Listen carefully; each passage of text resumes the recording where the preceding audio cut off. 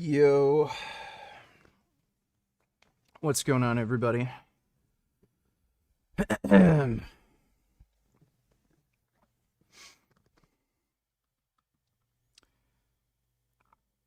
fuck is this? Yo, welcome back, guys.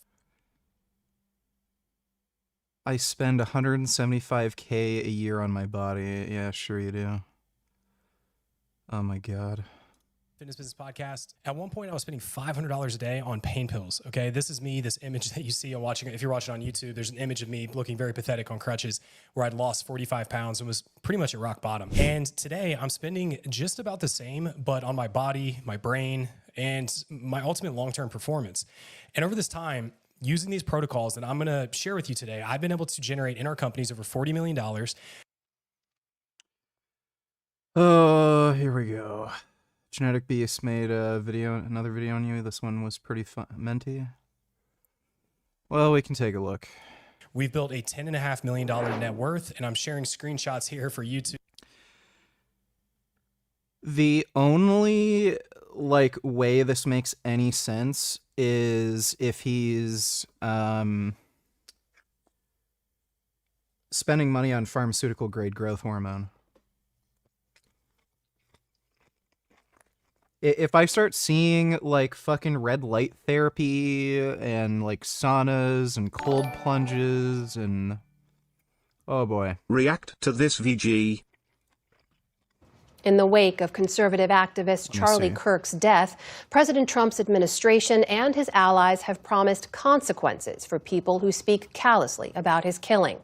Inside and outside of Trump's government, it's led to people being fired, suspended, or reprimanded. And it sparked an open... This is coming from the same guy who made fun of Nancy Pelosi's husband nearly getting killed by some psycho with a hammer, trying to find Nancy Pelosi and kill her because he was some mega fucking conspiracy theorist.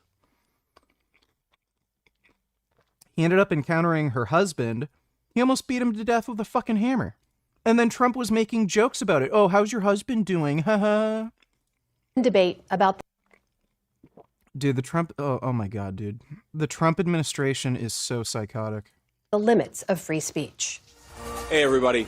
JD Vance here. 5 days after he was killed, Charlie Kirk's podcast was back on the air, this time with Vice President JD Vance in the host's chair, paying tribute to his late friend. Charlie was a visionary. He was a luminary. The 31-year-old conservative activist was shot and killed at a university event in Utah last week, his death sparking a polarized response. During a weekend of vigils, including last night at the Kennedy Center in the nation's capital, administration officials hailed Kirk's political prowess and his fight for free speech. Charlie lived by the principle. Again, this is reminding me of the literal Nazi party.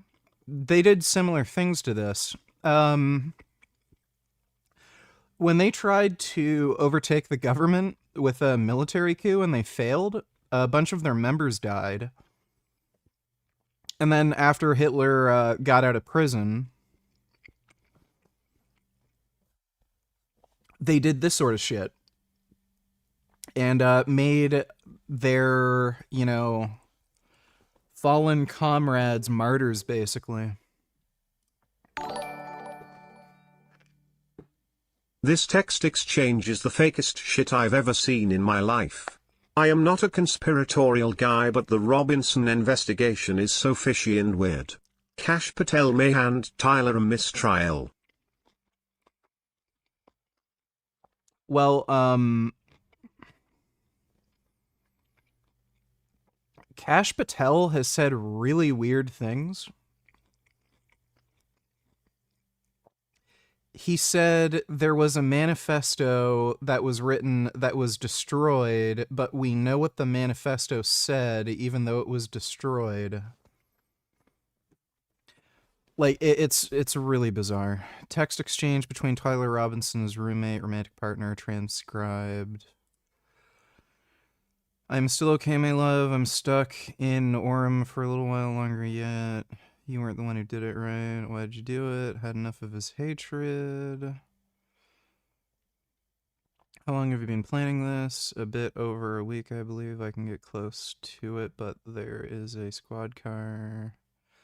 Wishing I had circled back and grabbed it as soon as I got my vehicle. Worried my old man would do. Bring grandpa's rifle. Left rifle wrapped in a towel. Remember how I was engraving bullets? The fucking messages are mostly a big meme.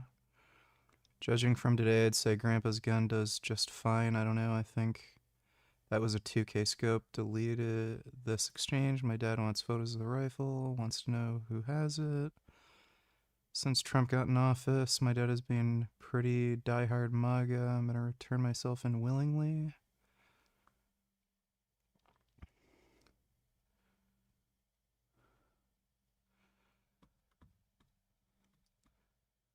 This...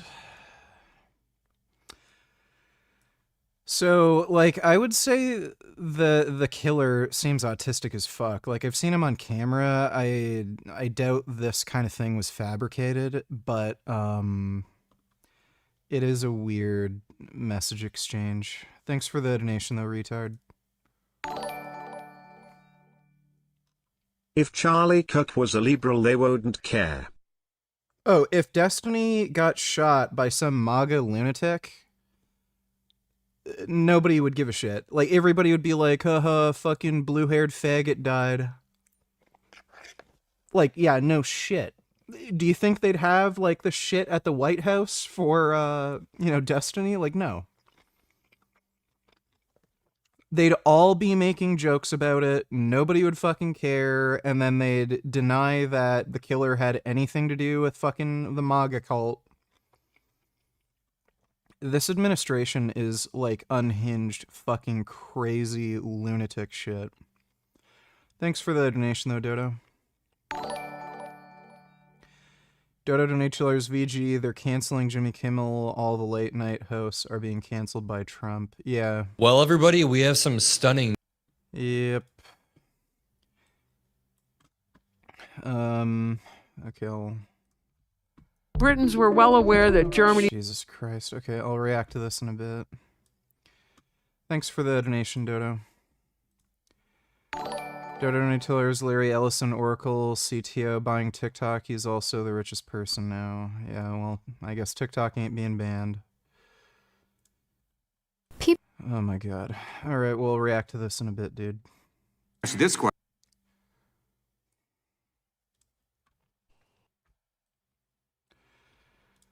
Gay, donate $2 starting at $12.52 if you don't want to watch the whole thing.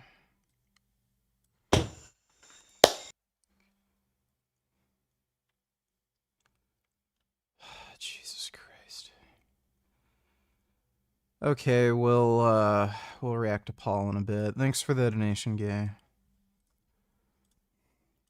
That no matter how horrible another person's speech may be, their ideas must be defeated by better... In the last 3 hours, ABC cancelled Jimmy Kimmel's show after being blackmailed by the FCC. Trump tweets out celebrating this and demanding Seth Meyers and Jimmy Fallon get fired next. Then he designates Antifa a major terrorist organization. Yeah, it's almost as if the Republican Party is not a party of free speech. I love how they're doing this after prattling on about Charlie Kirk and, like, not allowing dissenting voices to share their opinion, and then, yeah, oh, what do you know? They just weaponize these sorts of ideas. They don't care about free speech. Thanks for the donation, though, retard. And to think these are the same people who say free speech should have no limits. Well, yeah. They're full of shit. We all know they're full of shit. Thanks for the donation, Dodo. Bible with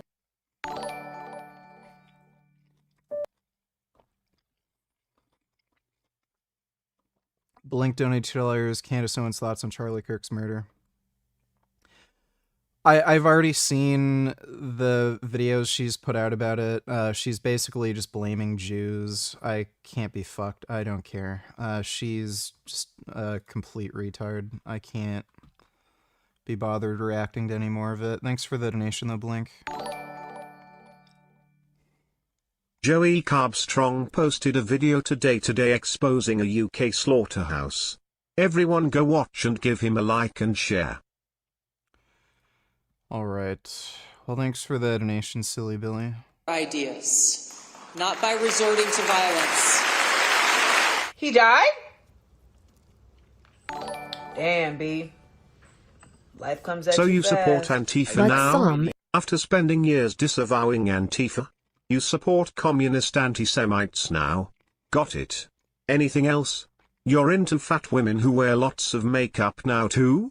And you want to get married again after saying marriage is a bad idea?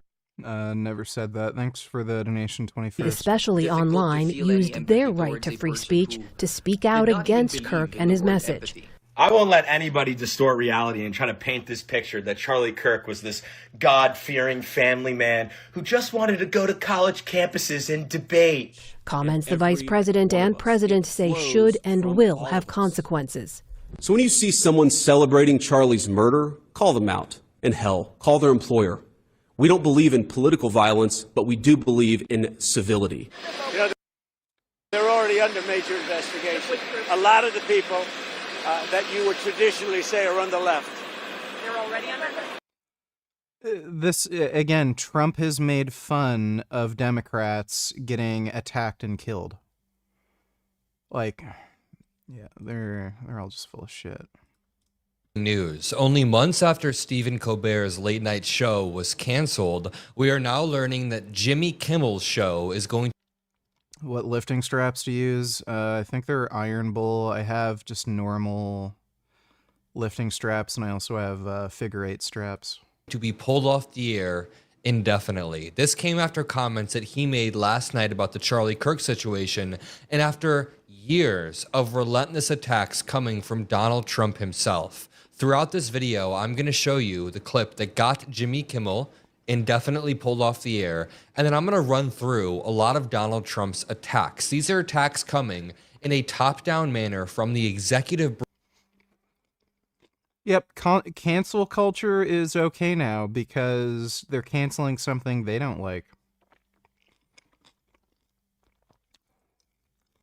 Have you seen Kenny KO being a neo-Nazi on Insta, dressing up in SS uniform and playing Hitler speeches translated and using in the background of his videos?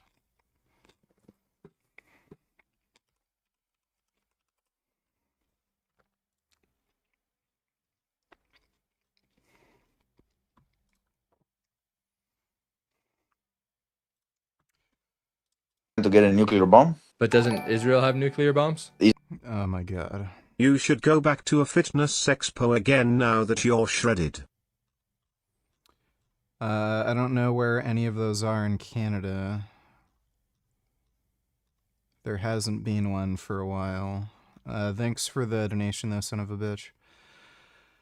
Alright, so Kenny KO's doing the anti-Semitism grift. I don't see any of the videos of him dressed up as Hitler, but yeah, he's an anti-Semite. What a surprise. Is this it? Yeah, okay. I can finally do muscle-ups. How should I incorporate them into my workout? Should I do them on back days? Also, can I switch out pull-ups for muscle-ups in my workouts, or should I still keep doing pull-ups? I don't think muscle-ups are a particularly great exercise for anything unless you just want to get good at muscle-ups.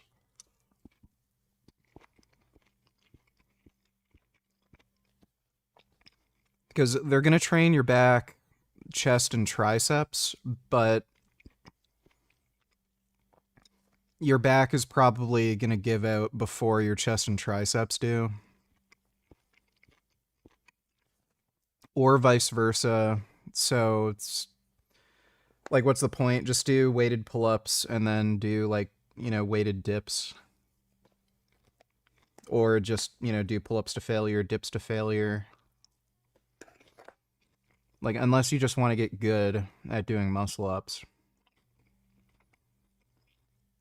And, you could do either or. You could put it in back day or chest day, wherever it, you know, fits most ideally in your program. Thanks for the donation, though, Blink.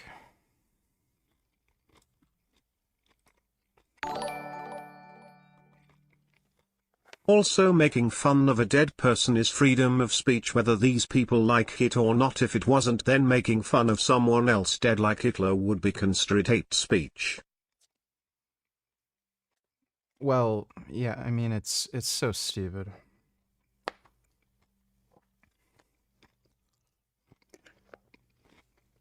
Again, everything's fine when they're the ones doing it, but then when you do something they don't like, they go full fascist totalitarian on you.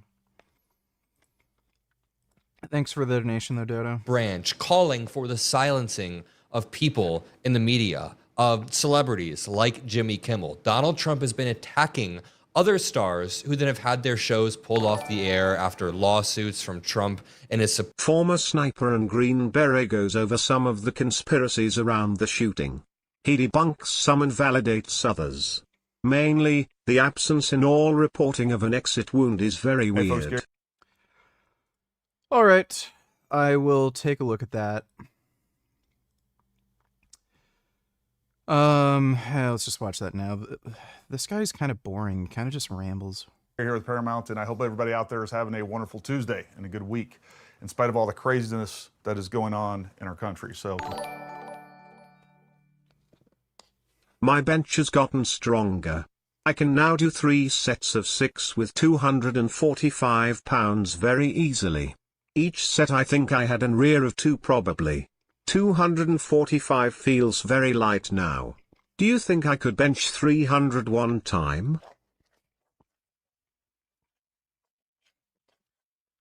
Yeah, there's a good chance you could do 300. I would just do some practice with heavy singles at like 270 or 280.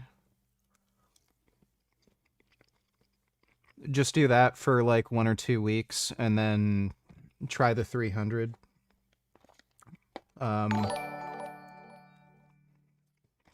Do you think push-ups are good for chest workouts? Also, what about archer push-ups? Do you personally do push-ups in your routine? I do not understand why anybody would do push-ups when they have access to free weights. You have... like, you can only do body weight with push-ups, and the amount of weight you can use is, like, nothing with push-ups.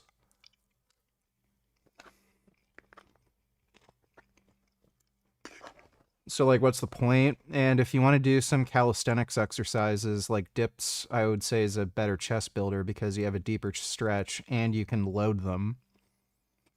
It's very easy to just put a weight in between your legs or use a weight belt or something. So I don't do push-ups. I don't think they're really a useful exercise because you cannot weight them heavily. I don't know what archer push-ups are. But thanks for the donation, Blank. Yeah, so if you want to try benching 300, I would just do a heavy single with 270 before your normal, chest day. Then the next week, maybe do 280 or 285 for a heavy single before your normal chest day. And then the next week, just try 300, see how it goes. Thanks for the donation, though, Cockface McGee. I bet you these people would defend the Westboro Baptist Church making fun of dead soldiers using the freedom of speech excuse.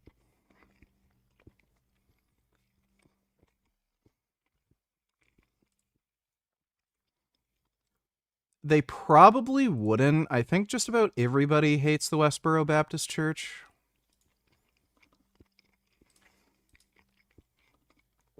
I think that's a little too extreme even for them. Thanks for the donation, though, Dodo. continue to focus on you, your family, all those good things, and pay attention. Last night we did a live stream with Gray Hughes Investigates. It was extremely informative. If you haven't seen that, make sure you go check that out. I'll put a link to that up there. It's definitely worth watching. A lot of good information, and I think we continue to kind of cut through the confusions and kind of separate the wheat from the chaff, fact from fiction, so that everybody out there can make, just good decisions on what's true and what's not true and all of it. These are archer push-ups. Do you think they'd be good to learn to build a huge chest? No. Why would you bother doing these when you can just do dips? So again, you build more muscle mass by lifting more weight. How are you going to add more weight to this exercise? So with dips, you can add hundreds of pounds if you want to. Same with bench. Same with dumbbell presses, same with any machine press, like literally any other chest movement. You can add hundreds and hundreds of pounds to the movement. How are you going to add weight to this? So no, it's not a good exercise for building your chest. What's the point? Weight is what's going to build muscle. So incrementally adding weight over time is what builds muscle. There's mechanoreceptors in your muscle tissue. That's what drives the adaptation for muscle growth. Why would you do an exercise where you can't really add weight to it? Thanks for the donation though, Blink. The vegan restaurants in my area are dropping left and right. None of them are surviving. I have been eating out more to try and support them, but every time I go they are empty. I am getting a bit worried, honestly. Well, it's not just vegan restaurants, it's pretty much every restaurant. They're all going out of business, and it's because nobody has any money. The middle class is getting obliterated. So people aren't going out to eat anymore, and it's every restaurant, not just the vegan ones. Thanks for the donation though, SpongeBob. All the rest of it. Since then, I have been inundated with people sending me links, videos, comments, things like that, to a video called Ballistics Don't Lie. The channel is Outside the Overton by Zeb Boykin. Apparently Zeb Boykin is a former Marine Corps sniper. Very good video. Now, if you guys don't know, I am a former sniper team leader, former Green Beret, a bunch of other things. And what I do for a living is not YouTube, right? We actually teach firearms tactics, and we actually specialize in teaching long range. That's what we do for a living here. And what I want to make very clear is, number one, I think that's a good video. Immediately upon watching that video, I'm like, hey, I like this guy. This guy is my people. I think we have a lot in common. And I want you guys to know that this video is not to question his integrity, his competence, or anything else. Clearly, we have similar backgrounds, similar expertise. What we're going to talk about a little bit is some competing ideas. As a matter of fact, I want you to go support Zeb. Like I said, I only watched the one video. I don't know anything else about him, but based on what I saw, super likable guy, knowledgeable guy, smart guy. Go support him. Go watch the video. Go follow if you're. Ever since I went vegan, I have gotten a bit more horny and want to jerk off a bit more. Does that mean my testosterone went up? I was 20 when I went vegan, so it's not like I had just hit puberty.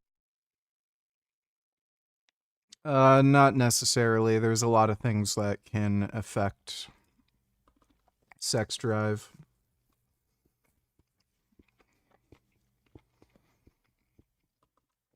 Estrogen and progesterone are also hormones that affect sex drive, and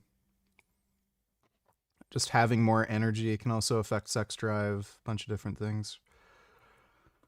Thanks for the donation, though. I am always horny. Green Beret is basically the most elite special forces in the U.S. military. If you're following us, go follow him and support a fellow veteran. That's what I want to do. The last thing that I ever want to do is even be perceived as tearing anyone down, but much less a fellow veteran, because we see things a little bit differently. And, when it comes to competing ideas, this is nothing new when it comes to subject matter experts. Should I get a belt or a weighted vest for dips and pull-ups? I feel like the vest would be more comfortable. Get a weight belt. Again, with a weighted vest, you can only add so much weight. You're not going to be able to add 200 or 300 pounds to a weight vest, but you can add as much weight as you're ever going to use to a weight belt. So just get a weight belt. Thanks for the donation, though, Blink. In fact, I just watched 3 different videos by 3 different neurosurgeons, all credentialed, all experienced, and they gave 3 vastly different opinions on what happened to Charlie Kirk physiologically.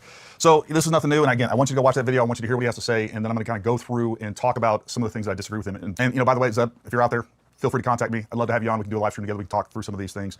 I think you're doing a great job out there. So keep doing what you're doing. And again, don't take this as any sort of attack. Please don't. That's not what I want. So the first thing I want to do is educate everyone on what exit wounds and entrance wounds actually look like. So in this video right here, they're actually shooting a pork butt, and I think this is a good analog for the human neck. The human neck is not very dense. A lot of it is hollow. We're not going to see any fluids. I want you to kind of imagine what would be taking place if we were dealing with fluids as well as all the other dynamics. Now, what we have right here is a ballistic shoot, and this is something we've done in the past with our own medical training, but it's to basically help you visualize the terminal ballistic effects of different types of rounds and prepare you for what they're going to look like, and then hopefully also help you make a good decision on how to treat that wound. All right, so the first caliber that they're going to test is 9mm ball ammunition. Let's take a look at what takes place here.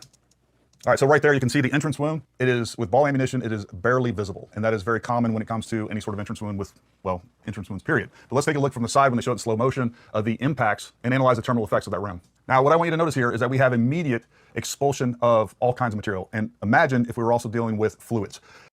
Well, this is a direct shot. It looks like the way Charlie Kirk's neck got shot, he had a plate carrier on. The bullet bounced off the plate carrier and went up into his neck.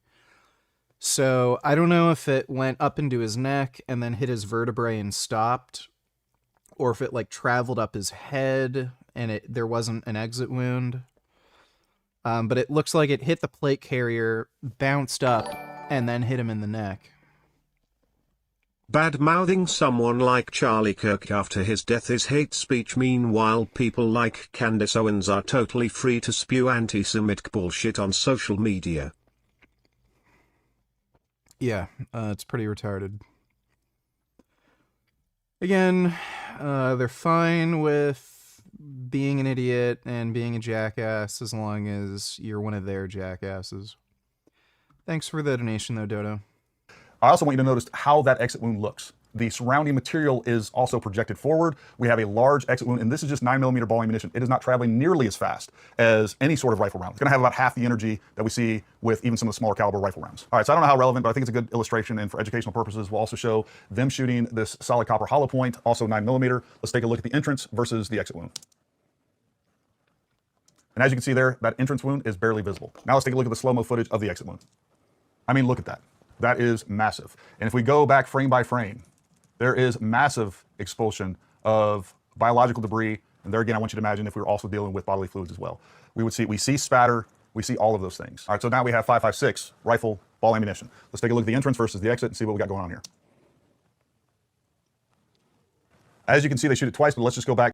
Yeah, the shooter was using a 30-06 Mauser hunting rifle. That, like, you'd kind of expect that to have a pretty crazy exit wound. It is a very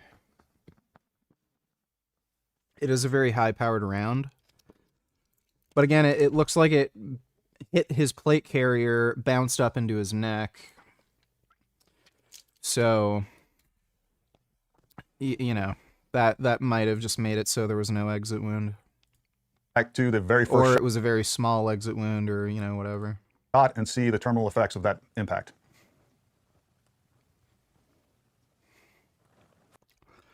I've been stressed as fuck, so I'm glad you're on. What's been bothering you, Kenny? I'm 99% sure Charlie wasn't wearing a plate carrier at this point. You can literally see the outline. Like, what are you talking about? What do you think this is?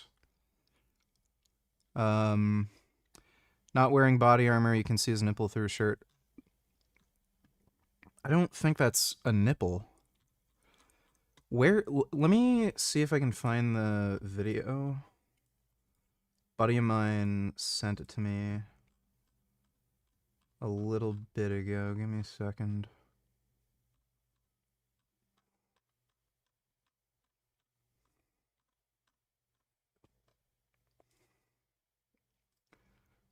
That's not it.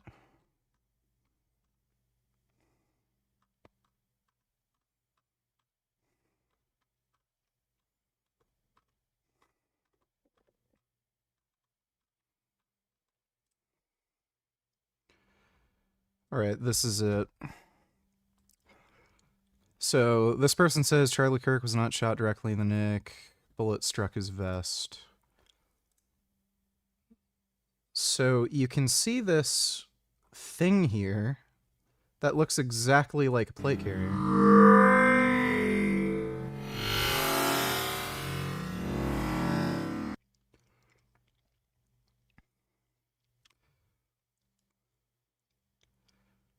Trying to not have this be too graphic, but you can see this outline here. And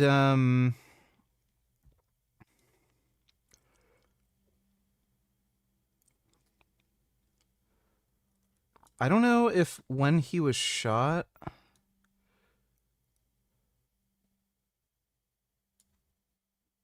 because it looks like something hit him in the chest first. Because if you're shot in the neck, you wouldn't see his shirt flip up.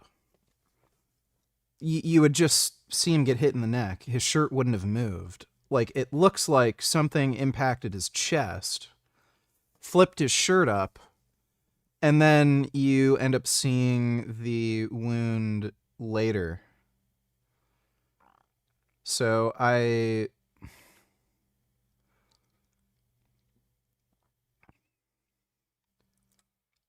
that might have been the exact spot where the bullet impacted.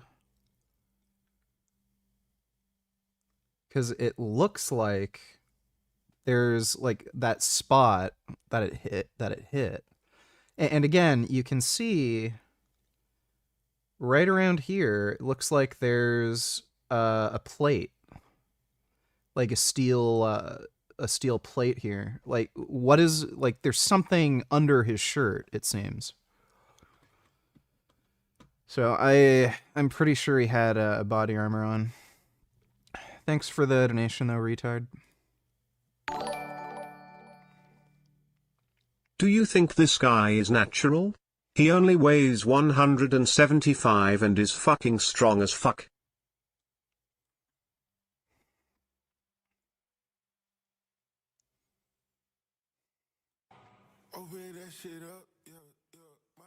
Fucking gay-ass music.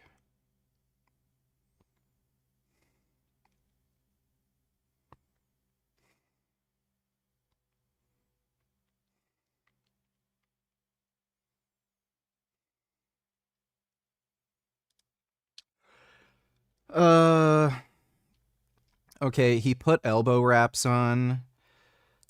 Elbow wraps make a pretty huge difference. I think Larry Wheels did an experiment with elbow wraps. I've seen a few other people.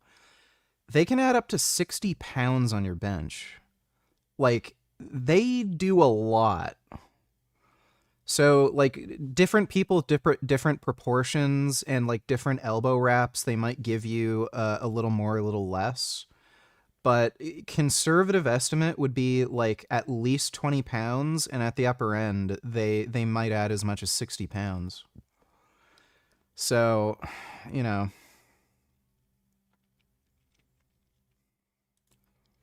It's also kind of weird. He was wearing wraps, and then he took the fucking wrist wraps off.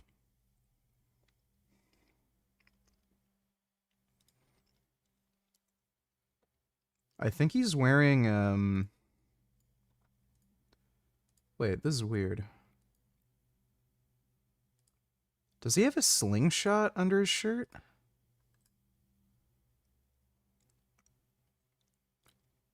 Maybe not. 450.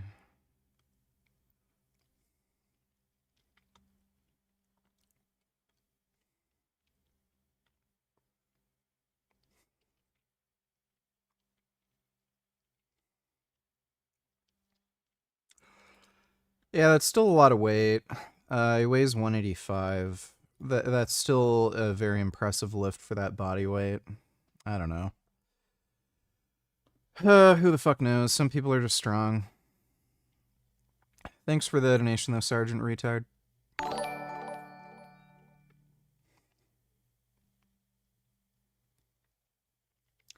Dodo, donate chiller. So, like, elbow wraps add 10% or more. So, yeah, if you're benching 450, that would be an extra 45 pounds.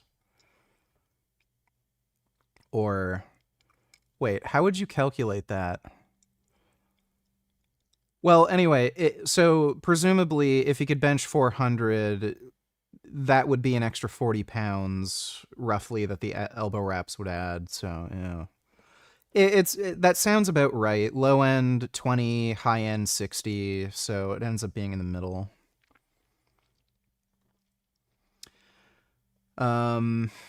Dodo donate $2 VG. Look at the comments. It's full of bots saying he's Republican and Jewish, but they forget to look at the year. It's all Chinese Russian bots.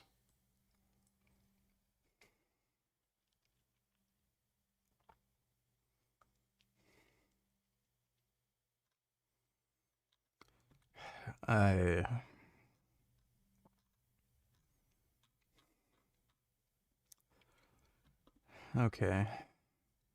Was this ethical? Oh my god. Trigger one of the most destructive animal invasions ever. Here's how. In 1859, Thomas Austin decided that he would like to do a bit of hunting on his country property. On Christmas Day in 1859, Thomas let 13 rabbits out. From there... Do I really need an expensive gaming PC if I'm just going to play games from the late 2000s, early 2010s? No. Could get a very, very cheap computer. They ran wild. Within 50 years, they had covered 2/3 of the Australian continent. Wow. It's the biggest mammal invasion that's ever happened on planet Earth, as far as we know. People talked about the land being covered by a moving grey blanket. Whoa. The environmental and economic costs of this bunny bonanza were staggering. Rabbits eat plants from top to bottom, roots included. So before long, there was nothing holding the soil down. So Australia turned to its scientists to find methods of biological control. And that's where you get the story of myxomatosis. Myxomatosis is a rabbit disease caused by the South American myxoma virus, a relative of smallpox. Researchers wondered if myxoma could solve Australia's rabbit problem. They were cautious, first making sure myxoma couldn't infect any native species, and then testing the I haven't played any of the Civilization games. Virus in small, isolated rabbit populations. Myxoma was finally unleashed in early 1950, and by the end of the year, people began to report hundreds, then thousands, and ultimately millions of dying rabbits. More than 99% of myxoma-infected rabbits died. Agriculture and ecosystems rebounded as the rabbit population. I mean, people were the ones who brought the rabbits there, so the whole situation was fucked. As far as what's the better of the two outcomes, I guess killing the rabbits. Thanks for the donation, though, Dodo. Folks, look at the projection of material with that. That is what we'd expect from a rifle exit wound. I mean, it is so obvious. There's no confusing an exit wound with an entrance wound. There just isn't. It is extremely obvious. I do think that the entrance wound is peculiar, and this is where I keep going back to. It looks like we have some sort of deflection. If it turns out that there isn't body armor, that's fine. I could be completely... Yeah. Yeah, so he was wearing body armor. It makes sense, because it looks like the bullet was deflected. Correct on that. I've talked about that in the past. We definitely see some peculiar characteristics of an entrance wound. But I don't care what round you come up with or whatever else. What we're seeing is definitely not an exit wound. It's just not. So I think not only is there no evidence that that is an exit wound, I think all the evidence points to the fact that it's clearly not an exit wound. But you guys tell me what you think down in the comments below. All right, so hopefully I've established that that doesn't have the characteristics of an exit wound. Now let's take a look at the possibility of seeing an entrance wound. Dude, are people really that fucking crazy where they're suggesting he was shot from behind? Oh my god. Where Zeb indicates, he basically says he thinks he was, it was impacted on the right side, rear right side. But I think there's a new Frank Tufano short. Okay, I'll take a look after this. I do want us to take a look at, this is the moment, this is the first frame. Do you think Charlie would have lived if he wasn't wearing a plate? No chance. He got shot right in the chest with a 30-06. He would have been dead. He would have been dead. That we see where Charlie is hit. And this is some of the best footage I can find, but what we clearly don't see, we do see his ear canal.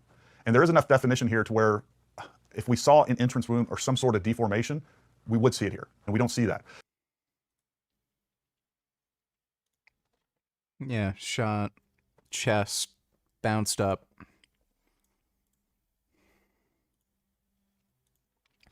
He probably would have lived if he had a better plate carrier. Like, again, they're designed to not deflect bullets. So I don't know what fucking plate carrier he had. He might have just gotten unlucky.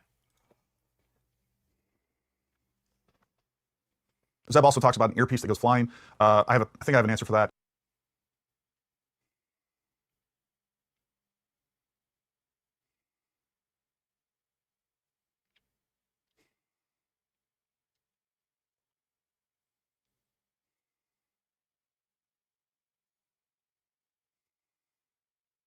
The other thing I do want to show you guys while we're right here. So not only do we not see any sort of entrance wound, folks, there is a huge Shooter's Steam collection.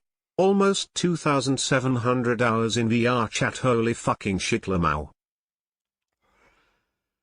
Well,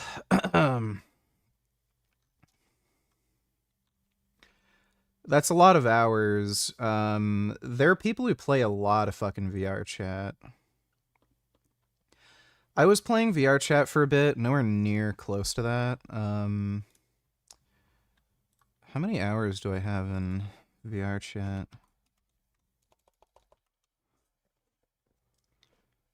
Um, 10 hours. Yeah, nowhere close.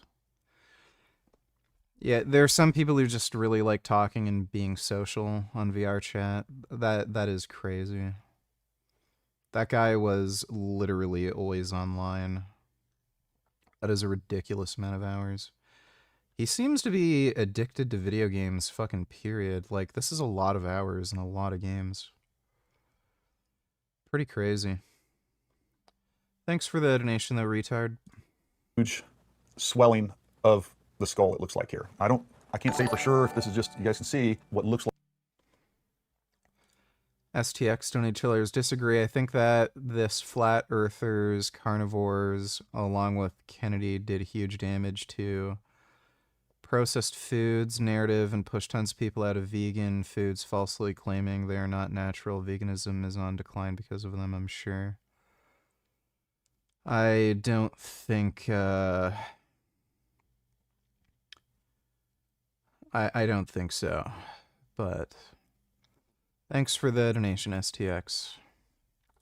Like portions of his skull protruding. Now understand that he's hit here.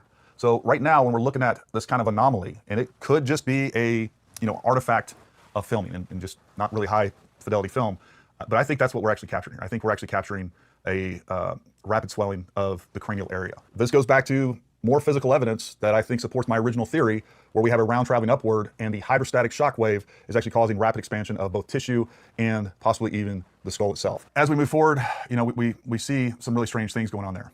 Keeping it specific to what we said in that video. Yeah, his neck expanded like crazy. If there was an entrance wound on the right side, we would see it, and we just don't see anything like that. Now, if we go back to the idea that this was a direct impact to the neck from the alleged position of the shooter, you're looking at the sport butt. We have rounds that have significantly less penetrating power and less energy, and they're going right through that no problem. Given how a little bit of material that we have, it's not going to be much thicker than that pork butt, and definitely less dense. You're probably talking about a round penetrating 4 to 6 inches before we hit the vertebrae. So even if it hits the bone, I would expect to see an obvious and significant exit wound with, again, lots of fluid, very obvious, and going through all the different footage that I've been able to, and people present it to me. I know there's people out there saying, hey, I think I see something here. I think I see something here. I just haven't seen any evidence of an exit wound. So again, we have some strange things here going on for sure, and I understand the confusion and people trying to, including myself, trying to come up with an explanation of what's going on, whether it be direction, different caliber, impacts on a body armor, which, I keep going back to. And I at this moment, look, I'm telling you, I think there's probably a 90% chance that he wasn't wearing body armor, but I have no other explanation of why we see a larger entrance wound than we should. We see his head go back. We don't see an exit wound. It's pretty tough to explain anything other than that. And, but bullets do weird things. There's no doubt about it. But I just don't see it being plausible that there's no exit wound if it is a straight through the next shot. I have a hard time explaining that.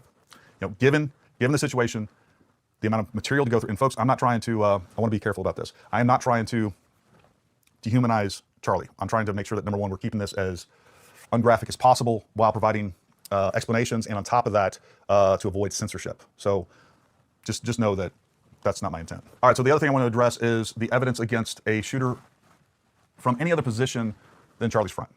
If we look right here, I just want you guys to pay attention to the energy transfer. Now, if we watch this short clip, and this is the only information that we see, I think the direction of energy transfer is pretty damn clear. And I will also mention, sure looks like he gets hit in the chest. But let's play this in real time, and then I'll go through it frame by frame. And again, you guys tell me what you think.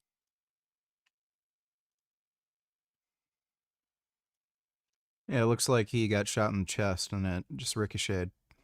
Now, if I saw that independently of anything else, I would say that this person looks like they're hit in the chest, and definitely from the front. And I understand that he falls off to his left side, but as someone becomes incapacitated, there's other things that can influence in the direction they fall, not necessarily just the impact. And he does go back, and then he goes off to one side. And we can look at this when he's hit. There we have the kind of anomalous shirt impact. He is going back. His head goes forward, folks. As he gets hit, his head remains stationary, and he goes backwards in his chair just like this, and then kind of rebounds up, and then he falls. And again, that supports the idea that he has body armor, because if a 30-06 just went into your chest, you're going to have less energy transfer versus if you're wearing body armor. The body armor is going to absorb a lot of the impact, so you're going to get knocked back a lot more. Falls off to the left side. Here we can see the same thing from a different angle. I also want you to pay attention to the immediate response of whoever is running this camera, and the crowd, by the way. The entire crowd looks in the direction of the shooter. Now, I don't doubt, given the landscape and the terrain there, which is basically almost an amphitheater-like surrounded by concrete, folks, there is echoes bouncing off of everything in there. And I don't doubt there are many people that were confused by the direction of the shot. But when you look at the vast majority of the footage out there and the reactions of people holding cameras, they all look generally in the direction where the alleged shooter is said to be. By the way, some of this information was compiled and produced by some good friends of mine on X. We have a small chat group. These are people that I trust. They do a great job. They have integrity. They often disagree with me. And so they give me a little bit of sanity check sometimes as well. But go check them out on X. Go give them a follow. Great bunch of folks. Tell them Gary said hi and thank you. All right, so speaking of direction of fire. Oh, look who I got. I got a gum. There's a big gum here. Look at my big kitty. You're so handsome, Gum. How come you're so handsome? How come you're such a big, handsome boy? You know I love my big, strong, handsome. Yeah, you're a good baby.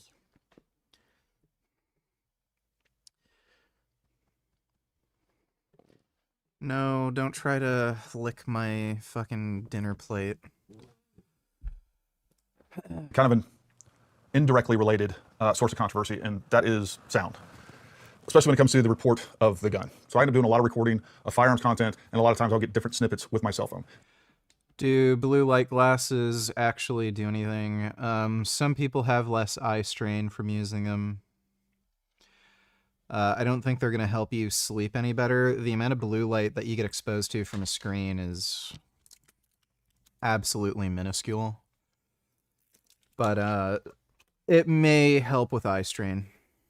The thing that you got to know about these cell phones, folks, is the microphone is going to compress the sound. It's trying to keep sound and noise levels compressed. So number one, you're not getting a lot of distortion, which you'll get. It's called peaking.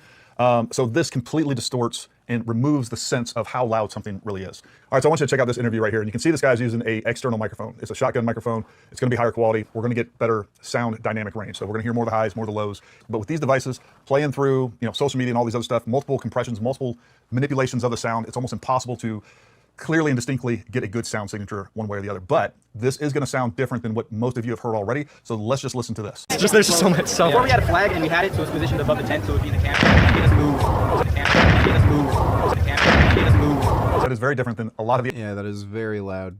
Other audio that I've heard. It definitely sounds louder and much more booming, like a 30 caliber should sound compared to some of the other stuff that I've seen out there. But I also want us to pay attention to the location right here, because if we look here now, just a couple seconds after that gunshot, everybody clears out. He stays where he's at. And I want you to pay attention to a couple of key features. Right here, we have this planter box, and just off to his front left, what we have right here is this light post. Now, when we take a look at when we look right here, we can see where we're at. This is that interview location. Right here is that light post. And then we can also see Charlie Kirk's location right there. And I want you to pay attention, around in this area is the proposed alternate location for a shooter. Now, when we look at this picture, the alternate shooter location that was proposed in the video is straight down here. It's over in this location. But right after the gunshot, I want you to see where everyone's attention goes. It doesn't go in that direction. So in the camera. They're literally looking out this way. This is the shooter's location. They're not looking down the rail over here. Now, I know some of you are going to say, because I've already heard it, that was a distraction. They were able to sync those shots up perfectly, time them Yeah, right. Oh my God. perfectly so that one covered the other. You'd still hear it.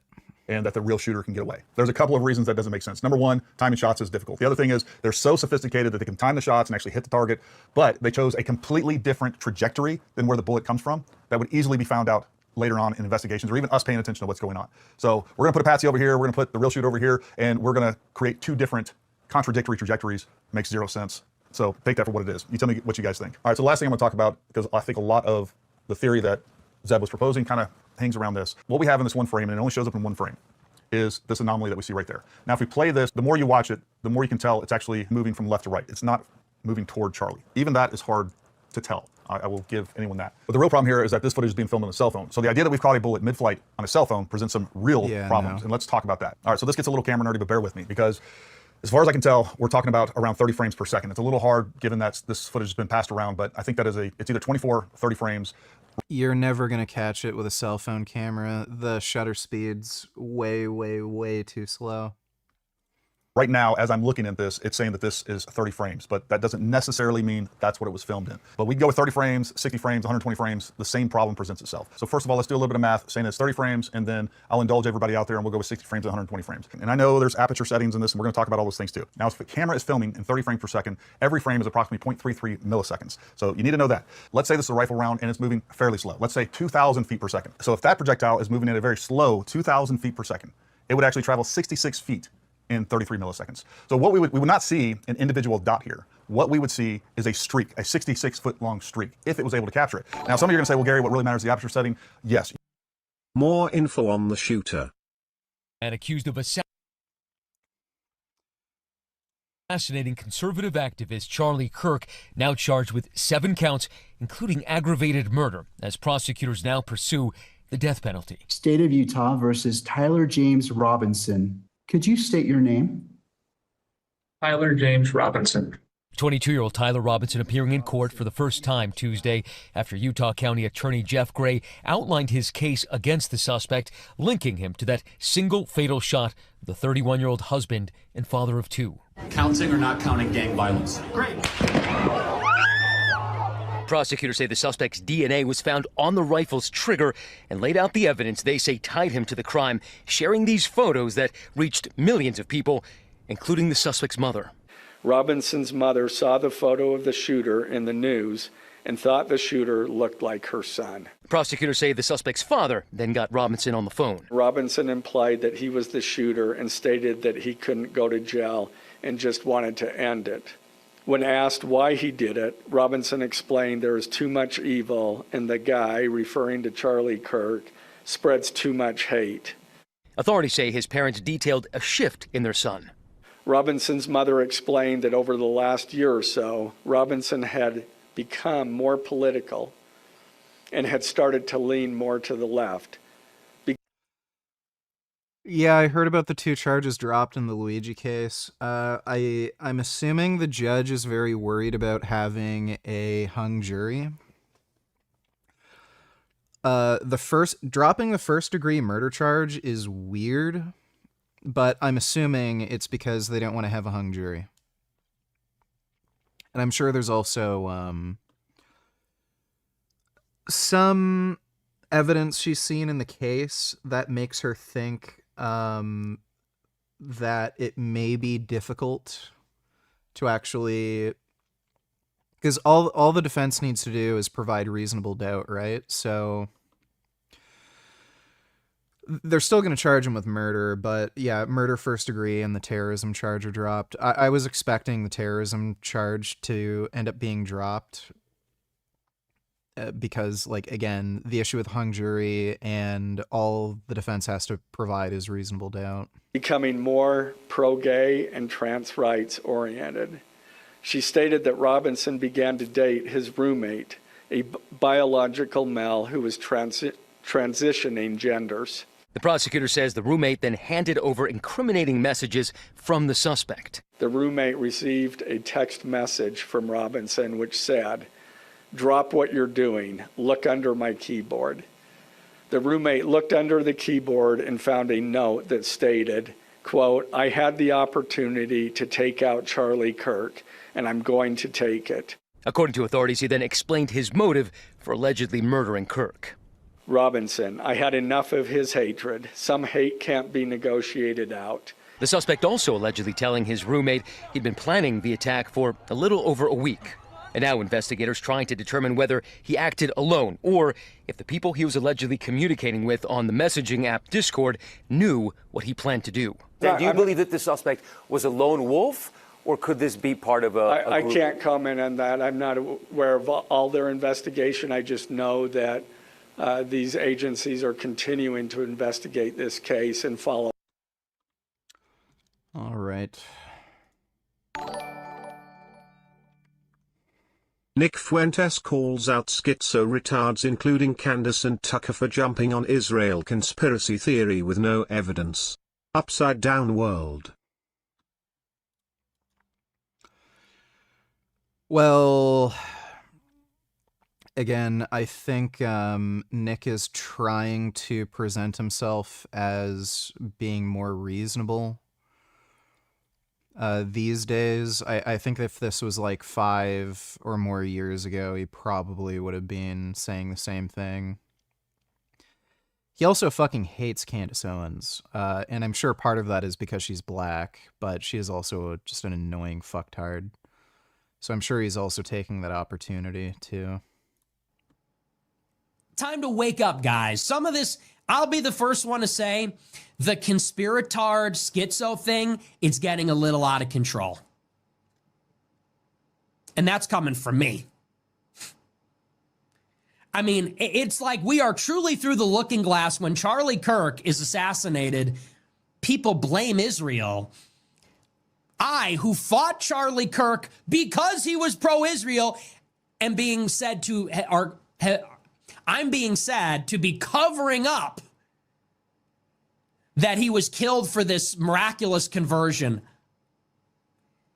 If Ben Shapiro was taken out next, and God forbid, would Israel be behind that too?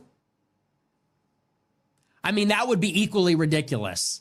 If it was Ben Shapiro on Wednesday, people would be saying, Israel did it. Shapiro was about to Yeah. Like Charlie was pro-Israel. become a national socialist. Like, what? That's fucking retarded. Yeah, especially since Charlie was pro-Israel. I don't know why the fuck they're, they're just bullshitters. Thanks for the donation, though, retard. Bleach has the best artwork of any manga series, even Berserk. If you disagree, you're just a faggot, nigger, booty munching retard ass nigger. Yeah, Bleach looks absolutely terrible. Just god-awful. Thanks for the donation, though, Kid Boo. Yes, I read the fucking chat.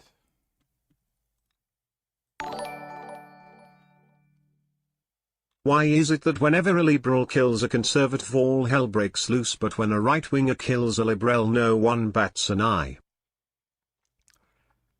Because they're fucking retarded. That's why. They play by different rules. They don't care if Democrats or liberals get killed. They only care if members of their own get killed. Thanks for the donation, though, Dono. Thanks for the membership, Heartedly Tin Man Adonis. Appreciate it.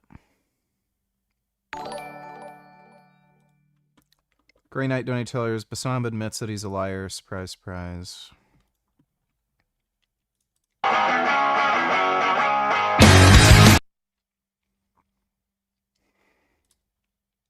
It's never enough for you, you see. It doesn't matter how critical journalists are about Israel. It will never be enough for you because you want the right. You want the right to suggest that Charlie Kirk was the subject of a hit job by Israel. You want the world to think that. That's why you said what you said. And that's why when I asked you went, Netanyahu says it wasn't him. This is where conspiracy theories thrive.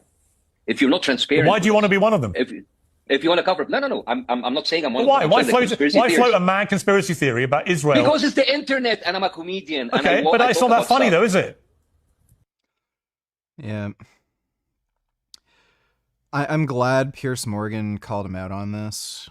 Like, Piers Morgan is a bit of can be like a bit too pedestrian and retarded, but Like, at least he calls them out on this shit. So yeah, he's admitting to making up lies about Israel. Like, look, if you're gonna lie about one thing, it suggests that you're willing to lie about anything else. So, great, dude. Destroy your credibility. All these fucking posts that you've made about starving Palestinian kids and, you know, GFR members shooting fucking, Palestinians at these aid stations. All of that is now in question and invalidated because we know you're a fucking liar. Actually, a lot of people thought it was very funny. You have millions, I'm sure they did, but millions of people follow you. And Dude, isn't that great? Like that is the most pathetic excuse too. Oh, it was just a joke. Yeah, right. So you get caught lying. Oh, I was just joking. I'm a comedian. you want them to think that Israel was behind the murder of Charlie Kirk. And you call me an ill-informed, irresponsible journalist. Yeah, because I'm not a journalist. I'm a comedian. Remember, I'm a clown. I'm a clown. Yeah, you are. So nobody should take you seriously or listen to you. Go fuck yourself, dipshit. Fucking hate Basim Yusuf. Thanks for the donation, Grey Knight. Pickle donate tillers, dude. A week back, I heard the most bizarre, hilarious story ever. Lol, this homeless Mexican guy I ran into said the reason why USA is so fucking fucked financially and politically is because of colonization. He thinks the natives spread a curse on the invaders. I don't think so. And I don't know why the curse would only kick in now. The US was colonized quite a while ago. But thanks for the donation, Pickle. You're right. The problem with that is we see motion blur, which is what that would prevent. If we had really fast... Yes, my mom works out on her own. Fast aperture settings, you wouldn't see the motion blur that we see in this. So you can't have one without the other. Now, I will play devil's advocate for you. Let's say that this was being filmed in 60 frames per second or even 120 frames per second. Let's do the math on that and we'll check that out. If this was being filmed in 60 frames per second, that bullet would still be traveling 32. To be fair, they do have a point that freedom of speech is not freedom from consequences, and that guy on Peries is proof of that. Yes, that is true. Thanks for the donation, Dodo. Feet or look like a 32-foot streak on the screen, not an individual speck. Obviously, if we were filming 120 frames per second, you can divide that by 2. It'd still be a 16-foot streak. So now let's get crazy. Let's go way out there and say that somebody shot a subsonic round and that projectile is moving 850 feet per second. Let's take a look at the math on that. So there you go. If it was traveling 850 feet per second, it would be a streak that would be 28 feet. If it was 60 frames per second, 14 feet. 120 frames per second, it would be 7 foot long. Now, there clearly have been instances where photographers have caught rounds mid-air. The most famous example of this was during the attempted assassination on Trump, and you can see right here, but this was captured with a professional. Yeah, that was a professional camera outside. Given it was like broad daylight, that would probably have been shot at least 1/1600th of a second.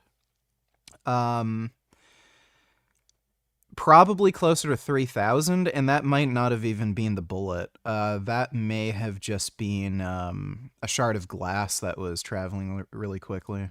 Camera with an aperture speed of 1/8000. That is not something that you're going to see being used. Yeah. Oh, okay, so they actually verified it was an aperture speed, well, shutter speed of 1/8000th. While they're shooting an event like this with a cell phone. So you can't really compare apples to apples. So the idea that we just inadvertently, on accident, just so happened to catch a bullet mid-flight with a cell phone is just completely implausible. It really is. All right, so Gary, you've told us what it isn't. Now give us an explanation of what that is, because clearly there is something caught on camera. I agree. And this is one thing that caused a lot of problems in footage like this, and we saw it caused a lot of issues when we were analyzing the attempted assassination of President Trump at Butler, Pennsylvania. And you can see right here what the most likely explanation is for what we're seeing right there, flying insects. This was held on a grassy area outdoors. Now, of course, I can't say for sure. There's not enough detail in an image to confirm that. But what I am 99.9% certain of is that it is not a projectile that we caught on a cell phone flying through the air toward Charlie Kirk. I don't even think the direction of the movement corresponds. No, we didn't go out to get Chinese food with that either. So last and final, I'm not going to I got some pictures and video that kind of definitely provide some evidence. One of the things Zeb talks about is you can see some things flying through the air. Number one, if you actually pay attention to the photos, you can tell that those objects, and he references as an earbud. I see no earbud in any of those pictures. I do understand that there may be a wired mic underneath. That's fine, but we definitely don't have any earbuds in his ears. There's lots of pictures to prove that. But he says those are flying to the left. And depending on what angle you're looking at, there's definitely pictures that I guess, can be perceived that way. Other pictures show that same object flying behind him. What we think that object is his necklace. And I got my friends on Twitter. They've been on that for the last few days, actually. All right, so I think that when you take all of that into account, I think every time you hit one of those different points I brought up, the odds of a secondary or alternate shooter being in a different location go down exponentially. Given what we know, I think there's almost zero chance there was an additional shooter at that location. And there's plenty of other evidence too, like the fact that if somebody was shooting a firearm over in those locations, as crowded as that location was, even if it was suppressed or anything else, the odds of someone not seeing that or hearing it, even suppressed, folks, suppressed firearms or not, that's not what they do. You can still tell that somebody shot a weapon. So I just think it's extremely, extremely unlikely to the point that it's implausible. But again, you guys tell me what you think. And most importantly here, this is not me going after Zeb and attacking his credibility or anything else. This is a competing idea because I know people are out there criticizing the things that I say. I get it. Hey, look, we're in the search for the truth. That's really all that matters. I think Zeb and I are very like-minded. Would be happy to work with him. We need to get him on a live stream. From what I can see of that one video, seems like a really great guy. And I don't know, maybe we can do what YouTubers call collab, right? Anyways, folks, I hope that was helpful. I hope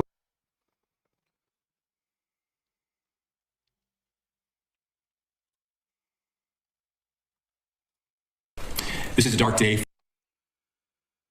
All right, I might watch that one.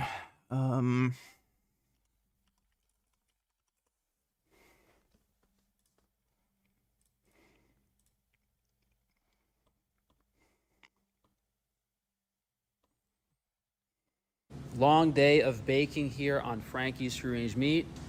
There's some beautiful sourdough loaves. Sourdough tastes like shit. Ton of stuff done today. Over here we have some vanilla raisin bagels.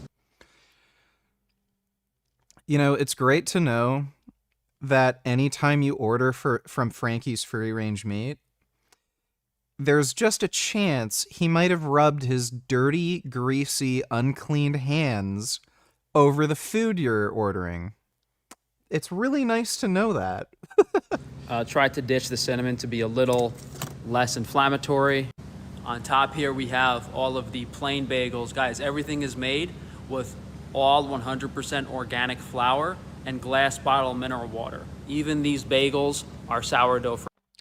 Dude, like you can literally see the dirt under his fingernails and he's just touching it. Kirk said he got death threats and yet thought it was a good idea to announce that he'd be in a wide open space at a certain time and place.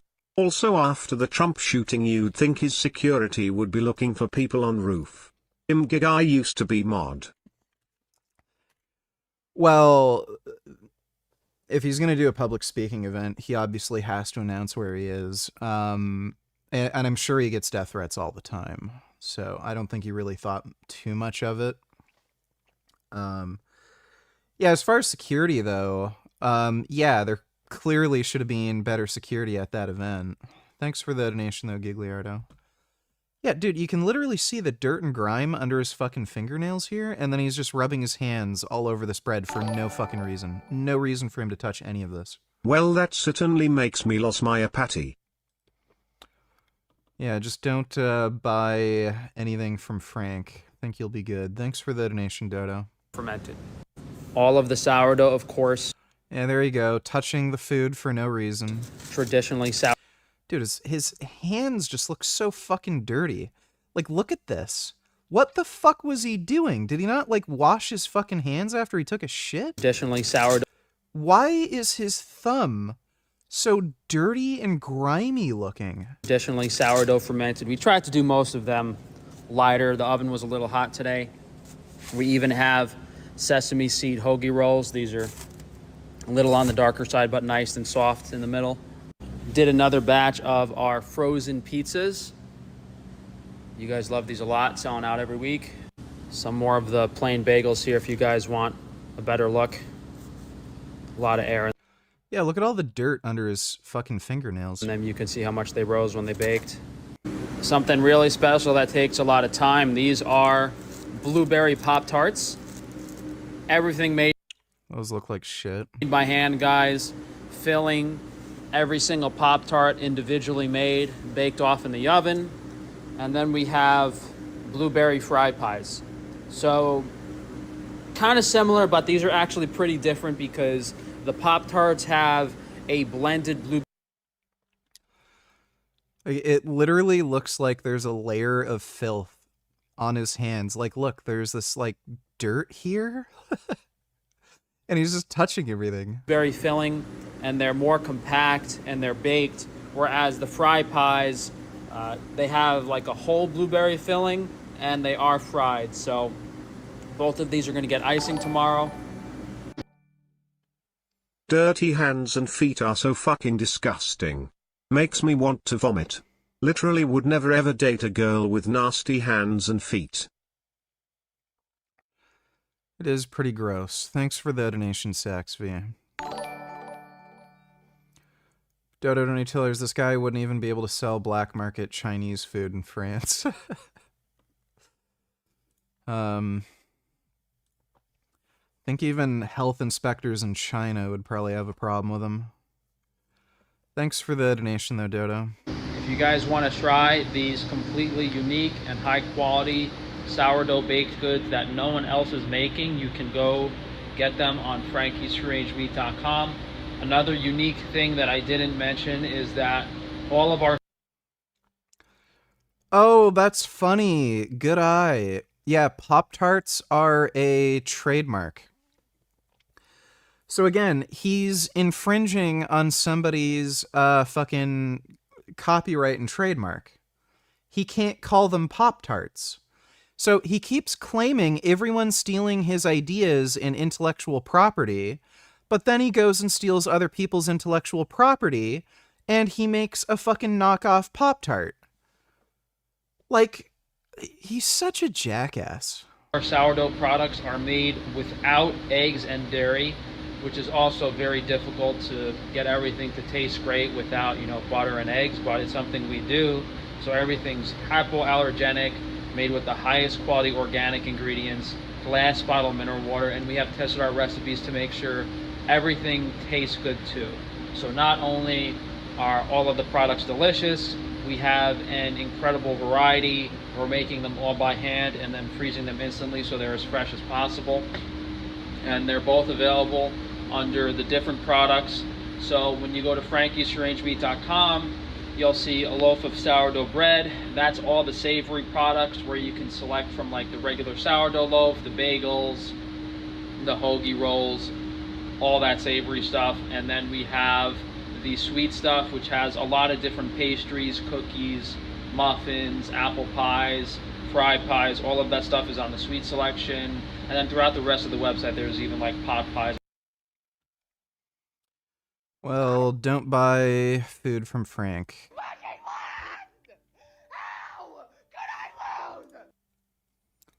Woman's skin melts off after medication error. The only way you guys can help this girl immediately...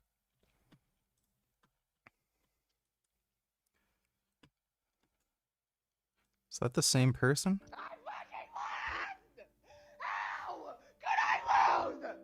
The only way you guys can help this girl immediately is to find out whatever hospital, whatever doctor... Kenny KO is also using the 109 bars, kicked out a customer whose is the problem trope.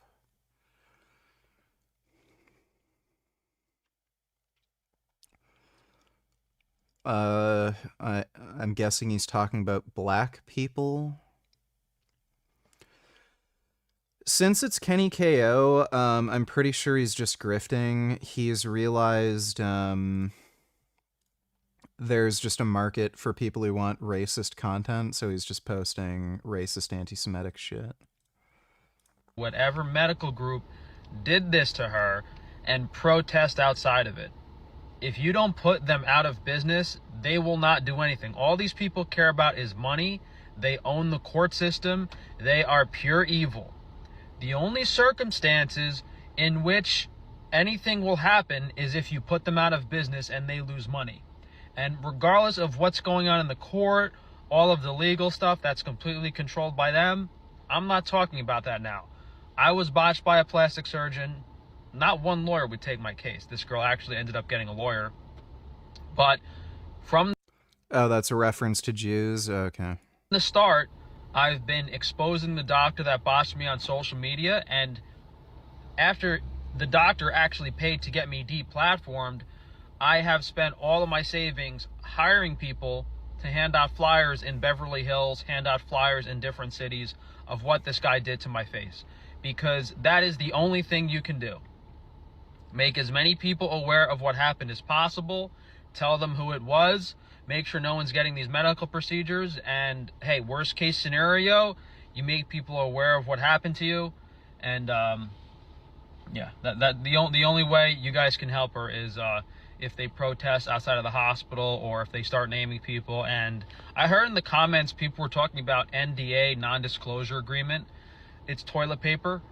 People are scared because they signed an NDA, but if it was signed under duress, if it was signed to get her money back from the surgery. NDAs don't do anything.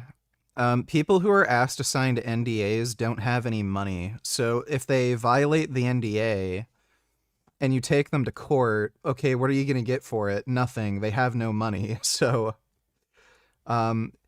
worst case scenario for the person who violates the NDA, they may have to pay $20 a month for the rest of their life. Like, it's literally, like, that's literally it.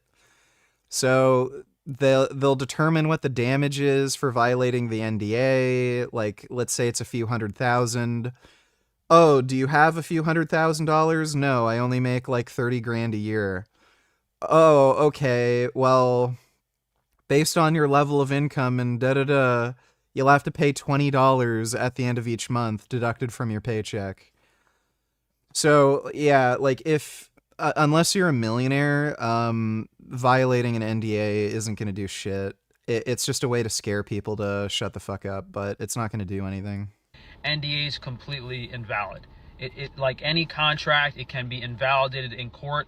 You do not have to abide by an NDA that a doctor coerced you to sign. Just the fact that the doctor coerced you to sign the NDA means that it's invalid. It has to be signed upon your own free will, where you're 100% happy with the circumstances that the NDA was signed under. And in like 99% of cases that these surgeons and doctors are using these NDAs, they are completely invalid.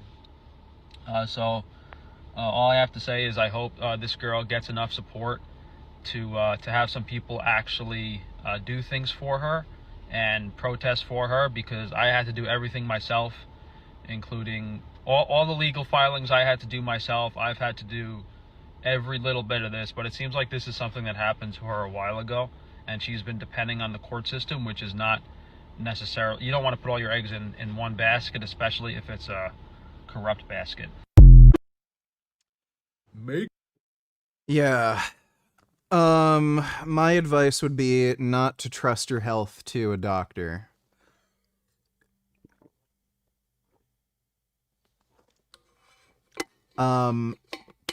Vast majority of the time. Like, we're talking at least 80% of the time, doctors are not well aware of the potential side effects of any medication they prescribe you.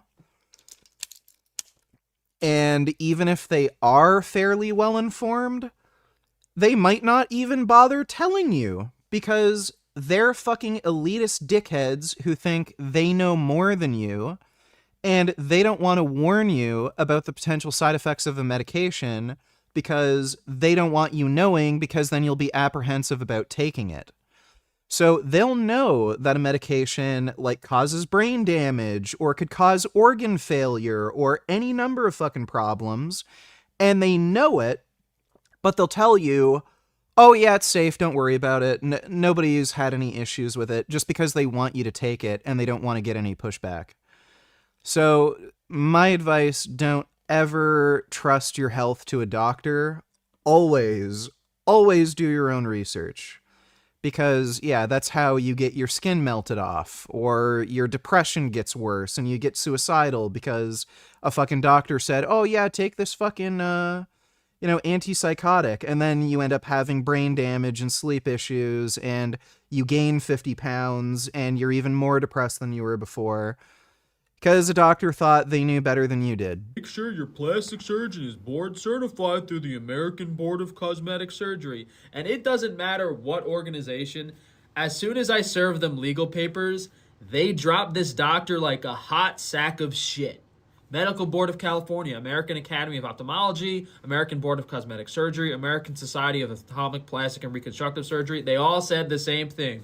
We have nothing to do with Dr. Tubman's actions or his practice, which is funny because all these doctors have these plaques on their wall. They'll brag about the organization. Anna Kasparian walking fleshlight for MAGA and Jihad.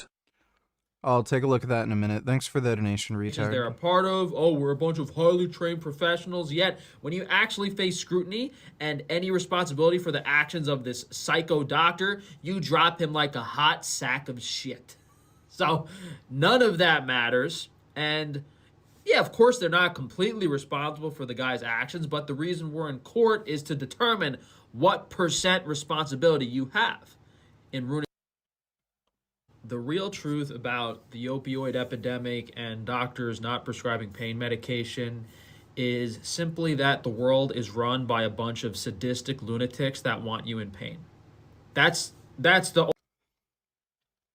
There is no evidence whatsoever that pain medication helps anybody long term. At best, there are anecdotal reports of people self-reporting that their pain was effectively managed by opiate painkillers.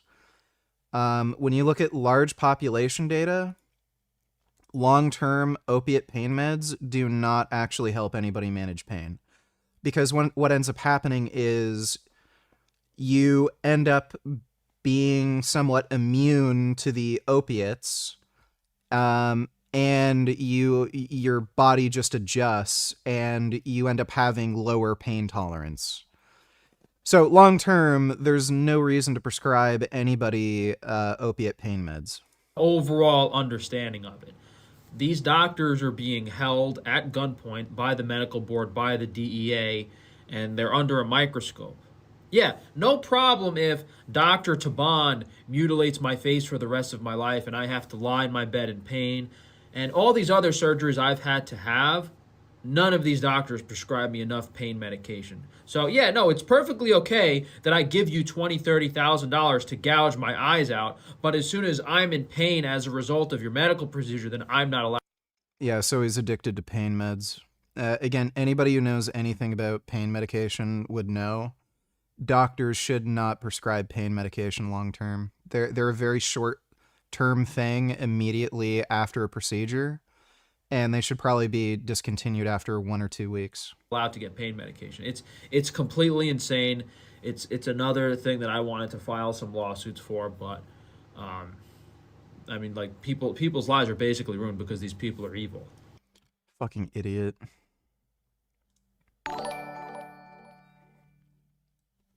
My friend says his family is just well off, but I say they are rich, but he disagrees. They live in a house worth 5.3 on Zillow and they are building a second house and putting about 6 million into it. Do you agree with me or him? Your friend doesn't understand how wealthy he is.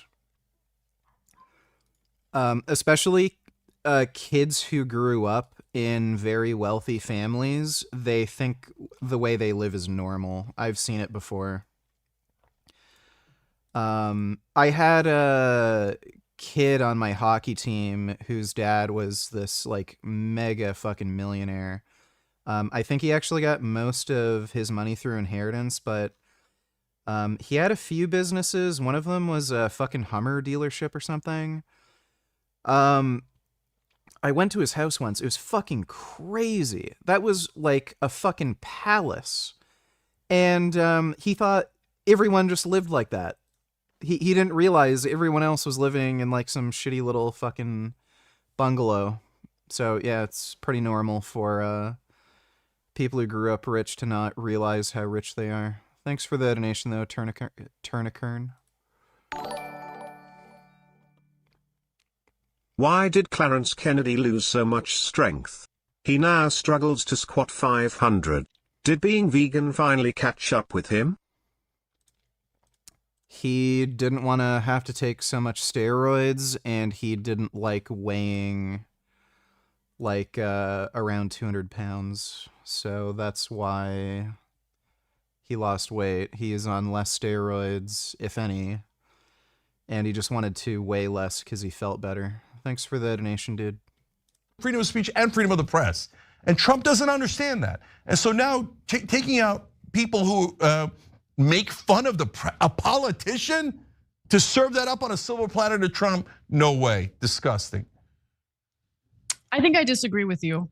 Like, the more I sit with what he said and the more I think about it, look, guys, I mean, you have to consider, even if you loathe Charlie Kirk, put your shoes in the shoes of conservatives who saw one of their, top influencers, someone who had a tremendous amount of clout on the right. Oh my God. She sees where the gravy train is headed. This is all this is. She knows the gravy train is moving towards the right wing. So she's doing the right wing grift. Right wing, he gets assassinated. And so to make a declarative statement and pin the blame on the very people who are grieving the loss of Charlie Kirk before you have any evidence it's offensive, it's irresponsible. Anna Kasparian is literally just fucktarded, dude. Her and Jank are fucktarded.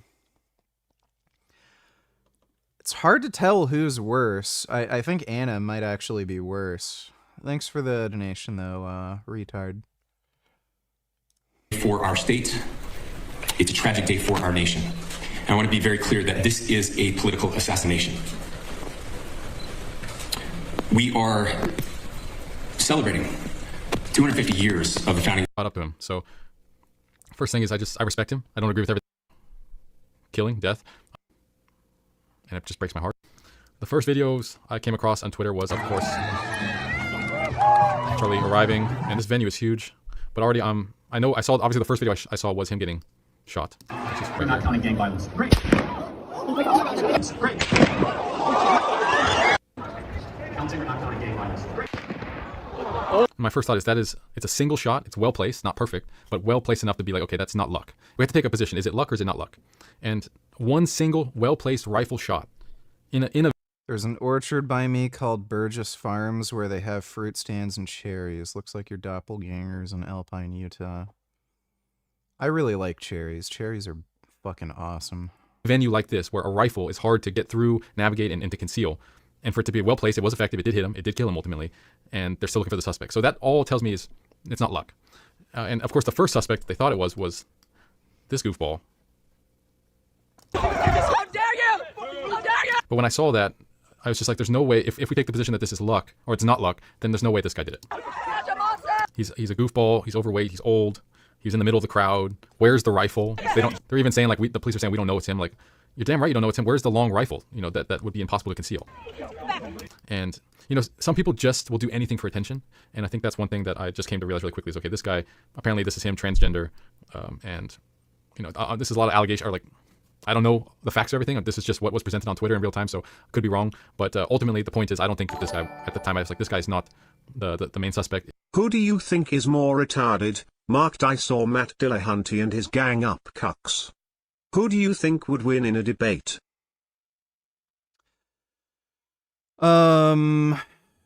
They're both equally retarded, just in different ways. Mark Dice, he's more of an anti-intellectual and just says some of the most fucktarded shit. A lot of it's just for clout. I don't even know if you could really classify him as being political in any way. Like, a lot of these right-wing figures, quote-unquote, are really apolitical.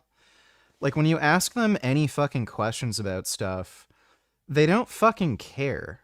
Like, they literally don't give a shit. All they really want is low taxes and to be able to make money. They don't have any, like, real political positions, so...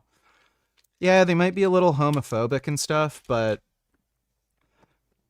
it's really just apolitical, and anytime you try to engage with them, you just hear a bunch of anti-intellectual nonsense. Matt Dillahunty's on the opposite spectrum, where he thinks he's smarter than he really is, and he thinks he knows more than anybody else, and he just stumbles over himself constantly.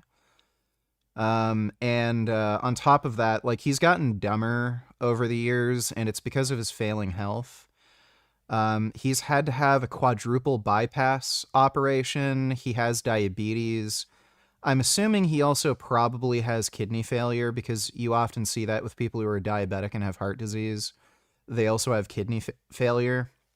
So he's going through, like, multi-organ failure. It affects your mental state.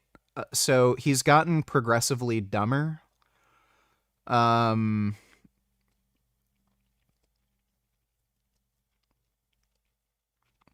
If you ask me, like, who I agree with more often, it would probably be Matt, but, like, he's an intolerable idiot, but so is Mark Dice. Thanks for the donation, Tyler Robinson. If this was, in fact, not a lucky shot. If this was intentional. Gang violence. Great. And then secondly, that's a rifle shot, overhead. Great. But the thing is that's interesting is that it's an open shot. It's not suppressed, and it sounds like it was shot in the open, like open space. It echoes the way it reverberates. I got some of my lab results back from the blood test I did yesterday. My cystatin C is normal, which I'm glad to see. It's at 0.69 milligrams per liter.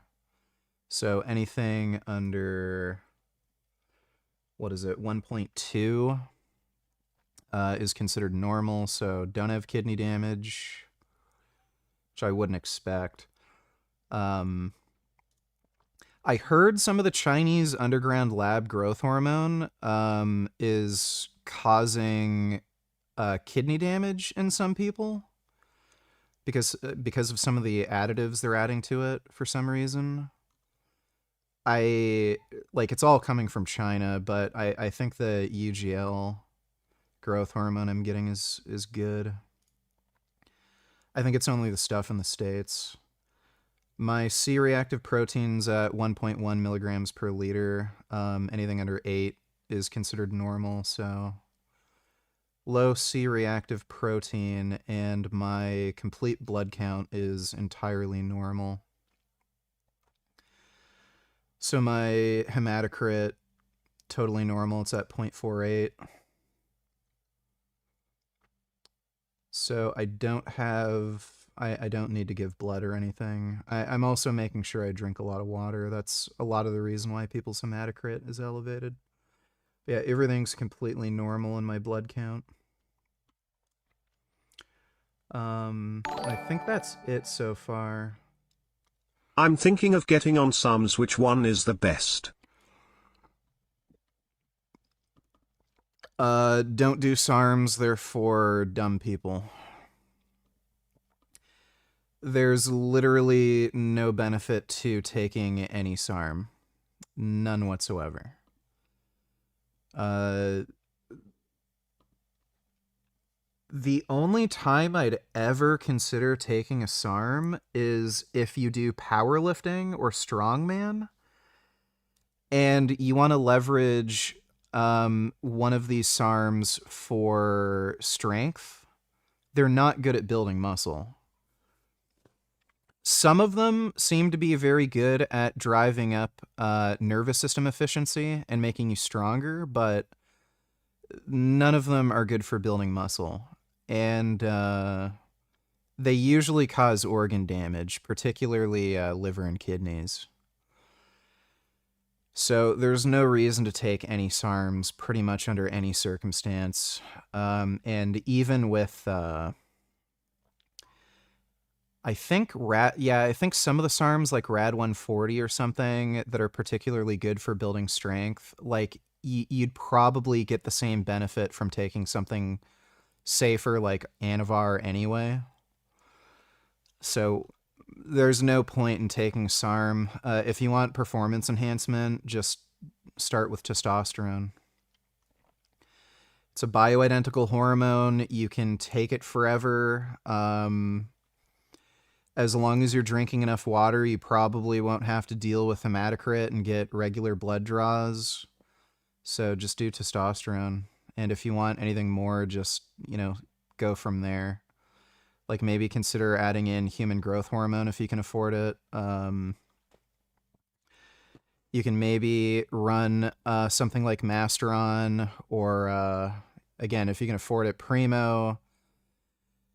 If you're going to get regular blood work and you're smart enough to regulate your estrogen levels, you could also consider taking Boldenone.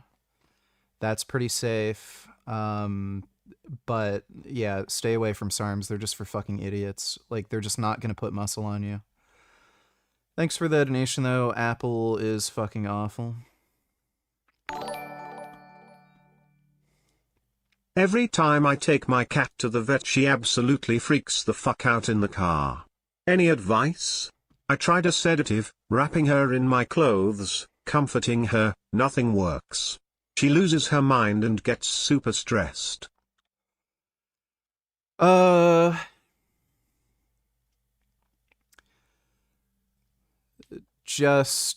would say give the cat some catnip. Put it in the carrier, and what happens, happens. Try not to be dramatic and make anything worse by, like, talking to the cat and saying calm down or anything. That usually just makes it worse. So animals respond to your own energy. So if you can stay calm and just don't say anything, that usually helps them out to some degree. But aside from that, I mean, animals are going to react the way they're going to react. There's nothing you can't rationalize anything to them. So don't talk to them and say, it's okay, nothing's wrong, they don't understand it, and they're just going to freak out more. So just stay calm, don't talk, try to stay as chill as you possibly can, because some of that energy is they're going to pick up on some of that energy where you're calm. But yeah, just try to get through it.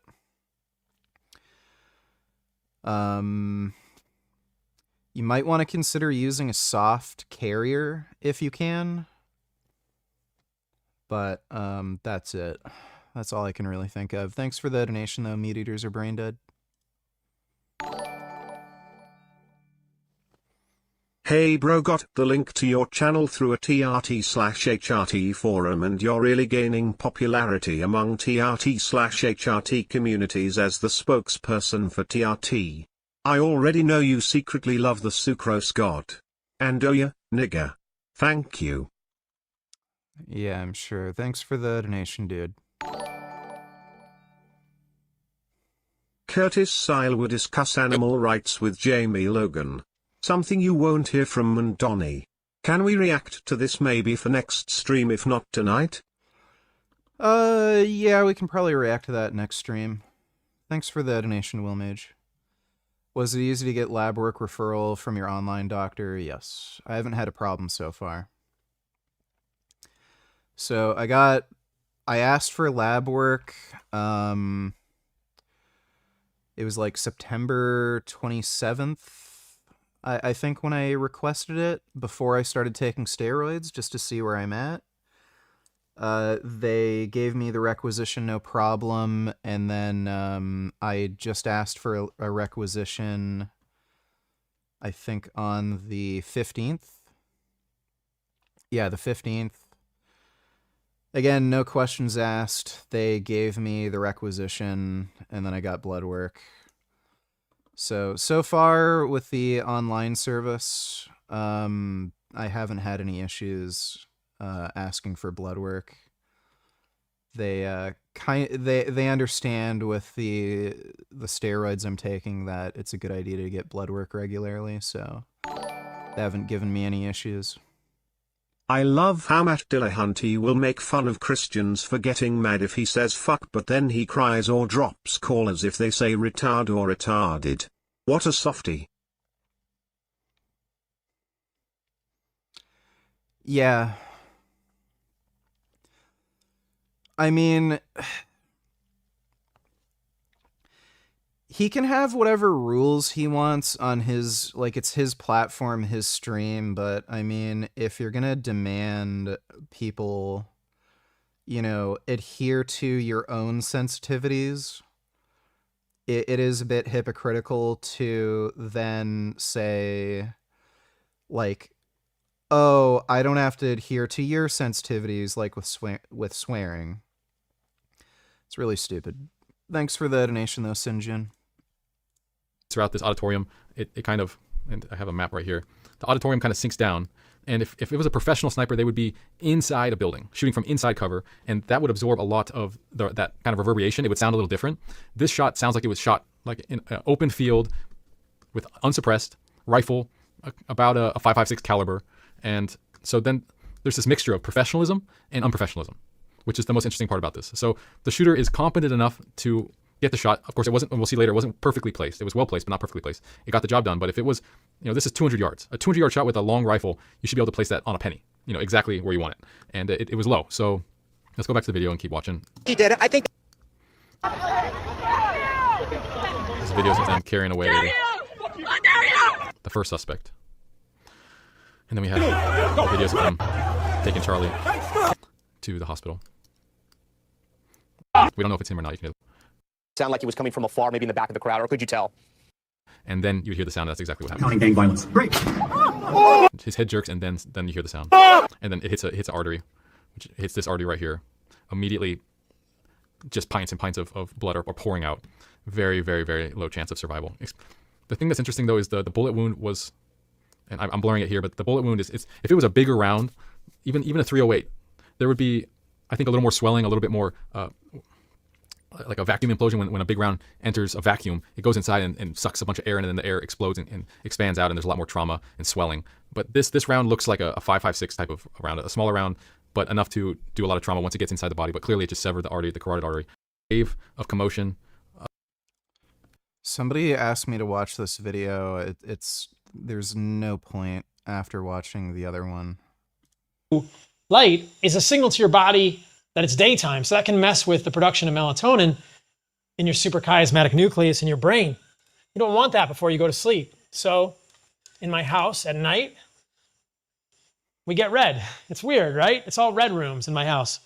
So I've put in these zero flicker LEDs. It's an LED, but it's zero flicker LED. It's a film grade LED, and it's a red light. There's no blue in this red light. So Mike Israetel versus Jeff Nippard versus Athlean X for advice. Jeff Nippard is best out of all of them. Between Athlean X and Mike Israetel, I think I'd have to reluctantly go with Mike Israetel. Athlean X basically gives shitty, weenie, bitch workout advice for dumbasses. And, I mean, the guy can't even lift himself. Like, he had to use fake weights. He struggled to deadlift 405. I think he only weighs like 170 pounds, if that. He's also lied about his height. He faked his height. I think he said he was like 5'11" or something. He's probably closer to like 5'9" or maybe even 5'8". The dude's a fraud. He's uploaded so much like really bad, cringe, stupid advice. Like, he doesn't know what the Valsalva maneuver is. He literally gives tutorials on how to do like squat and deadlift that will literally fuck your back up. Gives like really weird. It's like he never lifted before. He said the Smith machine is safer than a free weight bench press, which it's not. At least not under the circumstances he was discussing. He's also advised people to only do half reps on bench because it's bad for your shoulder, which is fucking retarded. So, like, Mike Israetel gives a lot of dumb info, but yeah, Athlean-X is worse. So I'd say in the ranking, it would be Jeff Nippard, Mike Israetel, and then Athlean-X. Thanks for the donation, though, Hug. Chris Bumstead uploaded a video with the Trend Twins on his channel. Okay, sick. I gotta watch that. This is a light that's close. Yeah, so red light is totally fine. You can see that there's a company called Iris. You can change it from regular. I'm gonna turn that on now. Let it get. Yeah, so cooling bedroom's fine. Because I don't want plastics. I don't want microplastics. I don't want PFAs, forever chemicals. So world right now. So I'm asleep. Yeah, whatever. This video's boring.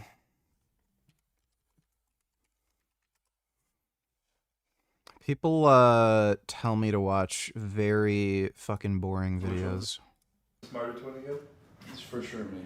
Definitely. You're not gonna argue that? See, look at him. Fuck. Do you guys care what you do? What we train today? I'm trying to hit that Olympian back day,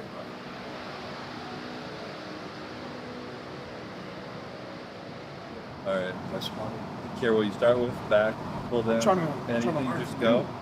Alright. You gotta decide who the bigger twin is, though. You gotta. The bigger or stronger twin? I feel like I don't care about being. I like being strong, but I'd rather be bigger. At this point in my career. You'd rather be bigger than strong. You want both. Yeah, I like having both. Don't get me wrong, I'm still definitely stronger than you. Buddy doesn't know what he's talking about. You ever get like, when you're lifting, you like get motivation? Like, is that a thing for you? Or you're just like so used to it that you just like, it doesn't even, you're just like, I'm doing this shit. Define get motivation. What do you mean? Like for me, I don't know. Watch YouTube videos to fire me up or? Like anything. Like for me, it's really weird, bro. I'll think about some weird ass shit. Like really weird shit. What the fuck? Like what? Like, I don't know. Like something he doesn't even know? Like, I don't know. Just shit that pisses me off. Like I seen that video of that girl getting stabbed. And I like imagine that's my daughter. And like what I would do. You don't even have a girlfriend. I know, but like I'm saying that's the type, it like pisses me off so much. Like you think about stuff that triggers you and then you train over. Yeah. No, I don't do that. You don't do that? No. If it works though, I don't judge. Yeah. There's no way to do anything. There's no right way to do anything. Use your machine? Like it just... I mean, I have days I don't want to come in here, but definitely over the period of 10 years of just doing the same thing every day, on those days you just show up, you know? I probably have too much anxiety thinking about my daughter getting attacked, so I don't let my mic go there. That's true. I don't have a daughter, so I don't know. It's all about ego for me. I'm not losing to a retired bodybuilder. No way. Yeah, you guys better go heavier than me or I'll judge a lot. I don't know. I honestly don't know. Back is weak.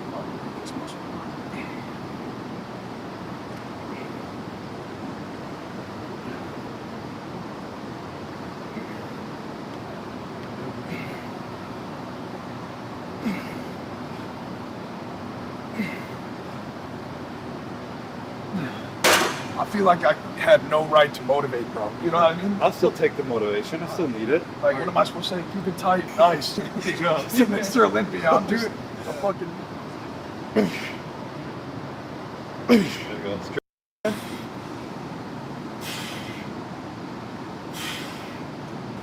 You got a better range of motion? Ain't no way. Yeah, Hani said the same thing, bro. You're still... I'd like a lat pull-down machine. I think pull-ups are better, but it'd be nice to still have a lat pull-down machine just to do some, like, lighter variation. Lift is fuck. Yeah. Ugh. Come on. Ugh.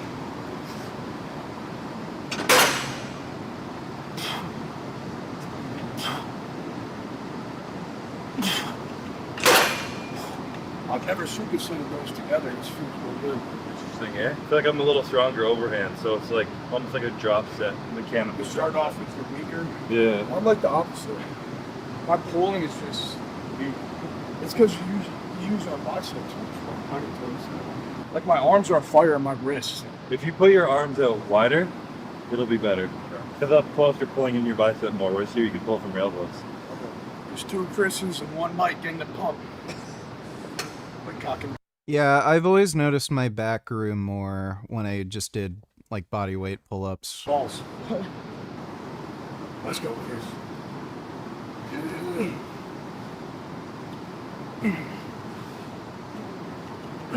Oh. It's fucking perfect. I feel like the range of motion, that's how you get big right there. That full stretch like that. Once you can like rebuild, get that full stretch, and train as hard, it's definitely cheap then. Like you'll get really strong with like a small range of motion, and if you go to a full range of motion, you'll feel way weak. Yeah. And you have to rebuild your strength with that new like motor pattern. You're like powerlifters for real, like 100%. You pretty much just went crazy on compound stick arms. And our first prep, like our huge stop powers.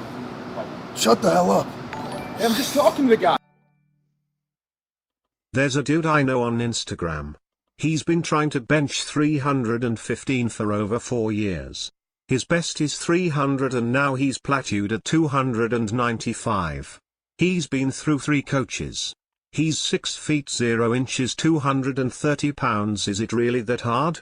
I've never had a coach and I just figured it out. That is very strange. Especially for a guy that height and that weight. I don't know what his particular problem is, but I think the issue that most people run into is they just try to train like way too heavy. And most of the repetitions end up being grinders. It sounds counterintuitive, but if you want to get stronger, you actually have to use like a little bit of a lower percentage than you think you need, and you need the weight to like really fly up quickly.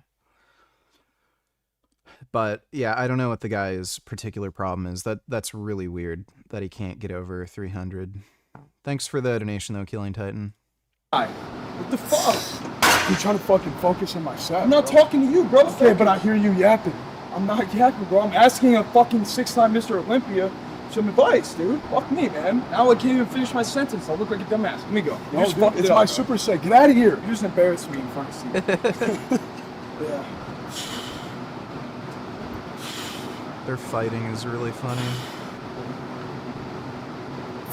Come on. Base. Yeah. Base. Base. Base. Base one more. Holy fuck. Come on. Go on. This. Good. Oh, fuck.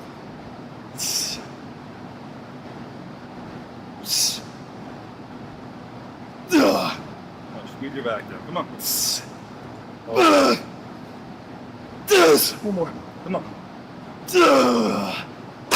Fuck. Oh my goodness. What do you guys normally do for back? Bent over rows? Compound shit? Barbell rows. Deadlift. You guys train in your garage or gym? Garage, Gym. yeah. The garage usually? And that's why we don't have shit. No equipment, yeah. No, we got like a fucking little square of nothing. Yeah. It's just a square of darkness. You go in there, you hate your life. Like it's just. Yeah. Doesn't sound bad. makes you do fun movements. Yeah. That's why I just deadlift and like dumbbell row. Yeah. Bent over row. I never do this, but I gotta start. Like machine anything? Or? Yeah. It's not needed, but as a bodybuilder, it's definitely helpful to take your core out and isolate shit.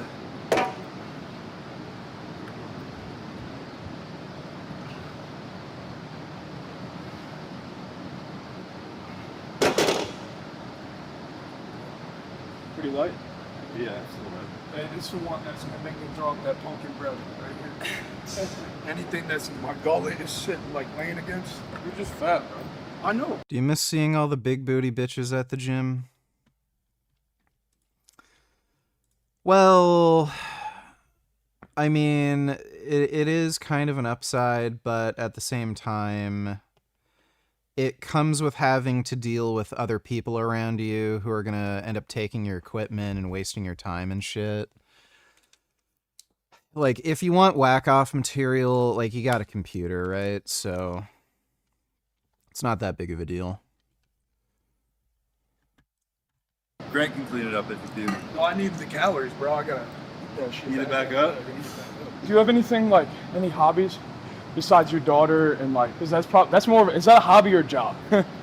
That's your fucking hobby or a job? You never become a fucking father. I'm just shit. No, I don't have any hobbies anymore. Really? Or I never really did, honestly. Collect anything? No. We're gonna boring name her life. Blastoise. Hey, I wanted to. I wish I had my Pokemon cards. I don't collect them now, but when I was young, they were just popping off, so I had all the OG ones. I like the first editions of like the Charizards and the shit. That's crazy. My mom sold them for like $2 at a garage sale. No fucking way. My obsession became a little bit too much. I got Pokemon tattoos. I got Charizard, Pikachu. I got some anime shit. What anime did you guys watch? Or is that just you? Everything. You watch one too. Right now, I'm trying to finish One Piece. Hell of a show to start. Yeah. I haven't even dove into that. That was one of my hobbies in prep. I watched anime. That got me through shit for sure. It's definitely like, if you never watch and like, there's a bunch of moral and like cool themes in anime. It's deeper than people realize. Yeah. It's deeper than like a normal show can like get. Yeah, I love Attack on Titan. Shit was insane, dude. Naruto's my favorite. Naruto is my Naruto's the goat. It's goated, bro. So sick. Who's your favorite character? Probably Itachi, yeah. Itachi, yeah. Yeah.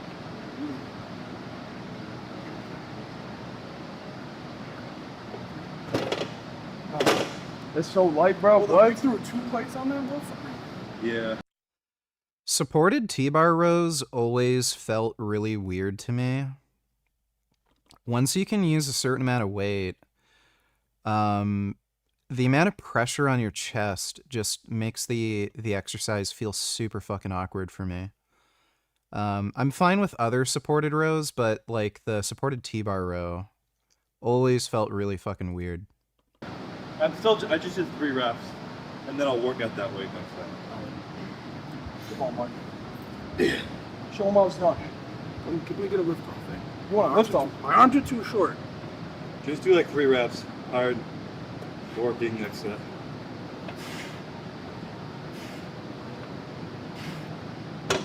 Shit, that 3 is might be all I can get. It looks easy, bro. Yeah, it looked easy now. I feel, guys, if you guys really want your mid back too, like wider, at the bottom of the rep, instead of like going like this. Yeah, like seal rows feel fine for me. I think it's because the weight is more dispersed.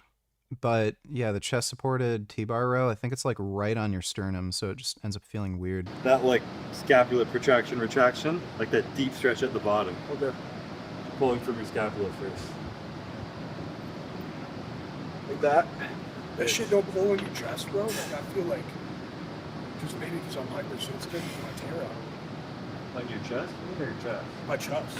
Like, no, man, like this. Like, I might be higher up. Why did Mikey make that look lighter than me? No, I don't know. Mike made that look like it was light, bro. that shit is not light. Are you really stronger than me, for real? Look at the test right here. This is crazy, We'll bro. see you again for one rep. All right.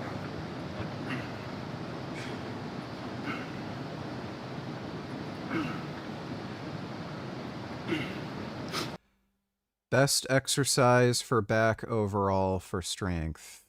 It's not really any one exercise that's best overall. Yeah. That's fucking light. Damn, bro. Let's go. How much reps were that? Like 12 and some change? I think it was like 8 or 9.5. All my counting's really bad. Close enough.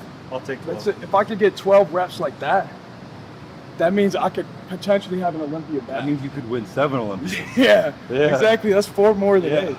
If I could get 12 solid reps, I could be better than C1. That's something. We'd have to combine, bro. Why did God nerf her? You nerfed me. You were taking up all the nutrients in the fucking womb, bro. Imagine if you didn't exist. Like 5 pounds. They had to put me on the defibrillators. They had to bring me back to life. My zygote split in half. My zygote split in half. My DNA. One DNA had to split in half. Oh, if you think about it, the older twin is the one that didn't come out first. Huh? Yeah. Because you're like smushing me, you form, or I formed first, right? I'm probably towards the back a little more. we start growing, and you're closer. It would make more sense if you're closer to the the whole of the whatever fallopian loops, whatever the fuck they come out of. I don't fucking know. It starts with the fallopian tubes. The egg starts, and then you come away from that. C-Bum remembers his time in the womb. That's how he knows that. Yeah. It's not like you probably learned that in science class. It's just personal experience. I think I just learned it when my wife got pregnant. Oh yeah. You need some, bro. You can lift it up. Come on. Bro, but it's pulling on my pepperoni and cheese. Come on. All right, this is the challenge. So Let's see how many you can get. If you beat C-Bums, we get that Camaro over there. Okay. Yeah. Yeah, Mike. Come on. Come on, baby. Come on. 4 more. 3 more. 2 more. 1 more. That last one, it was like, that was like 12, 13. That was 13? I counted 9 good ones, I think. I think you were either 11 or 12 and a half. Yeah! I'm big dog. Hey, give me a spot, eh? C-Bum got me saying A and shit. Where do you put your feet, right? Where do you have your feet? Just so I know. Why are you acting like you haven't been lifting for over 8 years? Like this, right? On this one or like this? I seen C-Bum doing this. Maybe that's Because my legs are too low. Oh, okay. Yeah. I put him on the platform. You look dumb as shit. Alright, come on. Let's go, boy. Shit! What's your record for captains of crush grippers? I've closed the 2s. I almost was able to do the 2.5s. I haven't used them in a little while though. Come on. You got some chalk around here? Come the fuck! I'm gonna start doing a lot more forearm work and start using the grippers again. John, we don't use chalk. You're you're being a fat fucking vagina. Alright, let's go. Alright, 3. Come on, lock it in. 2. Go. 1.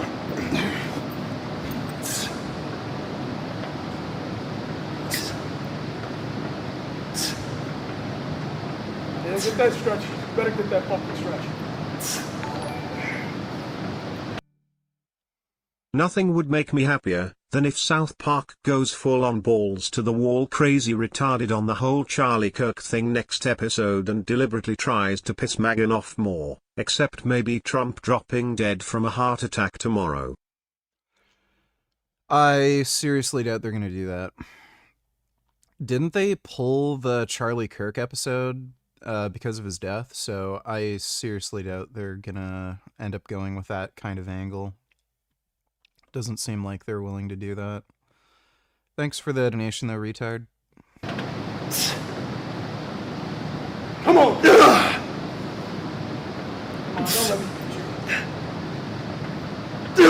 Come on.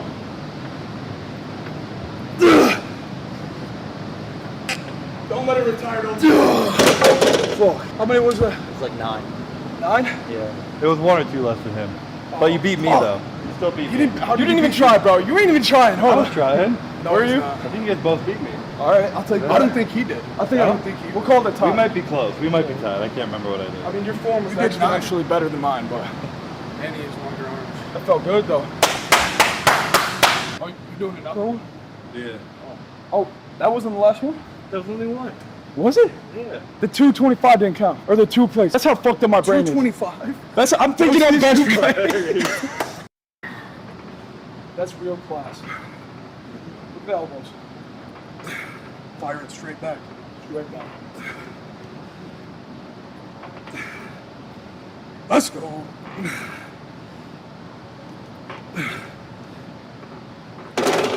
Woo. Can you do a drop set on this one? Yeah, what do you want? Go to 2. Yeah, unrack his weight. Unrack his weight. Dude, that's what a good lifting partner does, you stupid fuck.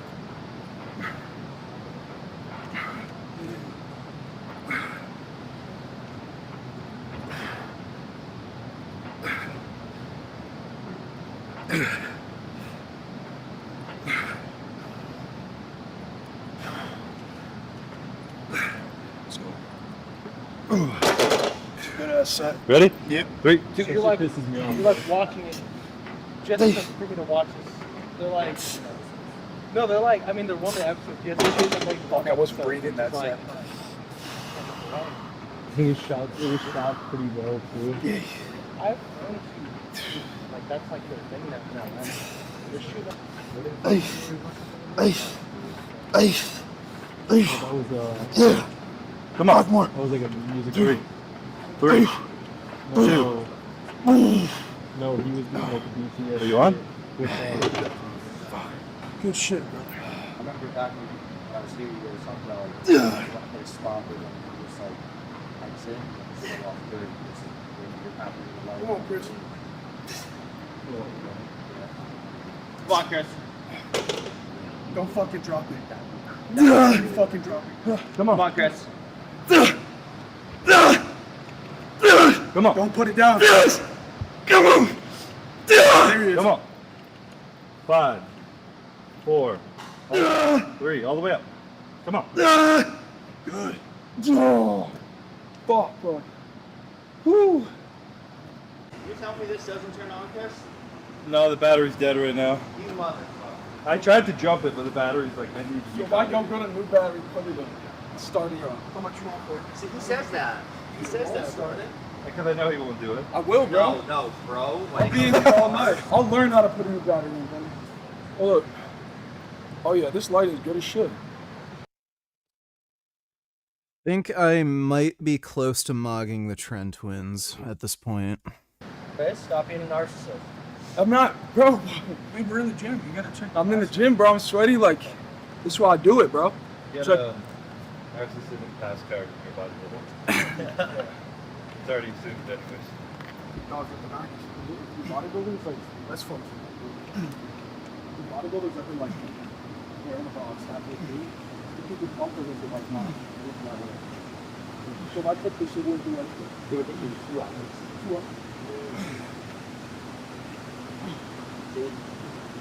yeah.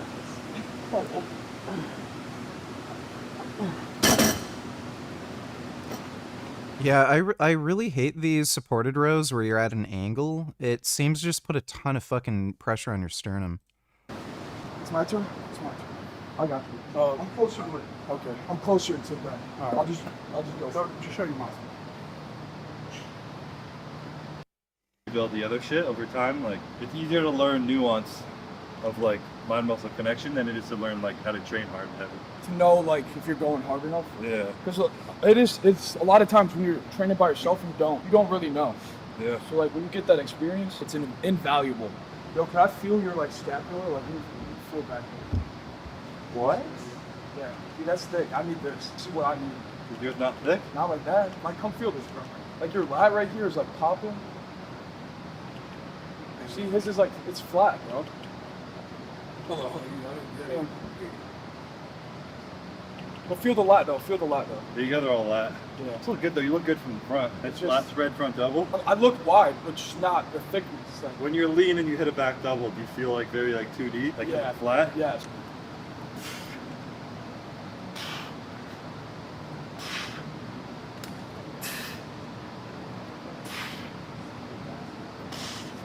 Oh fuck!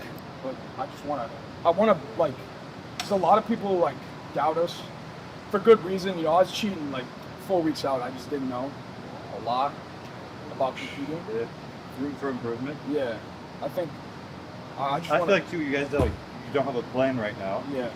Dude, I do not understand people who cheat on their diet when they're going to compete. Like, yeah, like dieting sucks, but you're trying to win. So, like, what does it do for you? Like the tension behind like custom programs is like, oh, my triceps suck, my chest is really good. I'm gonna hit. I noticed my forearms grew better from grippers than doing wrist curls.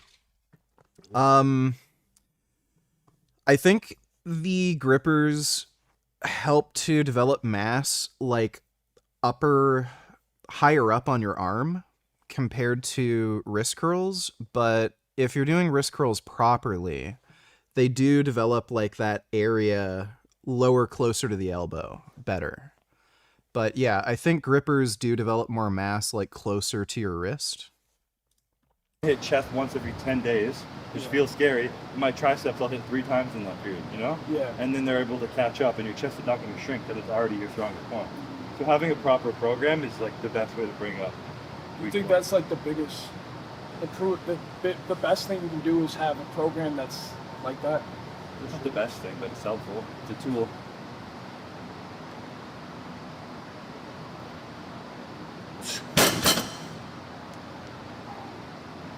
Oh yeah. Gonna do like a cable row and then do some biceps? Yeah. Fuck yeah.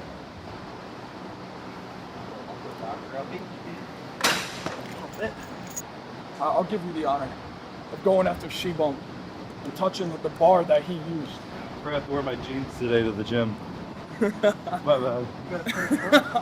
Yeah, bro, what are you doing? You're like, I need my jorts, yeah. Yeah, you need your jorts, your jeans. Don't forget about like Mikey. I got the beater on. Imagine you like dress as us. Like you show up dressed exactly how we are.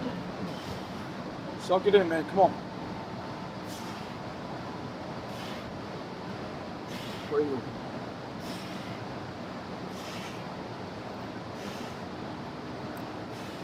You ever take intro? You like intro workout? Asking him this shit for. Of course he's taking fucking intro. I do, yeah. Fucking hell. Dude, shut the hell up. I'm just wondering, man. I'm picking the guy's brain. Should I get a tattoo of a penis on my face? Good idea, question mark. I would stay away from face tattoos in general. I don't think there's really any good face tattoo you could get.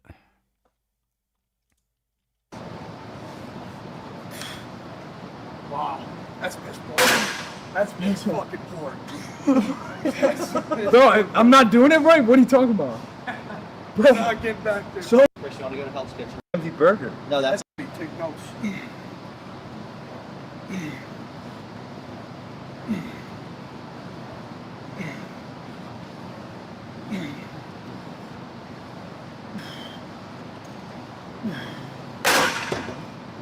Dude, every set, every fucking rep is just fucking perfect. Yeah. Cut off lumberjack shit. This is some shit Lee Priest showing up in. He not wearing these jorts. Baggy jeans, oversized hat, and then the tightest shirt you can find. That's how we going. Hey, try it. You're not, just go. What is, come on. Your mind's that weak, you can't fucking work out while I'm talking to Mr. Ball. Come on. All the way back. Intro workout? Funny. You have to ask that question. We need to go back to school. Still got another set. Where should I start this? Wherever you want. Yeah. Oh, one more. Oh. Oh. Hey, Marco, you should try out for like a rowing team. But I have high lat insertions, so like that helps. You think so? Yeah. For open? I feel like if the short guy was low, lat insertion. It just looks like you look too blobby. Yeah. I don't know. I just feel like they're too. Watch out, Chris.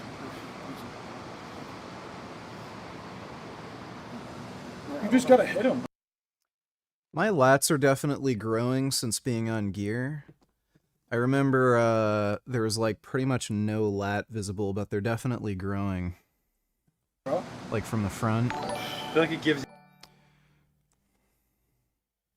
Dodo Donatillers, what about my lonks way earlier? You didn't react to that. You put on the back burner. Yeah, we're gonna watch that. Don't worry, Dodo.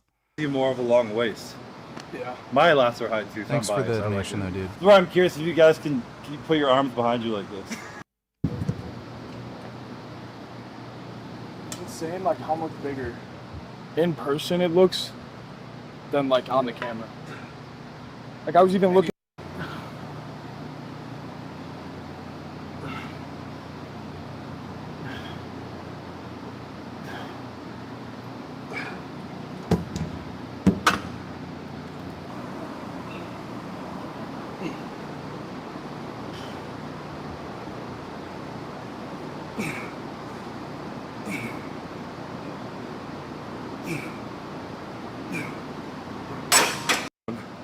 And I only have, Courtney's the only one with my number. Yeah.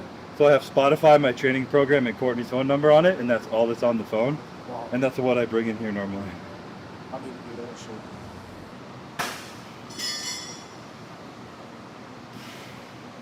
I think this exercise is dog shit. I've never been able to grow my biceps doing this. I wouldn't say I have better arms than Sebum already. Bro, you can't let it I think hang my a arms are little pretty good. They're definitely strong pulling it.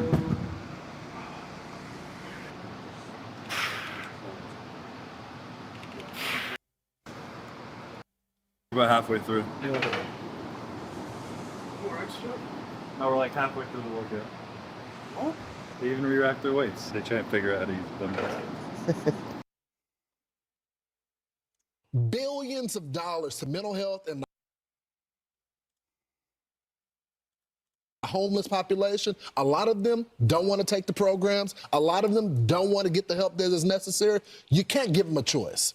Either you take the resources that we're going to give you, or you decide that you're going to be locked up in jail. That's the way it has to be now. Or involuntary lethal injection or something. Just kill them. Yeah, Brian, why did it have to get That's kind of psychotic. to this point? Right. I would say this. We're not voting for the right people. In North Carolina, Yeah, but so Fox News hosts, fine for them to talk about literally mass murdering hundreds of thousands of people just because they're homeless. But if you make a joke about Charlie Kirk dying, oh, we're coming after you. Fucking retarded. Question then. Have you looked at all the photos in Epstein files? I have looked at all the information that the investigators who investigated this case have provided to run out credible leads. And in the Epstein files, was there that creepy birthday message that Donald Trump had written to Epstein? No, that's what I was trying to tell you. You raise a great point. The estate of Jeffrey Epstein has a voluminous amount of information that they have not released before. Okay, so that's great. So wouldn't it be great if FBI subpoenaed the estate of Jeffrey Epstein for all that information? The estate is under no obligation to provide that material, even pursuant to a subpoena. That's a great point. They would have to if they're subpoenaed. Yeah, that's just false. Okay. That's just false. They would have to if it's a subpoena. You're the frickin' FBI. You can subpoena the information from the estate, and you better do that. That's literally not how it works. I'm going to move on now and talk about Epstein. Dude, they're covering for Trump hard. Holy fuck. The FBI can't subpoena the estate of Jeffrey Epstein, a known fucking child trafficker? Right. Sure, buddy. Okay. Client list. You My confirmed God. that exists. Attorney General Pam Bondi confirmed earlier this year that exists. So I just want to ask you a simple question. Is Prince Andrew on Epstein's client list? The material related to Prince Andrew has been made public. Is Prince Andrew on the client list? We have released the index of names that were in Jeffrey Epstein's. Is Donald Trump on Epstein's client list? The index has been released, and the index will speak for So itself. I'm just going to say, America is a huge red flag. The FBI director could not answer whether Donald Trump was on Epstein's client. Dude, they're covering for Trump hard. My God, that's insane. People still ask me why I eat food that looks like meat, and in this video I'll explain. Generally, many vegans like me select the taste and texture of meat, but after finding out more about how animals are abused in mass production for our consumption, these fake meats, so we call it, are cruelty-free options that we'd rather go with. And obviously there are plant-based meats that taste good, but also ones that don't taste like actual meat. We're mimicking similar flavors, looks, and creating a safe space to feel nostalgia. Just falls right off the bone. An emotion a lot of people with food restrictions feel. And I don't mean that in a bad way, because holding back from eating animal products is a restriction when you compare social norms, but it's for the greater good. Needless to say, mock meats have existed for centuries, and these values rooted in non-violence have been adopted way back then. Everything I ate at this restaurant was exactly what I ate 5 years ago, except they're plant-based. Satay, tanda noodles, pork ribs, oyster omelette, and there are also classics like tofu and mushrooms that taste good just as. Dude, fried mushrooms are fucking god tier. Fucking love mushrooms. They are. This place is called Mother Earth Classic. Check them out and follow for more plans.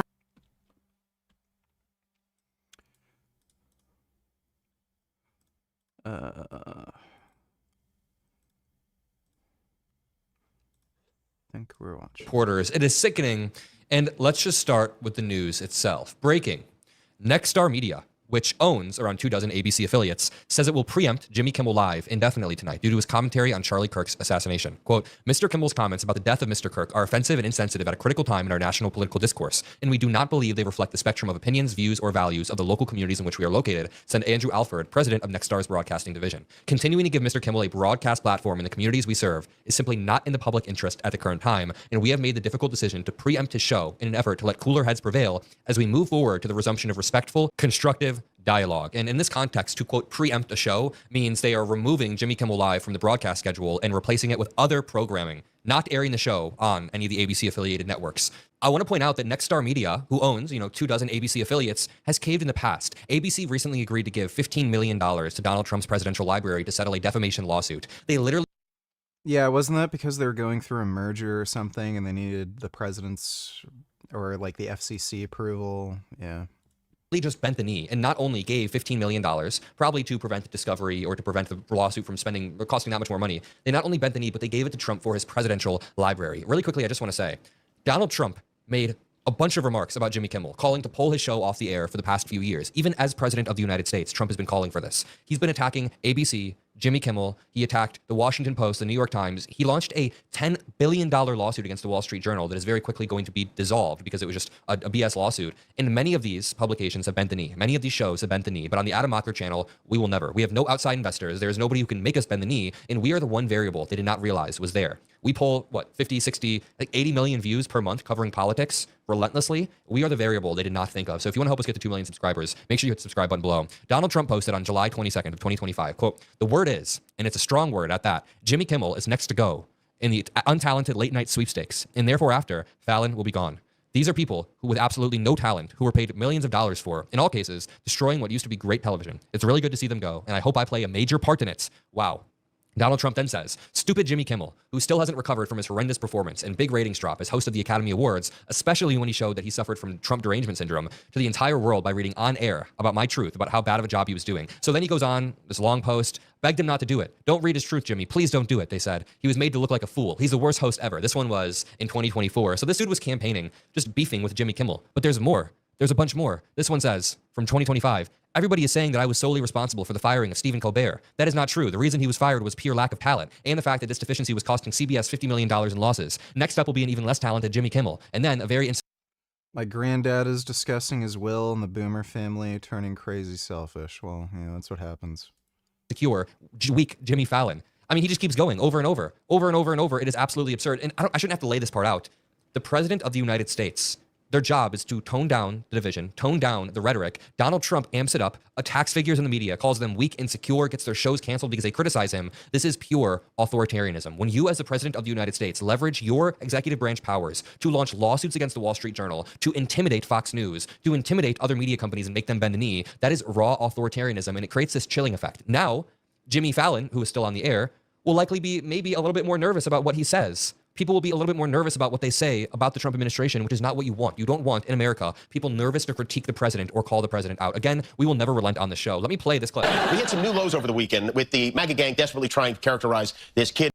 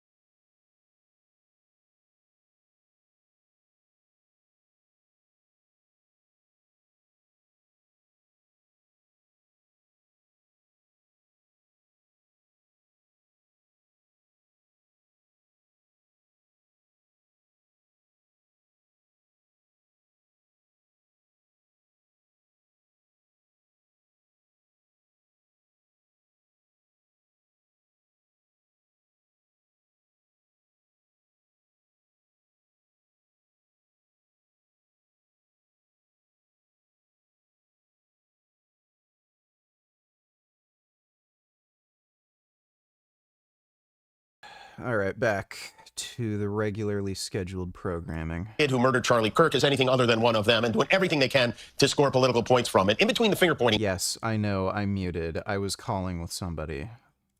There was grieving. On Friday, the White House flew the flags at half-staff, which got some criticism. But on a human level, you can see how hard the president is taking this. My condolences on the loss of your friend Charlie Kirk. May I ask, sir, personally, how are you holding up over the last day and a half, sir? I think very good. And by the way, right there, you see all the trucks? They just started construction of the new ballroom for the White House, which is something they've been trying to get, as you know, for about 150 years.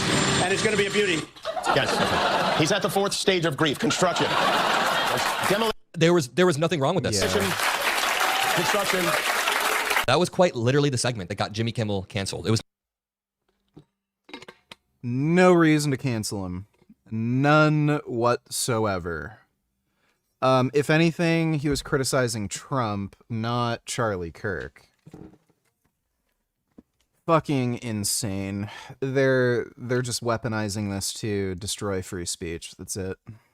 There's nothing beyond that. Jimmy Kimmel says the right-wingers tried to make him out as something other than one of their own. He could have just been referencing the fact that this kid grew up in a Republican family, despite whatever ideology he leaned into over the past year or so. Tyler Robinson very clearly did grow up in a Republican family with guns. He was one of their own in a Republican household, despite whatever ideology he's had over the past few months. It doesn't matter. Then he says, Trump doesn't really seem thrilled about this, and he plays Trump's own words. So Jimmy Kimmel is getting canceled for playing a clip of Trump's own lack of empathy. It is absurd, and we need to continue calling this administration out. This is pure authoritarianism. In no reality should the president be attacking universities. Like, can I just back up for 1 second? Donald Trump has repeatedly attacked Columbia University, Harvard University. Yeah, fucking insane. He's a trading country. Most of it trade goes by sea, and it's also on these narrow seas. So geographically and economically, it's really vulnerable to blockade. And I get it. Germany gets alternate resources, but they come at a much higher cost. They're much more difficult. And so that you're really putting a stress on the German economy and causing inflation and other things. But if you blockade, a continental power can't blockade you back. Why? They're on the narrow seas, so they can't deploy a surface fleet. You'll sink it. And also, they can't easily blockade a coastline that faces the open seas, the high seas. So what do if you cannot blockade ships in port? Well, then what you're going to try to do is commerce raiding, to try and sink things when they're out and about. And that was what Germany did in World War II, and why its occupation of France was so important. Because once it took the French coastline, it then set up U-boat pens in Brest, Lorient, Saint-Nazaire, La Rochelle, and Bordeaux. And they're going to be using these to fight the Battle of the Atlantic. That's the game. So maritime powers do blockade. The response of continental power is commerce raiding, and then the maritime response to that is going to be you're going to convoy your...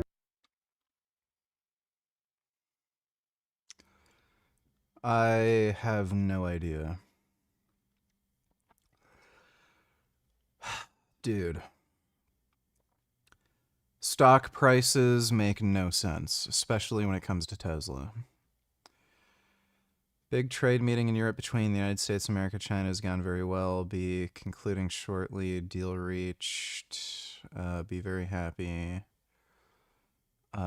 Excited to learn what kind of deal we've struck with our great authoritarian rival to safeguard the app they built that makes us all hate each other. Yeah. Yeah, TikTok ain't getting fucking banned, I can tell you that much. Because a lot of people are full of shit, and at least, you know, steroids are coming back into the United States. That's where all the steroids come from. that way you know it's true. And just for context, this is what I look like right now. Okay, so this video you see of me or image or whatever I put in here is about 10% body fat.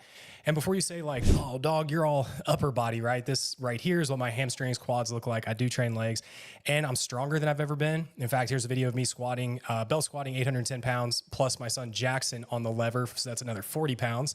And here's no, it's not really. Me Penlay rowing 3 plates for reps. But what I'm ultimately most proud of is being able to have this success without letting my health or my physique go to shit, because that's a lot of times what happens. And it's funny, my dad growing up always said something interesting. He said, better living. Okay, I'm not recommending this is what you should do. And so I never knew that doing this would be the limit with my focus, mental. So what steroids are you on? Or whatever else before investing anything but if I do 5 days a week, I take like 3 or 4 days off, and I try to do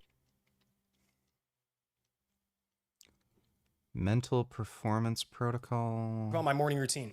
And this, what I'm about to share with you with morning routines, it's like not a, typical biohacker checklist. This is what actually like My morning routine is drink 2 liters of water, inject my testosterone, and then do 10 minutes fasted cardio. moves the needle for me. Okay, so I wake up 32 ounces of water with electrolytes and hydrogen tabs. So I don't know what 32 ounces is. What is that?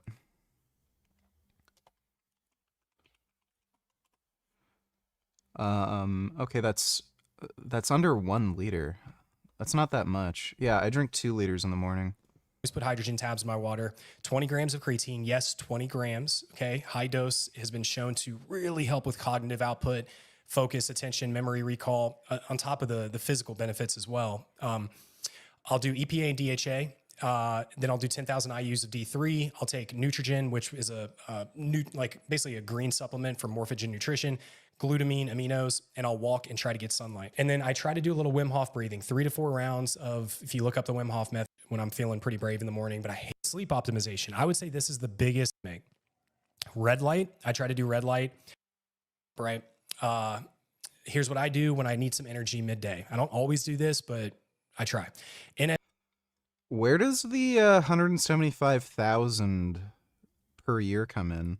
SDR, also known as Yoga Nidra, but it's like a meditation sort of, and man, I've had periods where I meticulously track my macros, but now because I've done that for so long, I've got a pretty good gauge on what my body needs. And so my approach is all about like abundant nutrition that fuels performance while still enjoying life, okay? And I invest heavily here because good food is both medicine and great experience. So what I have is I have a private chef, or we have a private chef who prepares all of our food for every week.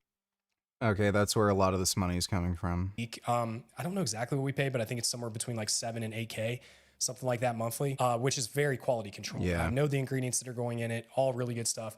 Alternatively, I'll order from like 2 to 3 of the same restaurants routinely that I always know are good. I hardly ever make my own food. Okay, it's just not worth it. So my framework is high protein intake throughout the day. Okay, usually 4 to 6 meals at like 50 grams of training. Let's talk about training. Training, I'm like these days I'm optimizing more to strength than I am to just get like super huge, and like a little bit of aesthetics and longevity. Okay, so I do 3 to 4 days a week of lifting, usually a push pull or upper lower split. I'll also do sometimes full body splits 3 or 4 days a week. Works really great. Need to listen to this a couple times. Here we go. Down, but Hormones, this is just how I like to TRT. share. Is longevity, hormones, and health. Okay, this is where most people fall off. They optimize for today and not thinking about the next 30 years. So I do daily heat and cold. Well, not daily, but sauna I do almost every day. I am addicted to the sauna. My wife jokes that she's like, sauna doesn't do anything. We'll be on a trip somewhere and they'll be like, Jordan has to take an emergency sauna break. Like I have to find saunas no matter where I'm at. For our live events, I try to only schedule at hotels that have saunas. So like sauna at home that gets to 230 degrees dry, face plunge, go back in for another 10 or 15. I also have a cold plunge, but it's broke right now. We actually have somebody downstairs right now fixing it on my days that I don't train, because we know that if you cold plunge within an hour to 2 hours after training, it can really diminish the hypertrophic effects of the inflammation that you actually want from training. So a little side note there. So I try to do it on days that I do cardio or just my off days. Peptides. So peptides, I'm not super consistent here, but I like to use different periods, different things like BPC and TB500. I'll use for it helps repair dopamine system. Dower Wise, and you know who I mean by that, made a very strong video against Palestine protesters and the Free Gaza movement. Some of his commenters were unhappy. Extremely based Dower take. Well, I'm not watching that, but I guess that's good. Thanks for the donation, 21st. Systems. It also helps with your gut. It also helps with any injuries. Okay, so it sounds like he's taking BPC orally. I do that combination usually for like an 8-week spurt. I'll use SS31, which is for cardiovascular health and cardio inflammation. I'll do that 5 days on, 2 off. And then I do CJC 1295 imiperilin, usually 4 to 5 days a week. It's a growth hormone secretagogue. I do it at night. It's hard for me to stick. Why in the fuck would he take a growth hormone secretagogue? They're the stupidest fucking drugs. To that one though, because you don't want to eat within 2 hours before you do it. and I always eat my last meal of the day super late. If this guy has money, why the fuck doesn't he just take growth hormone? Because if you eat, insulin goes up, and insulin has an inverse effect on growth hormone, so it makes it like not very effective. Yeah, that's why you take growth hormone before bed. Why not just take growth hormone? Anyways, for other things, like I use like cardiovascular and organ supporting supplements. I use a product called Morphoprime from Morphogen Nutrition, and different cognitive stats like neurotropics, things like that. Now for hormones, I do TRT, as mentioned. I do about 120, 130 mgs a week. I break that up into 2 doses, usually Monday and Thursday. I also use Cialis, not for the boners. It's a fairly low dose. That'd probably get you like at least 1,000. Necessarily, but it's a really, really great longevity tool because it just stimulates blood flow and vasodilation, right? So not only does it help with like blood pressure and just overall pumps, but it just makes you feel good too. And then finally, I use NAD. So NAD is an amazing compound that your body naturally has, but as you get older, it diminishes, and it's directly tied to longevity. So I do a 5. I've been kind of interested in taking NAD. It's a little expensive though, like to add on to, you know, other stuff you're taking. So if you're doing it every, like all the time, if you have good enough energy levels, I guess if you're rich, like who cares, but. Day in-home NAD push, that sucks, it's miserable, but you have to basically do 500 milligrams a day for 5 days to really load yourself up. I do that once per year, and then at least every. Growth hormone secretagogues don't cause gyno, they're just garbage. They don't increase growth hormone by much, and they're prone to making you insulin resistant, and they also, whatchamacall, they increase appetite by a lot. So they're just stupid. Growth hormone's safer. It doesn't cause an increase in appetite. And it also helps you stay leaner. And you can take as much growth hormone as you want. If you're using a secretagogue, there's a limit to how much your pituitary gland can actually produce. Every 2, 3, 4 months, I do 1-day pushes for maintenance. I actually just did one last week. Man, as soon as I do. Yeah, growth hormone secretagogues are fucking stupid. Like especially since he's putting all that money. I don't even think CJC is that cheap. Let me see.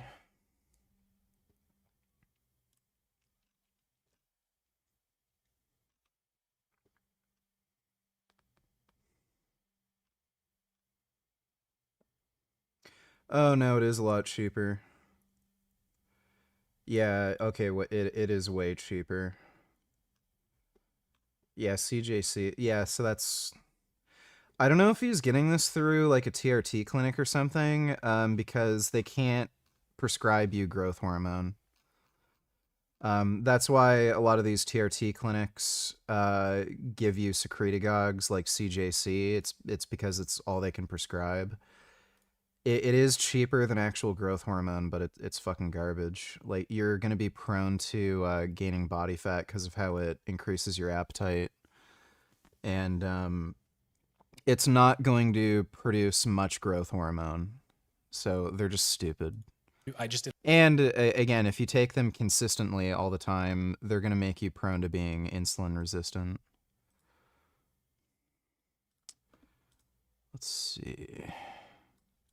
Welcome to the show. Tyler Robinson, the 22-year-old alleged murderer of Charlie Kirk, has been charged. We're going to hear the charges in a moment. He is facing the death penalty. We also have had a release of text messages that many people, for different reasons, are saying they don't believe these text messages were really written by Tyler Robinson. We're going to get to that in a moment. We start with Jeff Gray, the Utah County District Attorney, outlining what the criminal charges are. I am charged with bringing justice for those who are harmed. Aggravated is believed to have targeted Charlie Kirk based on Charlie Kirk's political expression, and did so knowing that children were present and would witness the homicide. The state is also charging defendant with count 3, obstruction of justice, a second-degree felony. Charged with murder, could get the death penalty if convicted. I am against the death penalty even in this case. I don't believe that we are well of sending texts to his partner / roommate more than a week planning this killing. He wrote in a text about Kirk to his partner, "I had enough of his hatred. Some hate can't be negotiated out."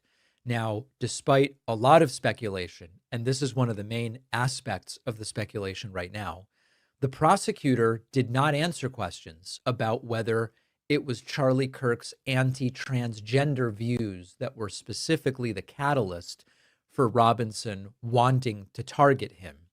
And that is so much is being built up upon that, in the sense that the right believes if it was Charlie Kirk's views on transgender that were the impetus for Robinson seeking him out, then VG, how do you think we should respond to this woman's objection to name the trait?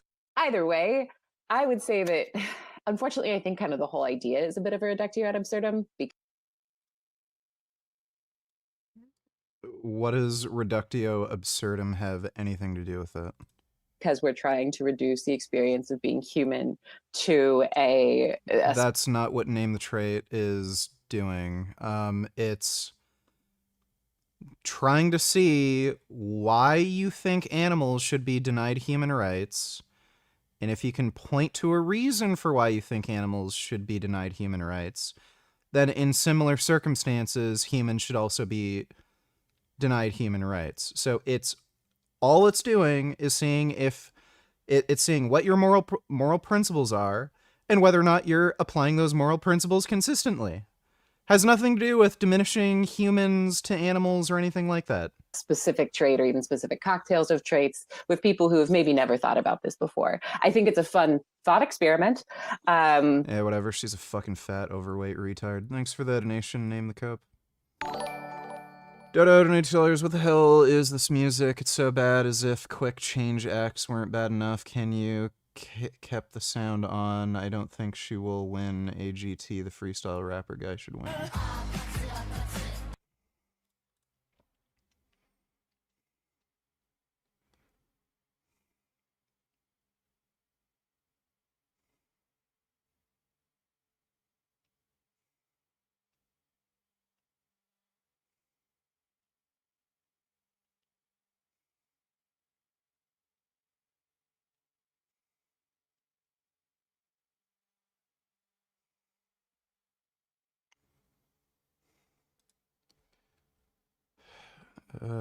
Great. Thanks for the donation, Dodo. then this proves it is a, quote, left-wing instance of violence.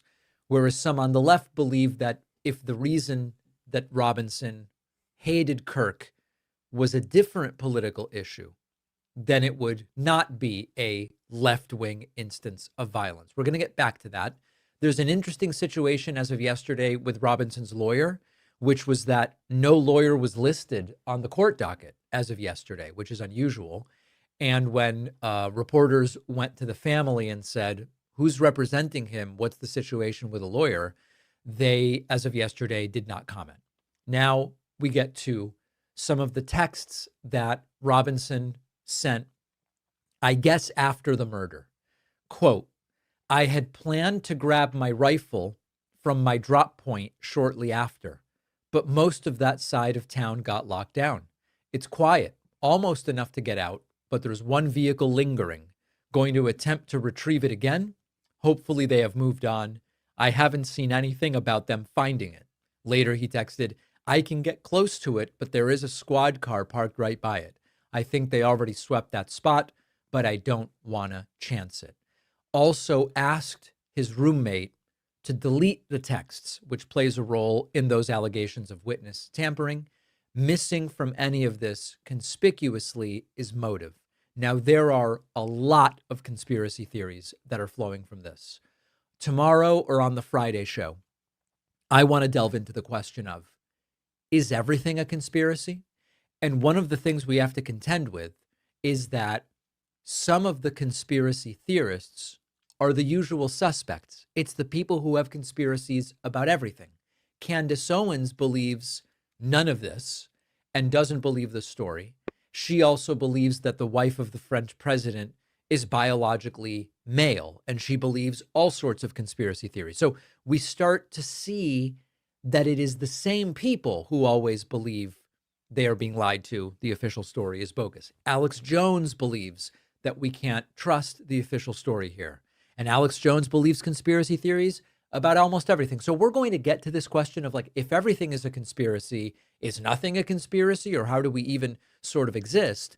But I do find the one part that to me is conspicuous is that although it's been said by the Utah governor, Spencer Cox, and others, this was a left-wing individual, and that may well be true. I will be the first to tell you, I don't care the political motivations in the sense of they are disgusting and disgraceful and condemnable no matter what they were. Whether this guy was angry with Charlie Kirk because of Charlie Kirk's views on transgender, or whether this guy was angry with Charlie Kirk because of Charlie Kirk's views on taxes, or it doesn't matter. This is deplorable, but it's just sort of like at this point in time. It seems like they're trying to hide some of the motives of the Master shooter. on the truth from. I think it's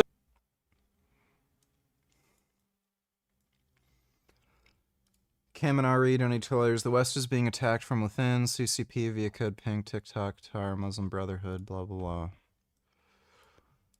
blah. Watch until 2:30.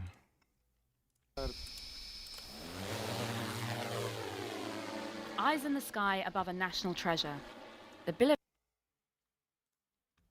Bilovica forest stretches across the border of Belarus and Poland. It's the last remnant of a vast primeval forest that once covered Europe, a UNESCO World 20. There were almost 30,000 illegal. Years ago, we talked to them, we had a cigarette together. Now we only watch each other. We don't have any contact with them. Dokładnie jest, ale tak, ale...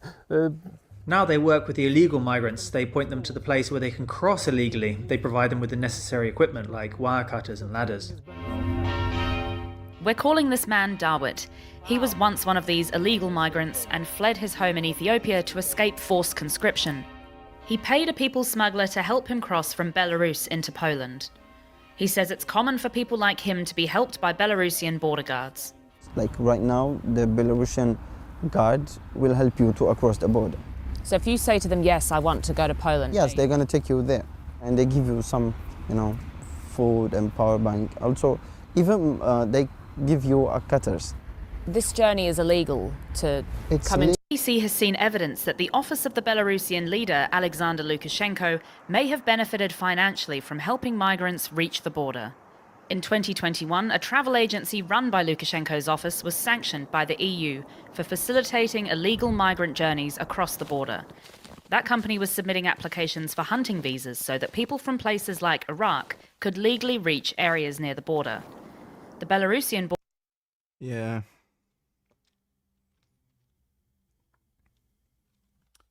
It doesn't really surprise me. Thanks for the donation, Kaminari.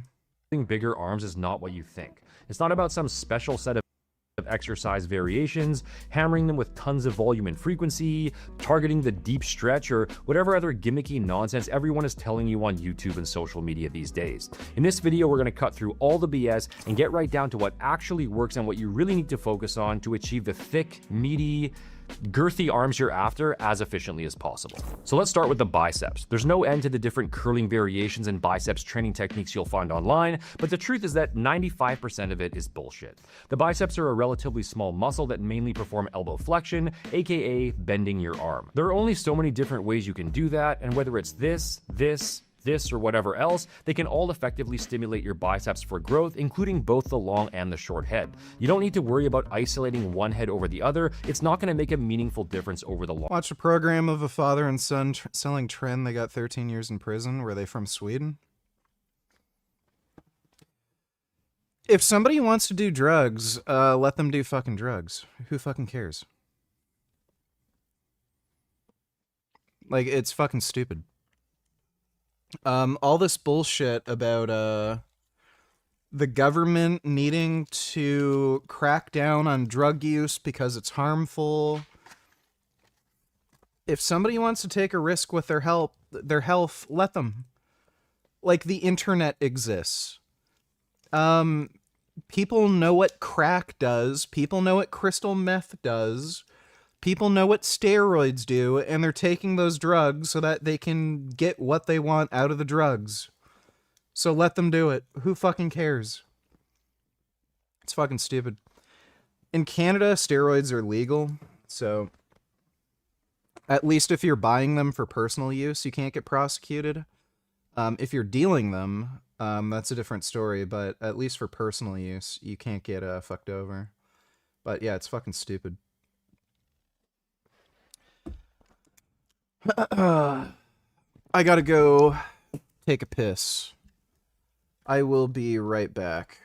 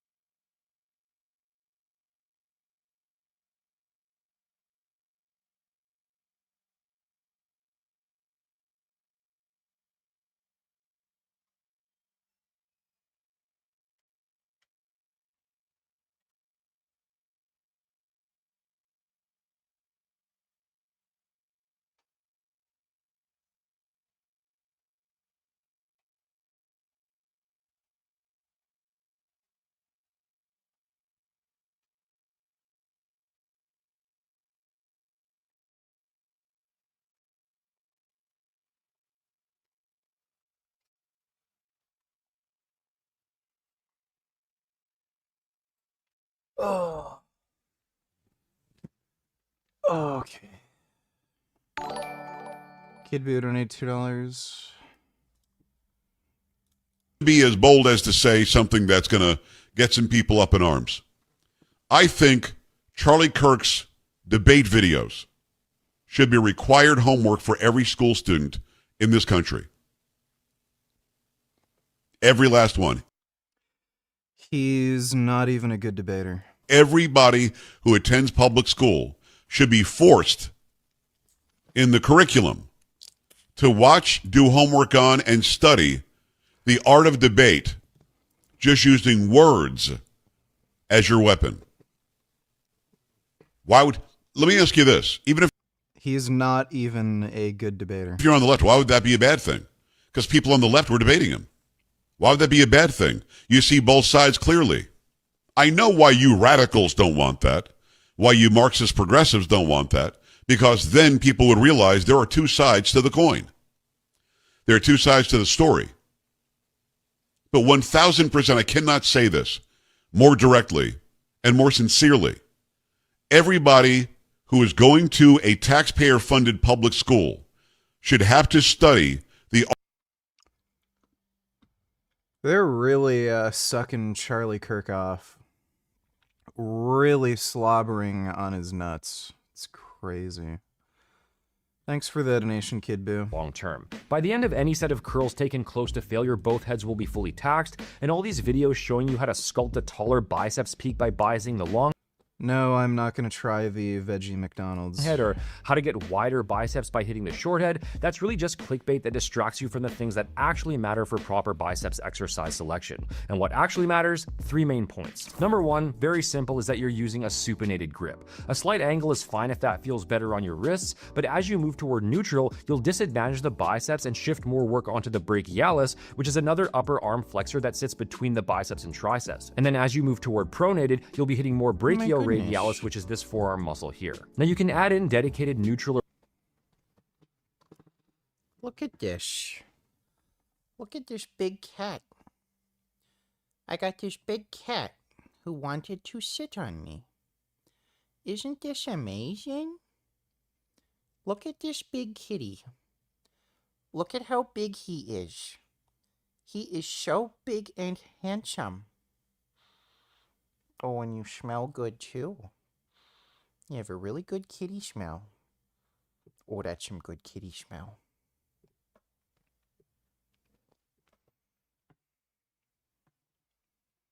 Oh, that's a good kitty.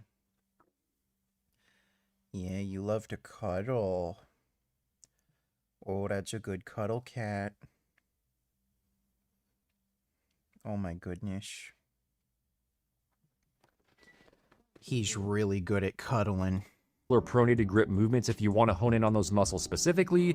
The difference will probably be minor overall since the brachialis and brachioradialis are trained on all your curls in general, but to maximize tension on the biceps specifically, a mostly supinated grip will be ideal. The next main factor is comfort, so finding variations that feel smooth on your wrists and elbows and that allow you to progressively overload over the long term. And everyone is a bit different here, so that's something you can test out. Barbell curls, for example, are totally fine for some people, whereas others start to experience discomfort as they go heavier. No single curling variation is going to produce massively better results than another, so there's no need to force yourself into doing any particular one if it's giving you pain. And then third is to put your main focus on curls that are heaviest in the bottom half of the range, so anywhere from the fully lengthened position up to the mid position. Now this doesn't mean you need some kind of crazy balls deep stretch on every set, but overall the biceps probably do grow best when trained at longer lengths. You'll tend to feel squeeze-based movements more intensely since blood can't flow out of the muscle as efficiently at shorter lengths, and you'll get a cramping sensation from the muscle basically being more bunched up, but more feel doesn't necessarily mean more gains. In fact, mechanical tension, which is the actual driver of hypertrophy, it's not something you can consciously feel since there are no nerves inside the muscle fibers to detect it. Including curls that load the top half is totally fine, but it shouldn't be the only type you're doing or the ones that get the majority of the focus. So here are a few solid options you can include. The first would be a preacher curl. Now the biceps do cross the shoulder and act as a shoulder flexor, and so they are put into a slightly shortened starting position here since the shoulders are flexed, but preacher curls will still maximize load in the lengthened position of the range since they're heaviest at the bottom. You also have the pad to drive your arms against, so it's highly stable. Not that stability is a big factor for a simple movement like a curl, but it definitely doesn't hurt either. Preacher curls can be done free weight with a bar or dumbbells or using a machine, and cables are an option too, but there's no real advantage in this case, and they're just more tedious to set up. Just keep in mind that different machines have different resistance profiles, and so if your machine is heavy... Cats Eat Meat donated $2. And this one... It's great. You're in the top half of the range, what you can do is slide your elbows back behind the pivot point, which will shift more load into that bottom position. And if you don't have access to a preacher curl bench or machine, these can also be done standing using an incline bench. A lot of people shy away from preacher curls because of some gruesome viral video they saw of someone's biceps tearing off the bone, and while preacher curls probably carry a slightly higher relative risk compared to other curls, the absolute risk is still very low. And for every person you see online getting injured, there are countless thousands of others you don't see who are perfectly fine. Just make sure you're properly warmed up, using a weight you can lift under control with good technique, and if you do experience any discomfort, then just switch to something else. Another great option for biceps is a facing away cable curl, and this can either be done single arm or with a straight bar that runs in between your legs. And besides hitting your biceps effectively, these can also provide a nice grazing effect on each rep if that's something you enjoy. Keep in mind that anytime you perform a cable curl, the heaviest part of the lift will be the point where your forearms and the cable form a 90-degree angle. So as you can see here, the facing away version is hardest toward the bottom, whereas if you're facing the stack, it'll be more difficult a bit higher up in the range. Now, if you're standing right up close, then you can still get a good mid-position cable curl, but if you're standing further away, it'll be more short position. And you can also perform these seated using a bench for a bit more stability if you progress far enough to where the weight stack is starting to pull you backward. This portion of the fly curl press is legit, but resist the temptation to go full-blown combo exercise and just train your chest separately. And then third on the list, no matter how fancy people try to get with their curls, you can never go wrong with a basic-ass old-school free weight variation, whether that's a barbell curl or a dumbbell curl. These will be mid-position focused. Yes, they are slightly less stable if you're doing them standing, but stability shouldn't be a limiting factor as long as you're not ego lifting. Bodybuilders have been building massive biceps for decades using simple free weight curls. I personally did nothing but barbell and dumbbell curls for the first 5 years of training and made excellent gains.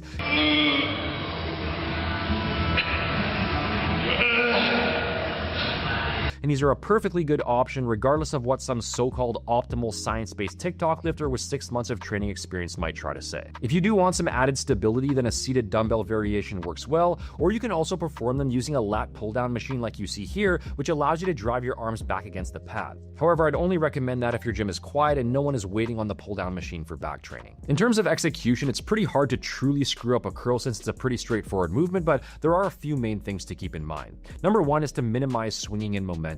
A slight bit of natural body movement is fine, and you don't need to lift like a perfect robot, but you do want to keep things relatively strict overall. If you're aggressively dry humping the bar on every rep, you're doing it wrong. Second is to use a controlled negative rather than just letting the weight free fall. You don't need to overly exaggerate this. Slow negatives actually don't increase muscle growth compared to faster ones, but it's still a good idea to lower the weight deliberately to reduce joint stress and keep your form standardized. And then third is to keep your elbows mostly stationary throughout the curl. Again, some slight movement is fine, but if you really start around roughly 6. Not saying you need to be done with higher reps. This is the exact structured workouts you need for the most efficient gains.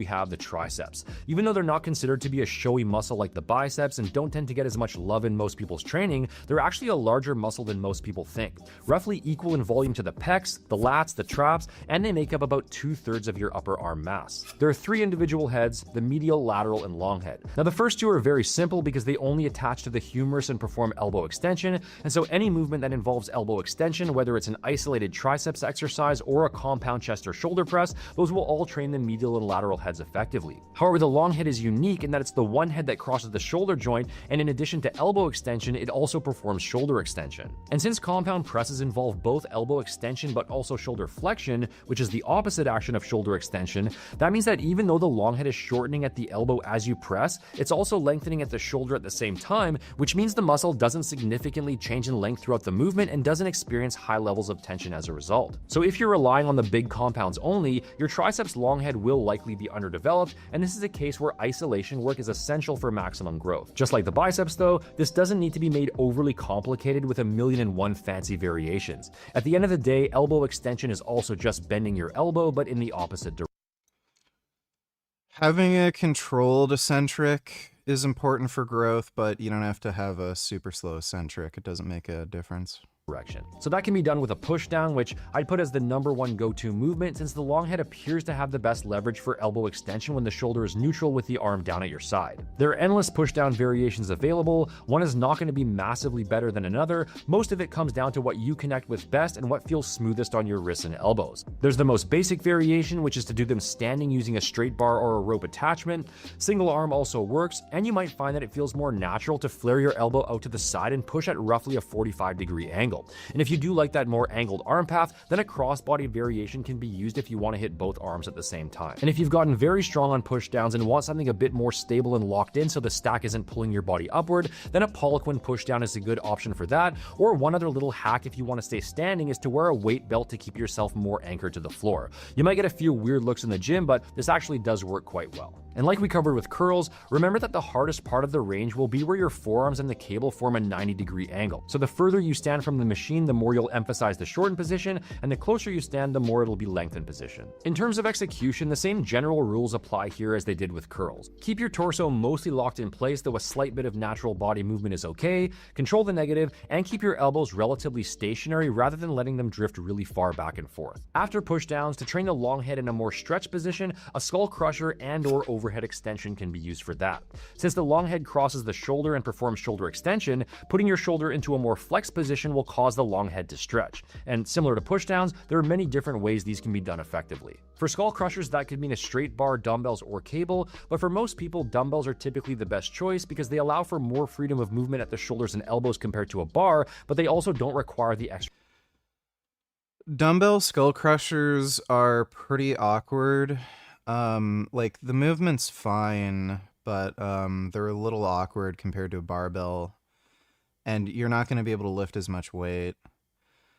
I think I actually tore my tricep. It wasn't like a full avulsion, but it was a tear like right at the elbow. Doing dumbbell skull crushers. I think they may be a little more injury prone. Setup of a cable. And there are two main ways you can execute a skull crusher. The first is to lower the weight toward your forehead, which will be a pure elbow extension focused movement, and the second is to tilt your arms back and lower the weight down behind your head, which will also challenge the shoulder extension component of the long head. And this version also tends to be easier on the elbows if that's a concern for you. How has Dom's soreness changed since starting steroids? Soreness goes away a lot faster. So you can try both and see what feels best for you. In terms of angles, skull crushers can be done using a flat bench, or if you want a bit more stretch, then an incline angle is an option too. And finally, we have overhead extensions, which are the most stretch-focused movement of the three. Again, any implement can be used, but dumbbells and cables will usually feel the most comfortable for most people. My top choices would be either a single-arm dumbbell or cable variation. Any of these that you see here will work well depending on your preference. Yeah, I think most people should really prioritize doing overhead extensions or skull crushers to target their long head because people undertrain their long head. You don't necessarily need to do push-down skull crushers and overhead extensions in your program all at the same time. You could, but one or two variations during any given training cycle would work well in combination with all the compound pressing that you're already doing and just rotating variations over time. Along with those direct isolation exercises, you can also include a compound pressing variation such as a close grip press, narrow grip dip, or JM press, but just keep in mind that those will all still be medial and lateral head focused because of that movement at the shoulder like we covered earlier. As far as volume goes, similar to the biceps, Consumer Labs fails David Protein. As many of you know, I'm an investor in David Protein. And recently, a company called Consumer Labs came out that they failed David Protein. Now, Consumer Labs does independent testing of different protein bars and supplements, which I think is a great thing. I am all for that. But I think it is really important to point out why the bars failed, because David Protein's getting a lot of heat over this. Obviously, I value my reputation. I would never invest in a company that I did not wholeheartedly believe in, and I would never invest in something that was going to consistently fail label claims. I just wouldn't do it. I'd take my money elsewhere. So I don't know how you tear your elbow mountain biking. I broke my elbow mountain biking, and then I tore the tricep on that same elbow. What makes David Protein bars unique is a component called EPG, which stands for esterified propoxylated glycerin. Beyond Food and Devil Donate Tellers, how can Israel say the shit and not be vegan? He's one of the best case studies in acrasia. Do you think he'll ever go vegan, or is he like H3, perpetually self-aware? You know why? Because it's vegan. And that's a good thing, because the vegan diet is a morally superior diet, period. And I don't mean to take the sales out of the vegans who are in the long term of history are going to be judged as just more ethical than the rest of us and really more forward thinking and kinder, I think in the end the vegans win. So yeah, he just called a vegan misconceptions about. He's just a selfish dickhead, you know, just like everyone else, you know. Thanks for the donation, Beyond Food and Devil. That's a mouthful, but essentially, most fats that we consume in our diets are in the form of what's called triacylglycerides. So you don't usually get like free fatty acids in the diet. I mean, you get some, but most of them are in triacylglycerides. Why is that? Well, free fatty acids smell bad, they taste bad. I know this is long, but here's $50. Voices are cancelled when more discourse is much needed. Please react. What is the Uta.bmr8 you a fagus. All right. Well, since you gave me $50, I will watch this, and I do appreciate the donation. Thanks for the donation, Kaminari. We'll just watch that next. I just want to see what this video is about first. Fats in the form of triacylglycerides taste good. Now, triacylglycerides are also how fats are stored in adipose tissue. And basically, it is 3 fatty acids that are linked to a glycerol head. Hence the name triacyl, acyl being a long chain of carbons, which is a fatty acid, triacylglyceride, the glycerol molecule. So again, 1 glycerol molecule with 3 fatty acid tails. Now, the reason that bodies store it this way is because glycerol is a polar substrate. The head is polar, but the tails, the fatty acids, are nonpolar. So these triacylglycerides can organize themselves basically in a way that they can be stored in adipose, and also you can have some triacylglycerides in other tissues, but the vast majority are found in adipose. And when you eat, say, like animal products or even like plant oils, those sorts of things, you are consuming those fatty acids in the form of triacylglycerides. So the way it works is you take the glycerol molecule and add propylene glycol units to it. And then once you have those propylene glycol units added to glycerol, then you... Isn't it propylene glycol? I think he's pronouncing it weird. You attach the fatty acid tail. Biggest donation I've ever had, I think, was like 5,000 in a single dono. Durag donated $2. Yo, nice rag do. And since you like blood and gore, are you playing Dying Light? The Beast comes out tomorrow. Never played the second.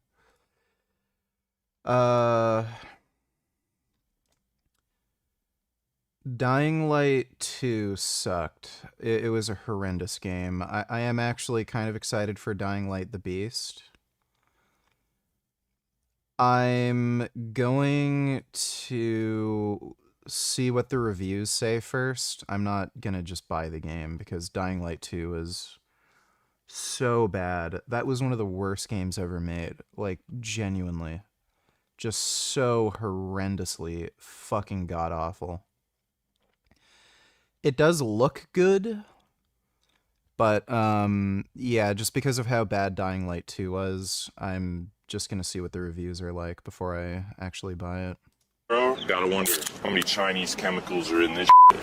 Every time I take a sip, man, I fight back. I fight back the Chinese. What's in this? What are they doing to me? Am I Chinese? Are they making me Chinese? Holy shit, dude, I'm Chinese.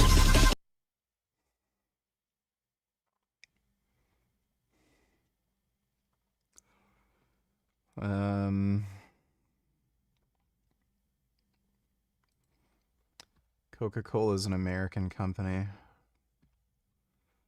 Thanks for the donation, though, Durag. My nigga, what's been up? Have you ever thought of launching a line of vegan foods? Nothing gay and complicated. Just wholesome, VG branded, starting with 1 product. I don't think so. For one thing, there's not a big market for vegan products, and 2, there's plenty of vegan protein powders and supplements and shit. Like, I wouldn't make any money doing that. Like, the market's pretty saturated. And as far as, like, if I were to release some kind of actual food product, like a mock meat or something, like, none of these companies are making much money. They're not doing well. Thanks for the donation, though, dumbass. Retard donated $3.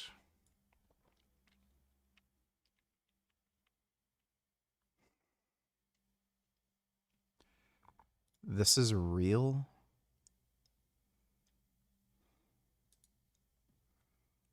That's real? What the fuck?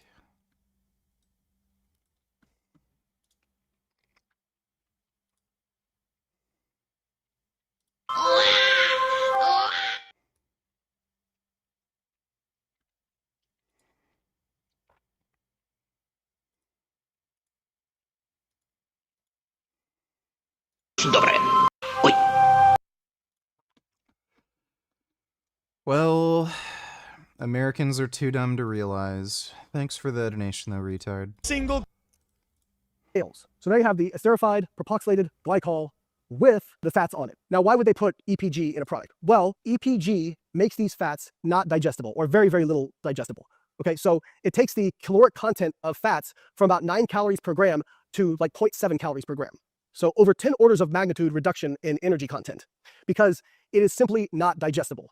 So it just kind of passes through you. Now, people have already come out and been like, this is like Olestra, it's going to cause anal leakage. That is not the case. The reason that Olestra was so problematic is Olestra was solid at room temperature, but liquid at body temperature, hence the anal leakage. EPG is stable at both. So it is solid at room temperature and solid at body temperature. I have eaten up to 4 or 5 bars in a day and have had no gastrointestinal problems with it.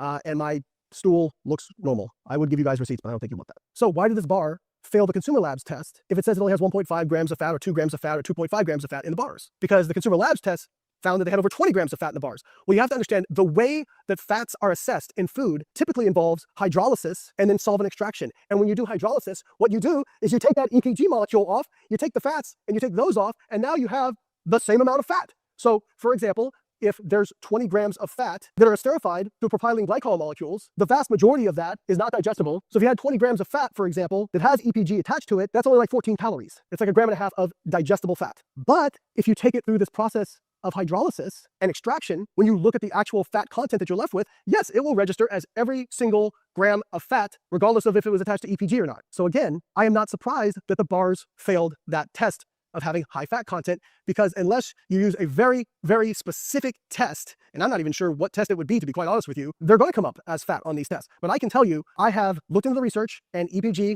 does pass through mostly.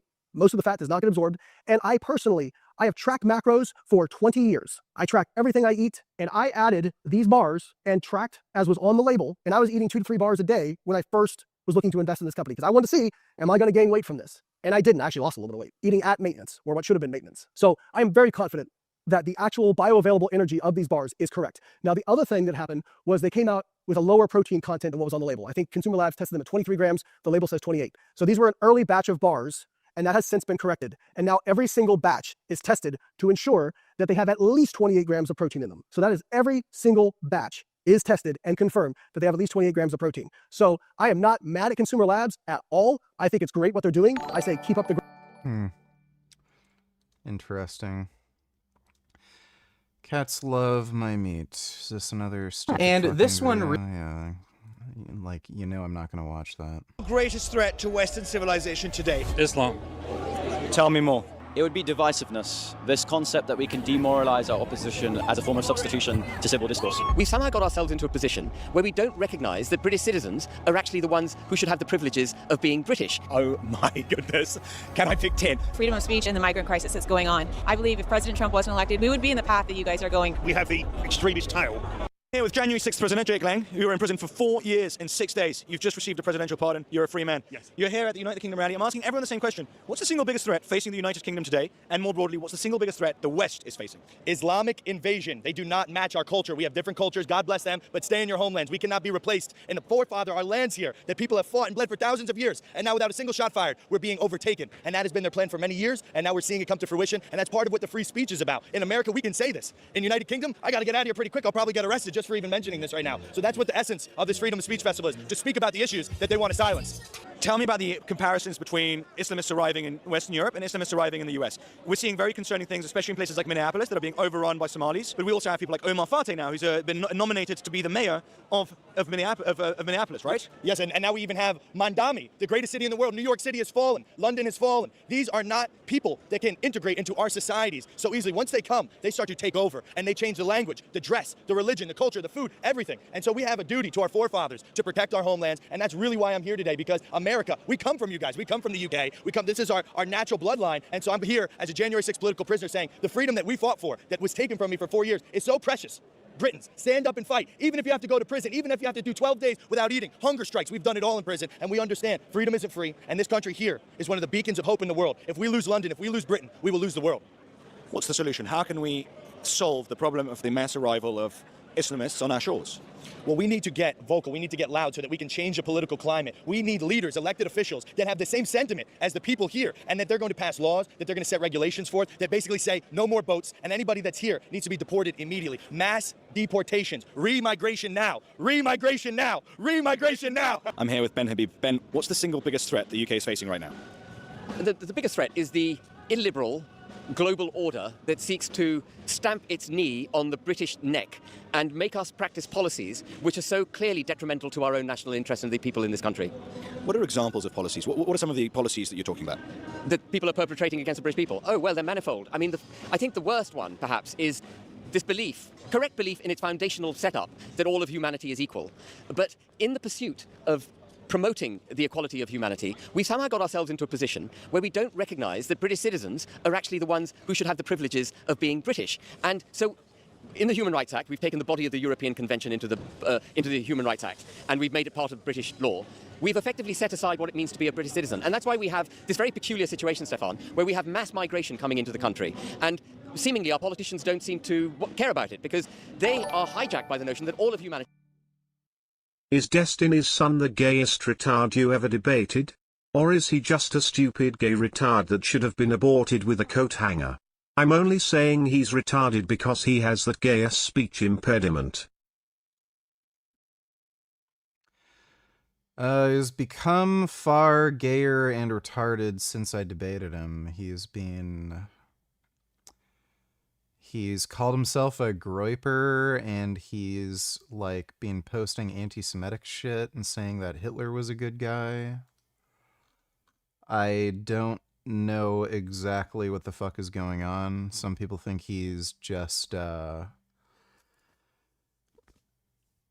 doing this for money to get people to, like, racists to give him money, and he doesn't believe any of it. I have no idea what's going on.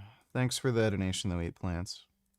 is equal. So, and all people are interchangeable. All people are interchangeable. And the other thing, the more sinister thing that's going on, is because they believe in governance through this global order, actually it's not helpful for them, for people to feel strongly patriotic or have a national feeling, because they stand in opposition to the global good. And mass migration is therefore, in my view, being used as a tool through which to get rid of national identity. And you, of course, will appreciate this more than we will, because we were never stupid enough to join the Schengen zone. You know that the Schengen zone is an absurdity, that the minute you get into Italy from North Africa, you can go wherever the hell you want. It's very, very lucky that Poland has somehow held its own so far. You know, I go to Warsaw, as you know, quite a lot, and Warsaw has not been taken over in the way that London has been taken over. But it's coming. Unless Poland sorts it, I know Poland is much braver than we are, but not necessarily so. I mean, just to bounce back on one thing you said, transgenderism and transnationalism make the sort of same mistake, whereby those who believe in transgenders believe that if anyone can be a woman, no one is a woman. If anyone can be English, then fundamentally no one is English. You're absolutely right. And it's a very strange situation. It's a very strange position to be in. And also, the other interesting thing with you, I mean, you're an interesting case, Ben, because obviously you're half ethnically. Pakistani, yeah. Correct. Yeah, so my dad's Pakistani, my mum's English. Mum was born in Isleworth near Heathrow Airport, which was an RAF base in those days. And my mother's grandfather was a vicar. My grandfather fought in World War One. And even though I was born in Karachi, I went to the Karachi Grammar School, which is a school set up by the British in Pakistan. And we went to church, we celebrated Easter, we celebrated Christmas and so on. And so I was brought up by my mother's Christianity, and she's a very Christian lady, actually. Do you feel Pakistani? I'm proud of my Pakistani heritage, but I am British through and through. You know, I don't know, you're probably too young, Stefan, and this is... I know you said AI is gonna make people dumber, but I actively use Grok and ChatGPT to study philosophical concepts like logic, rationalism, empiricism, the scientific method, philosophy of science, cognitive biases. So wouldn't that make me smarter? It entirely depends on how you use these things, and again, the majority of people who are using these things, they're not using it to actually test and improve their intellect, they're using it to offload any kind of intellectual tasks. So, in all likelihood, it's just going to make everybody dumber. Thanks for the donation, though, Son Goku. This is perhaps too frivolous an example, but when I was at school, we used to read something called the Commando. How much you jerking it on roids? Well, it was really bad at first. My sex drive has gone down close to normal now. Mag, little black and white magazines, which was basically all about Englanders defeating Germans. And, and so I grew up with a very strong sense of us being on the right side of history, that the Union flag representing everything that's good in the world. And I was taught history. The period that I studied at school was 19th century British history. I was taught late 18th and 19th century British history. I was taught that history through a very proud prism. I was proud of what we did. We did phenomenal things as a country.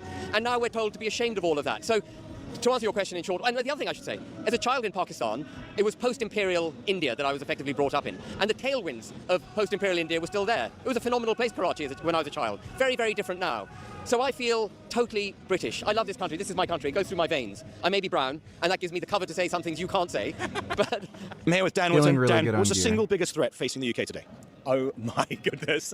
Can I pick 10? No, yes, I mean, no. In all seriousness, to me, the single biggest threat to the United Kingdom is the threat to free speech. We are about to see the government introduce an Islamophobia law. Just think about that for one moment. That would have sent Charlie Kirk to prison. So it's all well and good, our Prime Minister, talking about the fact that it's important to have these discussions and free speech. Well, he's a lying bastard. Yeah. Because at the end of the day, under these regulations, Charlie Kirk would have been in prison in the United Kingdom. So, of course, there are lots of threats. But to me, as a free speech absolutist, it all comes down to that one thing. Because they know they're losing. They know they're losing. They're losing the country.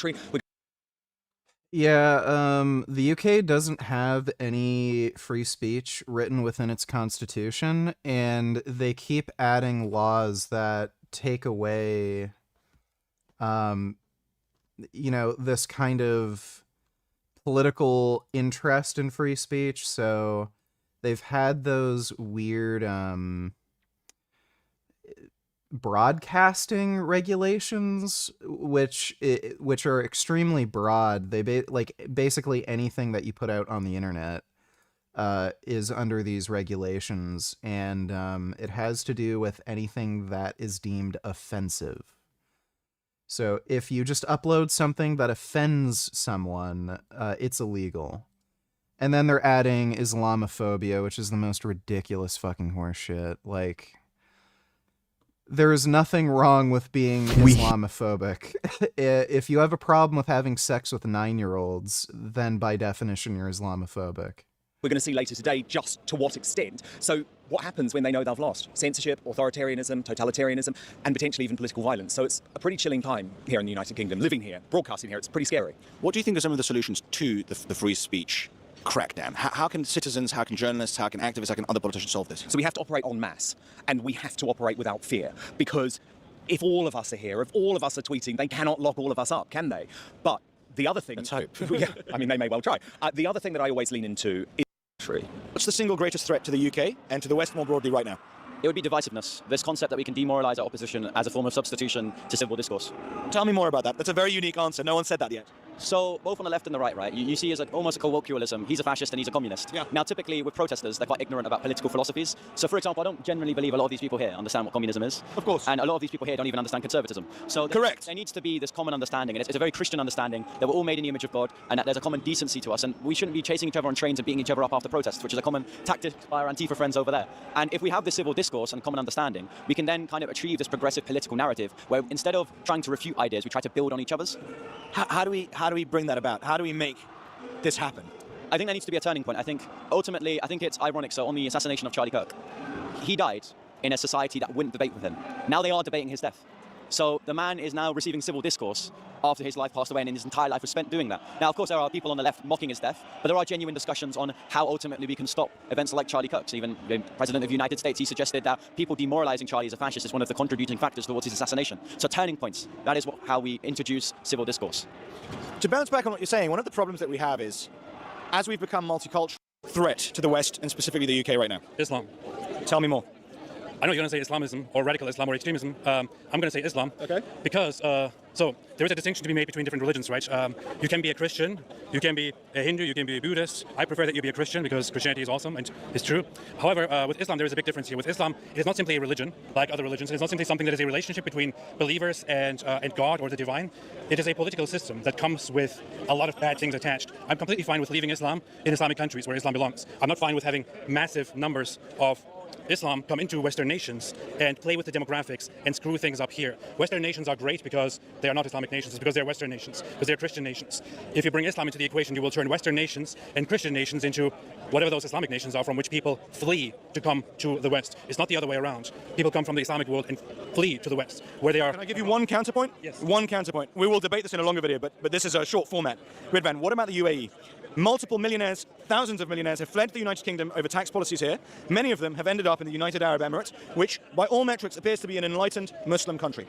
So here's the thing with the United Arab Emirates. The United Arab Emirates is not the way it is because it is a Muslim country or an Islamic country. It is so fundamentally there is the issue of oil, which oil and business, which makes people rich over there. And then once you have a rich country, you want to preserve it by not messing it up with Islamic measures. For example, if the UAE chose to pursue the path of Afghanistan or of Pakistan or other places and went towards using their riches for Islam and Islamization, it wouldn't be where it is right now. It would become very quickly messed up. The UAE, the leaders of the UAE are smart, and they realize that you need to have something more functional, something better to keep this country that you have good. They are good. They are currently good. They are currently a place for rich people and good people to go and live because they replace Islamic values with more functional values, which they uphold so that rich people can go and live there. There's also bad stuff about the UAE. If I went to the UAE as an ex-Muslim and criticized Islam or just talked about my past, for example, I would end up in prison in the UAE. So as an ex-Muslim who's also critical of Islam, I am a little bit restricted and limited in terms of the good stuff that I can say about the UAE. However, the UAE and also to an extent Saudi Arabia right now are smart in a way that they adopt un-Islamic, non-Islamic, and you could even say anti-Islamic or counter-Islamic ideas in order to make their countries flourish, which is also why the radical Muslims who want to go back to Islam don't like where the UAE is going and where the UAE has gone. And the UAE doesn't like the religious Muslims because they know that they are a threat to what they have established. So the counterpoint can be simply explained and can simply be responded to by saying the UAE is not great because it is an Islamic nation. It is great because it is a nation that has replaced Islamic values with un-Islamic values. Would you ban Islam in the West? Good question. I want to say no because I believe that that one thing that makes the West great is equality and liberty and freedom of religion, freedom for all. The issue is that with Islam, these Western ideals were formed with Western people in mind, with good people who appreciate these ideas. If you now bring a lot of people into these nations that want to subvert and change these ideals, you are directly threatening the freedom of religion and all that. So I am sometimes, in all honesty, a little bit conflicted about that whole question. I want to say I don't want to ban any religion. However, I would like to see a little bit of a counter measure to the spread of Islam in Western nations. Quick question. What's the single biggest threat to the United Kingdom today? Censorship. Because if we're not allowed to learn what's really going on, we can't make the right decisions. And in fact, we could be led in the wrong direction. The regime media has failed, so citizen journalists are needed to fill the gap. That's why they want... Fundamentally, you really do have to ban Islam. You don't have to make any kind of policy outright banning it. All that really needs to happen is just implement hate speech laws and don't give religious exemptions. So, there's hate speech laws against discriminating against certain groups of people based on race, creed, or religion. Islam does that all the fucking time. They do that with women. They do that with Jews. They allow for slavery and shit like that. All you have to do is prosecute Muslims for spreading those fucking ideas or acting upon them. That's all you have to do. That would technically effectively ban Islam, but I mean, Islam's just a word, really. It would just cause the religion to have to go under reform. You end up having a paradox where you're in favor of things like religious freedom, but if you allow religions that are opposed to religious freedom to run amok, then it leads to a lack of religious freedom. So you have to have certain restrictions that maximize, the most amount of freedoms. It's the paradox of what do they call it? It's a paradox. If you allow for everything, then you will ultimately allow for nothing, because you just give an opportunity for fascism to rise. So you have to have some restrictions on speech and religious beliefs, or else if you don't have those restrictions, you end up with allowing for Muslims to immigrate and then create a fucking Muslim caliphate in your country. Want to stop Elon Musk because he has empowered millions of ordinary people. Paradox of tolerance. That's what I was thinking. So if you tolerate everything, then you're going to breed intolerance. So you have to be intolerant to intolerance. Looking at it from across the ocean, what does the UK look like to someone in Canada? We've always looked up to the United Kingdom because we came from the United Kingdom and from France. And so to see the United Kingdom abandon some of its traditions of equal justice before the law, freedom of speech, I'm worried because I see what happens in the UK today could happen to Canada in 5 years. It's like a dystopian time machine. So all the issues the UK is going through, censorship, mass immigration, the Islamification of society, these are things that is happening in Canada. Dodo Donatillers, VG, great news. The geospatial lasers are finally here. Hell yes. Israel's Iron Beam clears final trials. Well, it's not a space laser. It's a ground laser. But that's cool. It's a lot cheaper. So that's good. Thanks for the donation, Dodo. Too. I want to learn from the UK to prevent those same problems in Canada and elsewhere. How can this be stopped? How do you think, what's the antidote to censorship? What would you advise the UK to do? Well, free speech is like a muscle. The more you use it, the stronger it gets. And I'm delighted to see today dozens of citizen journalists stepping up. That's a fairly new phenomenon. 10 years ago, there was very few. There were very few. You were one of them. That's right. And Tommy himself, when he was censored on social media, it really cut him off from millions of followers. Now that he's back, he can counter the official regime narratives. And I'm not saying that anyone else on the other side should be censored. Let's have a marketplace of ideas. I believe in that. And that's actually a deeply British idea. What's the single biggest problem facing the UK and the West more broadly? In the UK, I can tell the single biggest problem. You have two big problems, the freedom of speech and the migrant crisis that's going on. In America, we had a huge migrant crisis. It was so insane at the amount of people we were letting just flow right into our country, just like that is going on here. Thanks to President Trump, we put a stop to that. I believe if President Trump wasn't elected, we would be in the path that you guys are going. More people coming in, freedom of speech being non-existent as it is here. I just talked to a lady over here, and she said that she went into a doctor's office, and there were so many people in this doctor's office, including illegal immigrants, and she spoke out, and she said they file a public claim against her, and she could actually face legal charges and be put in jail for speaking out in a doctor's office about her anger about not being able to be seen. She said she's actually afraid to come here today, but she's not going to just stand by and watch this happen to her country, because it's your country. And if you stand by and do nothing, it will continue to fall. So it takes something like this. It takes people to stand up for your country not to fall. It's your country. Your forefathers fought for this country. And we're not against people having a good life, because we want people to have But not at our expense. Not at our expense. No, because we are the ones paying for all of this. You know, your tax dollars, my tax dollars, all of our tax dollars are going towards funding the migrant crisis. And the exact same thing that's happening here was happening in the United States. And it took a good president, someone who truly cares about their country, to turn the whole thing around. And we did it. Like, that border is secure. It's closed. No one. You've seen it. Oh, I've seen it. I saw it when it was wide open and it was flowing. I saw the cartel dropping people off, people from all over our country just walking into America. I've been to the border again, and now nobody is coming in. And even the Border Patrol will talk to you. Before, when President Biden was the president, Border Patrol would not talk to you. They were told they could not talk to anyone. Now they can talk to you. They're open about it, and they say, we are so grateful we can actually do our job here in America and protect our country. And that's what needs to happen here. You know, you're an American. You have the First Amendment. What's it like as an American who, so used to complete freedom of speech, to see what's happening, not just in the UK, but Western Europe more broadly? What's it like from your... Because the First Amendment from a Western European perspective is madness, right? Like, we're so not used to that level of being able to say literally whatever you want. Tell me about what it's like from your perspective to look into our little world. Well, when I came here last year for this rally and we were speaking to people, I felt like people were speaking in code, and I felt like it was during World War II, where people were speaking in code because they were afraid of their message being out. Wow. And I feel that that's still how it is here too. It's like people don't dare to express what's going to be happening because they're...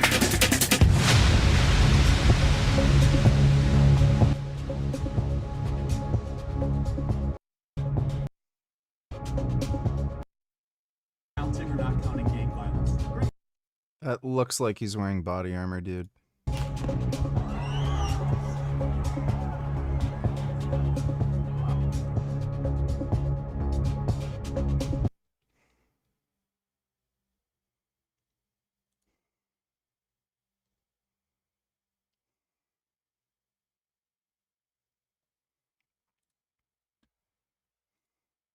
Hey folks, Gary here with Paramount. Today is September 11th, 2025. Theories that I saw were things like, Charlie Kirk was actually shot from the rear. This was actually, he was staged by Charlie Kirk. He's still alive. a better job logically assessing the facts before we go down some deep, dark paths. All right, so let's just jump into it. I'm gonna try to keep this as clean as possible so people don't have to relive this stuff. Look, when you have people like Charlie Kirk, who I'm a big fan of, and funny how UK is 100 times worse, but there's nobody doing shit like shooting people because they got no guns. There's plenty of guns in the UK. You have no idea what you're talking about. They didn't ban firearms in the UK. We have consumed as much content as we have, if you're like me, of Charlie Kirk. You feel like you know him. And that's why these events are so disturbing, so traumatic. Like, you feel like you know this person. And the fact is one of the reasons that certain entities wanted Charlie Kirk dead is because he was so effective. He's one of the most convincing, compelling shots are fired. And one of the things that you couldn't tell, or I couldn't tell from the initial video, is the fact that he is clearly wearing body armor. I want you to look at this outline. Without a doubt, he is wearing body armor. Now, there's lots of different types of body armor out there. There's some of the more advanced stuff is like this composite body armor. This stuff is very effective. It's super lightweight. And what's great about this type of body armor is that when rounds hit it, even at high angles, and I've tested this stuff, but even when rounds hit this type of body armor at acute angles, this type of body armor does a really good job of absorbing the projectile, stopping obviously penetration, but it also prevents fragmentation and deflection and ricochets as well. So this is a really good body armor. The problem with this body armor, as you guys can see, even there's some newer stuff out there that's slightly thinner, that's more advanced, but it's still pretty thick. When you're trying to wear body armor and keep the lowest profile and not even be able to see that body armor, especially under something like a t-shirt, most people are going to go with some sort of metallic body armor. This is a titanium-based alloy. It is fairly lightweight, but most importantly, what you guys can see is that it's extremely thin. This type of body armor is very easy to conceal, even under something like a t-shirt. And I think this is very, very similar to what Charlie Kirk is actually probably wearing right now. One thing I want you to notice about this body armor is that we have some really nice contours with this all the way around. And there's some benefits with that when it comes to concealment, right? We can keep this body armor under a shirt like this. It minimizes its profile additionally on top of being much thinner. The disadvantages of metallic body armor like this is you guys can see that you can still get guns in Europe, but you can't carry them in public. Yeah, tell the criminals that. If I do take a round, and especially it hits this contoured area, it can and does deflect up toward the wearer. Now, this particular plate I have in vests over there, and with that system, I actually have a whole nother layer of ballistic protection, some Kevlar that actually protects me from fragmentation from the body armor itself. So I want you to notice here right here. It's not as easy to get a gun in the UK as USA. Again, tell criminals that. The top, not only do we have this contoured area. As soon as the UK passed the NFA, their National Firearms Act, firearms violence increased. And you see that phenomena cross-culturally. As soon as there's a gun ban, firearms violence increases. And the hypothesis behind that is when you disarm civilians, criminals just become more emboldened to commit things like home invasions and shit. So it doesn't stop criminal behavior. What does stop criminal behavior is increasing mandatory minimum sentencing, which the UK then eventually did, and that reduced the amount of firearms violence because, one, it acts as a disincentivizing tactic. If criminals know that they're going to get 20, 30, 40 years for committing some kind of crime with a firearm versus only, say, 5 or 10, then they're going to reconsider whether or not the crime is worth committing. And on top of that, if the criminals are locked in jail and they can't get back out, well, then there's no recidivism or repeat offense because they're locked in jail. So banning guns in the UK increased firearms violence, and it wasn't until they increased mandatory minimum sentencing did it decrease. So if you're going to make the argument that banning guns reduced gun violence, it's literally the opposite. You can look up the criminal statistics, and you can look up when the NFA was enacted, and you can look at when they finally decided to increase mandatory minimum sentencing. So you don't know what the fuck you're talking about. Area.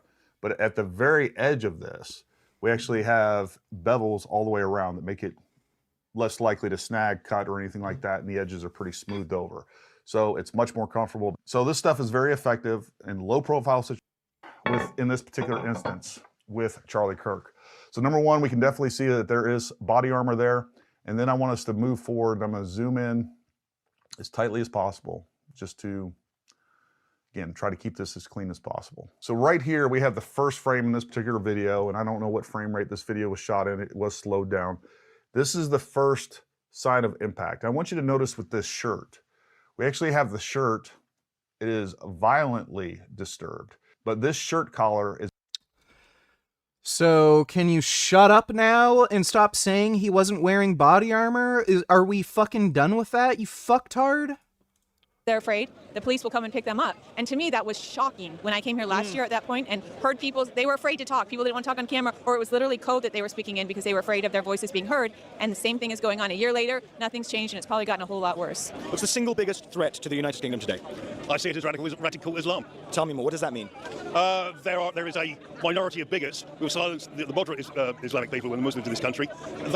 We have the extremist tail wagging the moderate dog, and they will never ever give up until they've turned Britain into a caliphate, Islamic caliphate. So you're talking about the Muslim Brotherhood, you're talking about the radical imams preaching in certain mosques in London and around the UK. These are the people you're talking about? Yeah, I know the Muslim Brotherhood is thought to be ultimately behind most of the Islamic terrorism that goes on in the world. I think 95 out of 100 worst terrorists in the world are all Sunni Islamic, mostly Sunni Islamic terrorist groups. They're all inspired by the Muslim Brotherhood. It's been going since, I think, 1928. And they have... Correct. And launch... Vagina $22, bravery right here. Those prison folks are brave.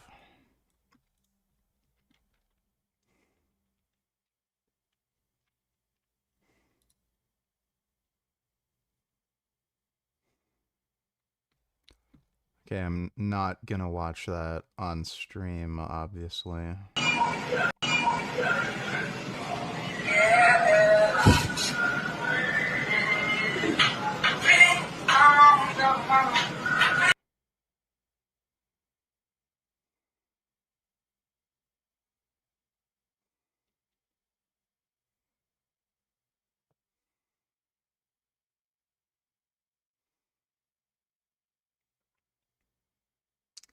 Yeah, they're beating the ever-living shit out of him.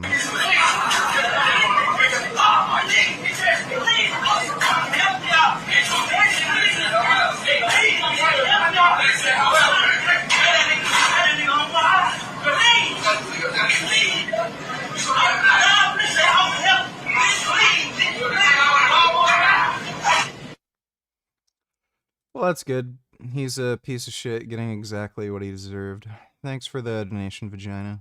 In Egypt first, and then it's spread around the world. Exactly, yeah. And the Muslim Brotherhood is the inspiration for Hamas, Hezbollah, ISIS, Al-Qaeda.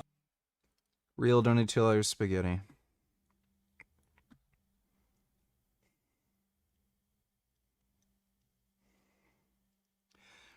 Those look more like noodles, but that looks pretty funny. Gay faggot Palestine liberal clit Trump is the best and has a massive 77 penis. Alright, let me take a look at that. Thanks for the donation, Real. Is McDonald's going to start using grass-fed beef? This is crazy, guys. Never in a million years did I think this would happen. Look, McDonald's plans a $200 million investment to promote regenerative practices on U.S. cattle ranches. We are winning, guys. Listen, McDonald's generally makes garbage foods. They cook with seed oils. They use...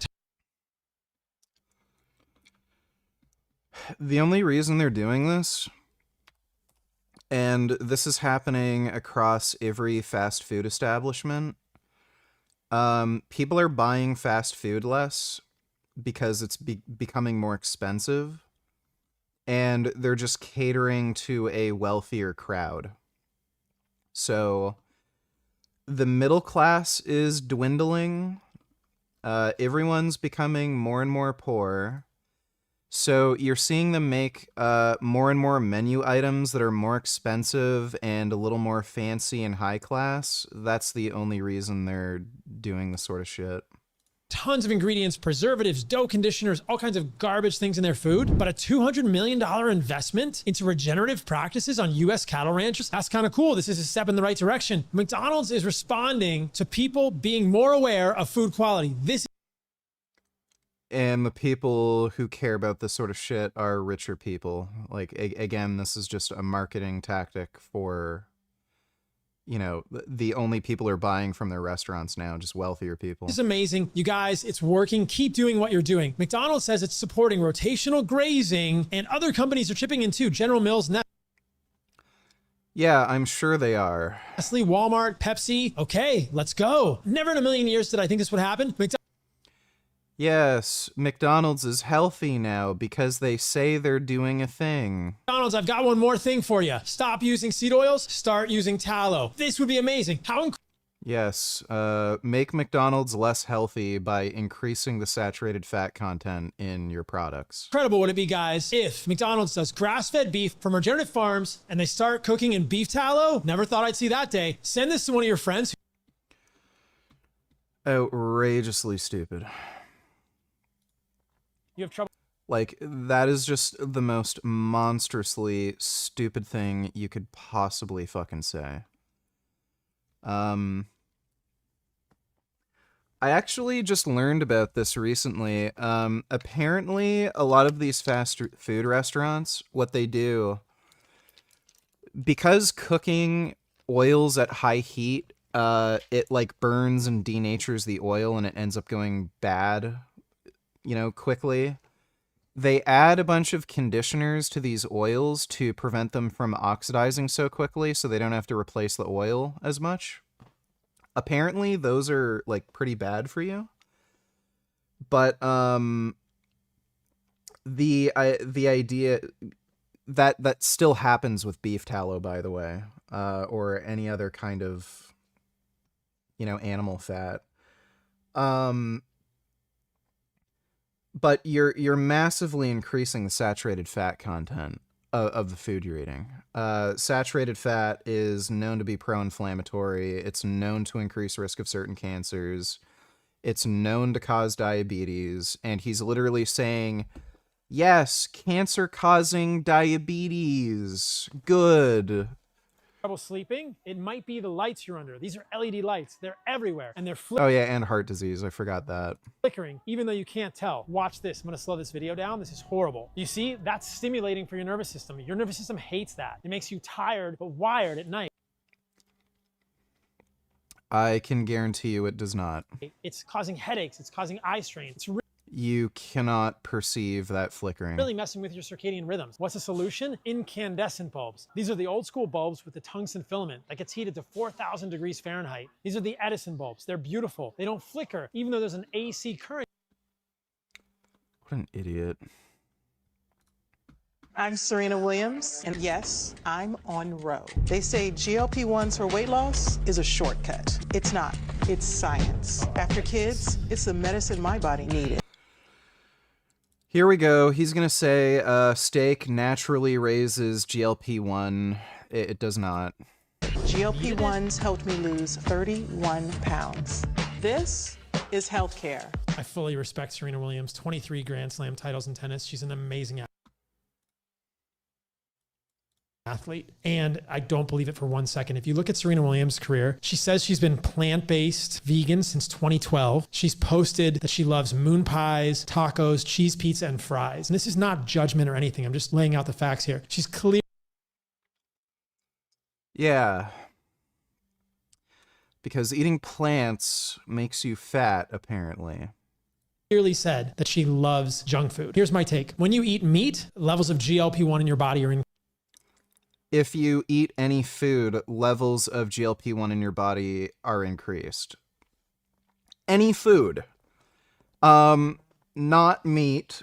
Literally any food.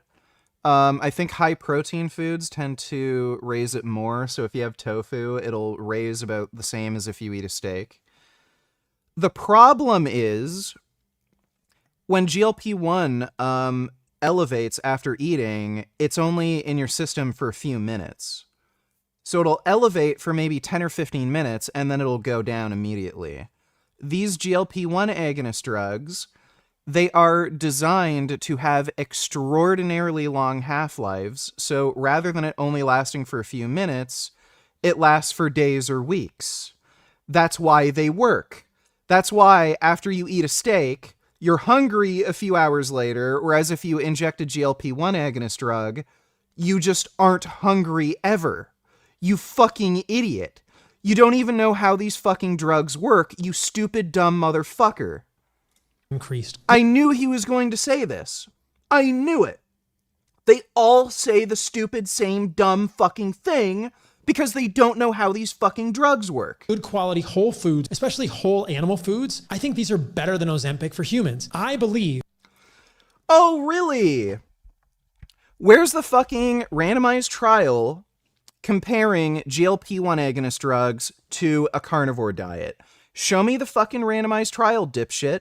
So if eating steak is as effective as a GLP-1 agonist, then we should see the same reductions in appetite, we should see the same endpoints in terms of weight loss, and these GLP-1 agonist drugs have other fucking benefits.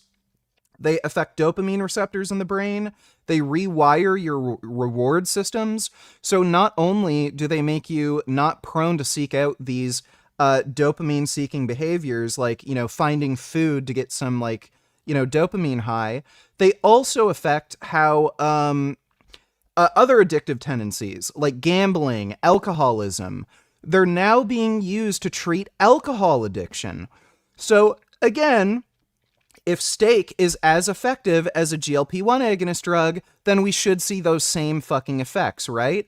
Oh, yeah, right.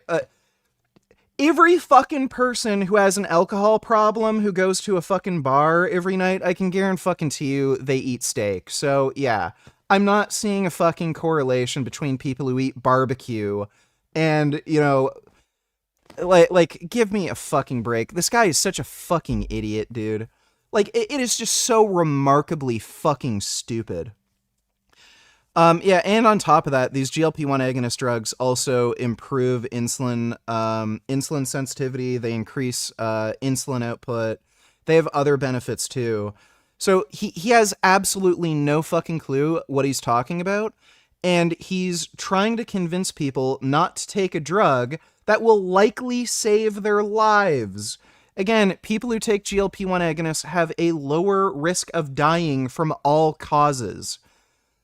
Please show me the randomized trials, you know, showing, oh, well, if you eat a carnivore diet, you have the same reduction in all-cause mortality as the people on GLP-1 agonist drugs. You can't. You're a fucking liar. You spew fucking horseshit out of your fucking mouth, and you're trying to convince people not to take life-saving fucking medications.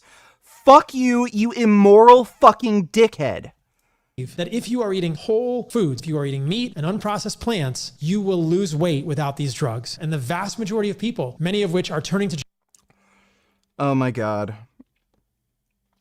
Great. Yeah, so you just tell people not to eat, period. If you don't eat food, you will lose weight. See how effective that is. The problem is with adherence, you fucking idiot. So yeah, you could tell somebody, don't eat for several weeks or months, however long it takes you to lose weight.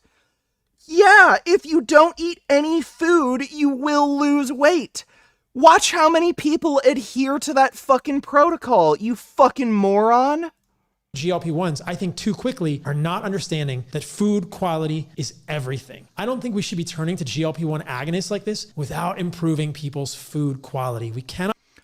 The GLP-1 agonists do help people to improve their food quality. Again, it affects dopamine receptors in the fucking brain. It actually affects cravings for certain foods. People don't want, like, sweet things like chocolate as much. People also end up getting over their alcohol addictions because of GLP-1 agonist drugs.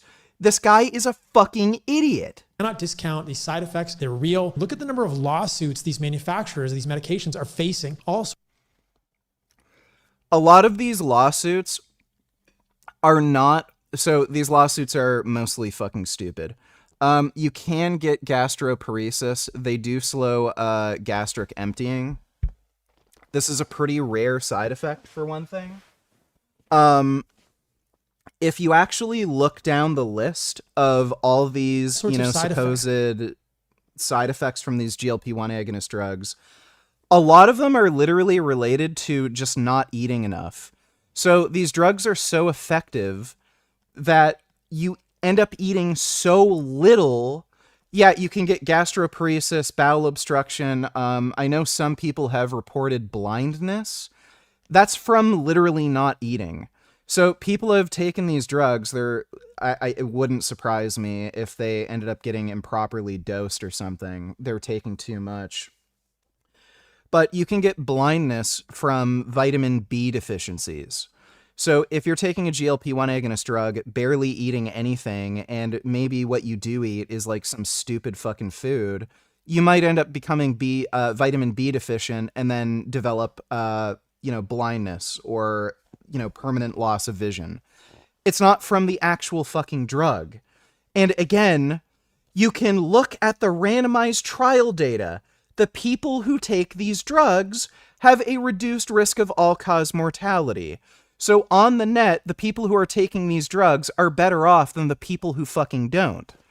It's just such a ridiculous statement. And the idea that a carnivore diet, eating nothing but meat, is not going to have its own set of side effects. Look at carnivore cringe on Instagram. There are people with such severe hyperlipidemia, they end up getting cholesterol deposits like around their eyes, their hands, their skin. Some of these people ended up getting like severe fucking diarrhea where they needed to be hospitalized. They ended up getting severe constipation where they needed to be hospitalized. A few of these people have gotten heart attacks, strokes. Like, it's just so fucking retarded. Muscle loss, bone density loss, gastroparesis, nutrient deficiencies. I don't buy it. Oh, and by the way, her husband is on the board of... Yeah, again, the guy promoting the carnivore diet is talking about vitamin and mineral deficiencies. Ever heard of fucking vitamin C, dickhead? Bro, is that a conflict of interest? I don't know. Maybe. Don't fall for it, guys. If you want to lose... Yeah, Paul's a fucking idiot. Just a fucking moron. I don't know why you can't do both. Why not improve your diet and take the GLP-1 agonist? It improves dietary adherence. Like, he's such an idiot. I can't stand Paul. Just a fucking immoral scumbag. Complete dickhead. Thanks for the donation, though, Cumlord. When I used to watch videos on how to bench press and they used to say, pretend you're bending the bar. Basically implying your wrists should have a twisting force when you grip it. Any truth or validity behind this statement? I have not found that cue to be in any way helpful at all. I think people say that to encourage a certain like bar and elbow path, but I don't find that technique cue to be at all helpful. Thanks for the donation though, Son Goku. Dodo donated $2. Let me see. No one can harm you, at least according to the Stoics. They can hurt you, they can say cruel things, they can attack you, they can cut you, they can make you bleed. But to the Stoics, harm was a choice. You decide to see yourself as harmed by it. We choose to feel harmed. You are hurt the moment you believe yourself to be, Epictetus said. Marcus Aurelius says, don't want to be harmed, don't choose to feel harmed. We control our emotions, we control our opinions, we control the story we tell ourselves about what happened. And that's why the Stoics said you are complicit when you feel harmed. You choose to see it that way. Yeah, I'd agree with that. Thanks for the donation, Dodo. Dodo donated $2. Do you think Kirk Shooter will get the death penalty? Do you think he deserves the death penalty?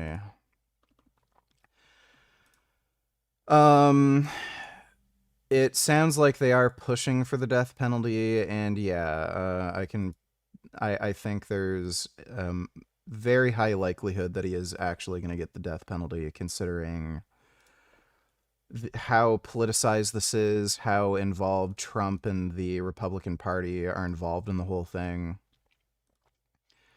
Does he deserve the death penalty? Like, I mean, he did kill somebody, so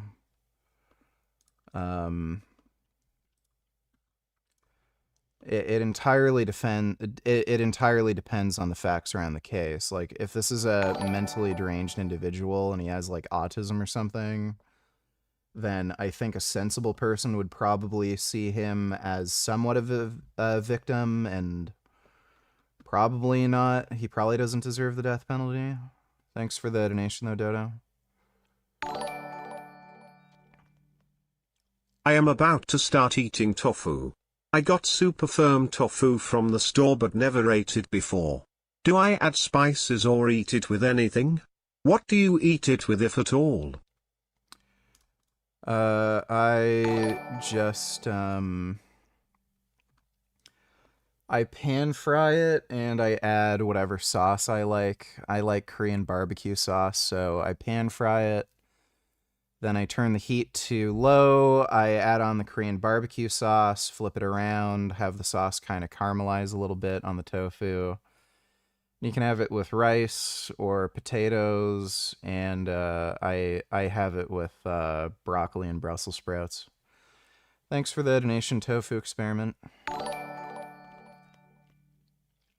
Sengoku donated tellers. Also, I feel like if everyone was at a low body fat percentage, 80% of people would at the very least be a 6 in conventional attractiveness. Yeah, probably. I think if more people were in shape, they'd at least be modestly attractive, like moderately attractive. Thanks for the donation, Sengoku. Why has it not been designated a terror organization? Well, funny enough, I've actually researched this. Back in 2016, the Home Affairs Select Committee considered banning the Muslim Brotherhood, but because they weren't overtly violent, they thought it was inappropriate to ban them, and that's stayed now for 8 years. I actually genuinely researched it. So yeah, I think Nigel Farage's reformers promised to ban them should he be elected, and so I really do wish he will. There's groups like the Muslim Council of Britain. They are thought to be Muslim Brotherhood affiliated. Sue me if I'm wrong. In fact, again in 2015, because it was discovered they did have links with the Muslim Brotherhood, the Parliament banned the Muslim Council of Britain from attending anything in Parliament. How does the UK and the West more broadly counteract the radical Islamist threat, Dave? First of all, they've got to turn the tap off to immigration. That's the first thing. Yeah. I'm sorry, I don't care. You might have the best sob story. There are some people who all the migrants are coming via the channel. They throw their documents in the sea. If I was a homosexual in Syria, or a Christian in Egypt, I'll be bringing you my crosses. I'll be showing you my Christian birth certificate in a Coptic church. I couldn't show you enough documentation to get in the bloody place, Yeah. And I think these Pakistani Christians are a group of people, and the Syrian Christians, the Druze, and the Alawites also have a case for asylum in this country. But we don't. But we let all the extremist Muslims in. So the first thing we've got to do is stop all immigration, apart from the most obvious cases where people can document themselves. The second thing is we have to expel every single non-British-born person from this country who's involved in anything radical or extremist. Those people that go out on a Saturday afternoon, I asked a policeman back in November 2023, if I said gas the Jews, would you arrest me for that? He said, yes, I would. If I said free Palestine from the river to the sea, would you arrest me for that? No. I said, you do know they mean the same thing. Didn't know about that. Morons. Every Saturday afternoon, we have hundreds of thousands of people saying the equivalent of gas the Jews. We saw even after the atrocities of the 7th of October, there were harassed people saying we want to do this again and again and again, and until they completely wipe out the Israelis. And the people who will get it will not only be the Israelis, it will also be the Israeli Christians, the Druze, and other denominations. Of course. I'm here with Courtney and Stuart. Courtney Stewart, what do you think is the single greatest threat the UK faces today? To be honest, I think it's illegal immigration. I think it's bad for girls, just kids in general, to be scared to go to school, people to be scared to walk the streets because they're roaming the streets and they're trying to harm us and all the kids. I think being scared to walk alone at night or in day is just terrible. I'm scared I might get raped, kidnapped, anything. Do you feel this yourself when you go to school here? Or when you go out with your friends? Is this something that you live with on a daily basis? Yeah, definitely. I mean, I can't leave the house so my parents track my phone. My parents have to know where I am at all times. I have to ring them. And when walking alone, we're always scared that someone might be following us.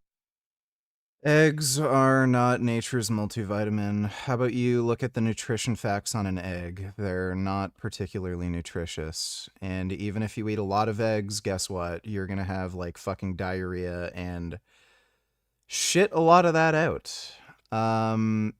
I can't remember why eggs in high quantities trigger like diarrhea and like weird gastric problems, but there's something in eggs. I can't remember what it is, but if you have too many at once, they just make you have the shits. So they're not nature's multivitamin, you fucking idiot. Just look up the nutrition facts. Someone might pop out or something. It's like danger almost everywhere. Stuart, you've done a great job raising your daughter, sir. Thank you. What do you think is the threat? That says everything that. There's nothing more rich in health benefits. Yeah, that's why people who eat more beans and lentils have lower risk of all-cause mortality, but people who have eggs don't. Again, the foods associated most with longevity above all other foods is beans and lentils. Not eggs. What is more nutritious than eggs? Like, what do you mean by that? So look up nutritional yeast and look up eggs. 1 tablespoon of nutritional yeast has more vitamins, minerals, and protein than a single egg. Like, let me see. Gaylord fucker. Do you remember when you used to twerk for money? Would you still do that? Also, please watch. It's relevant to your life. What if...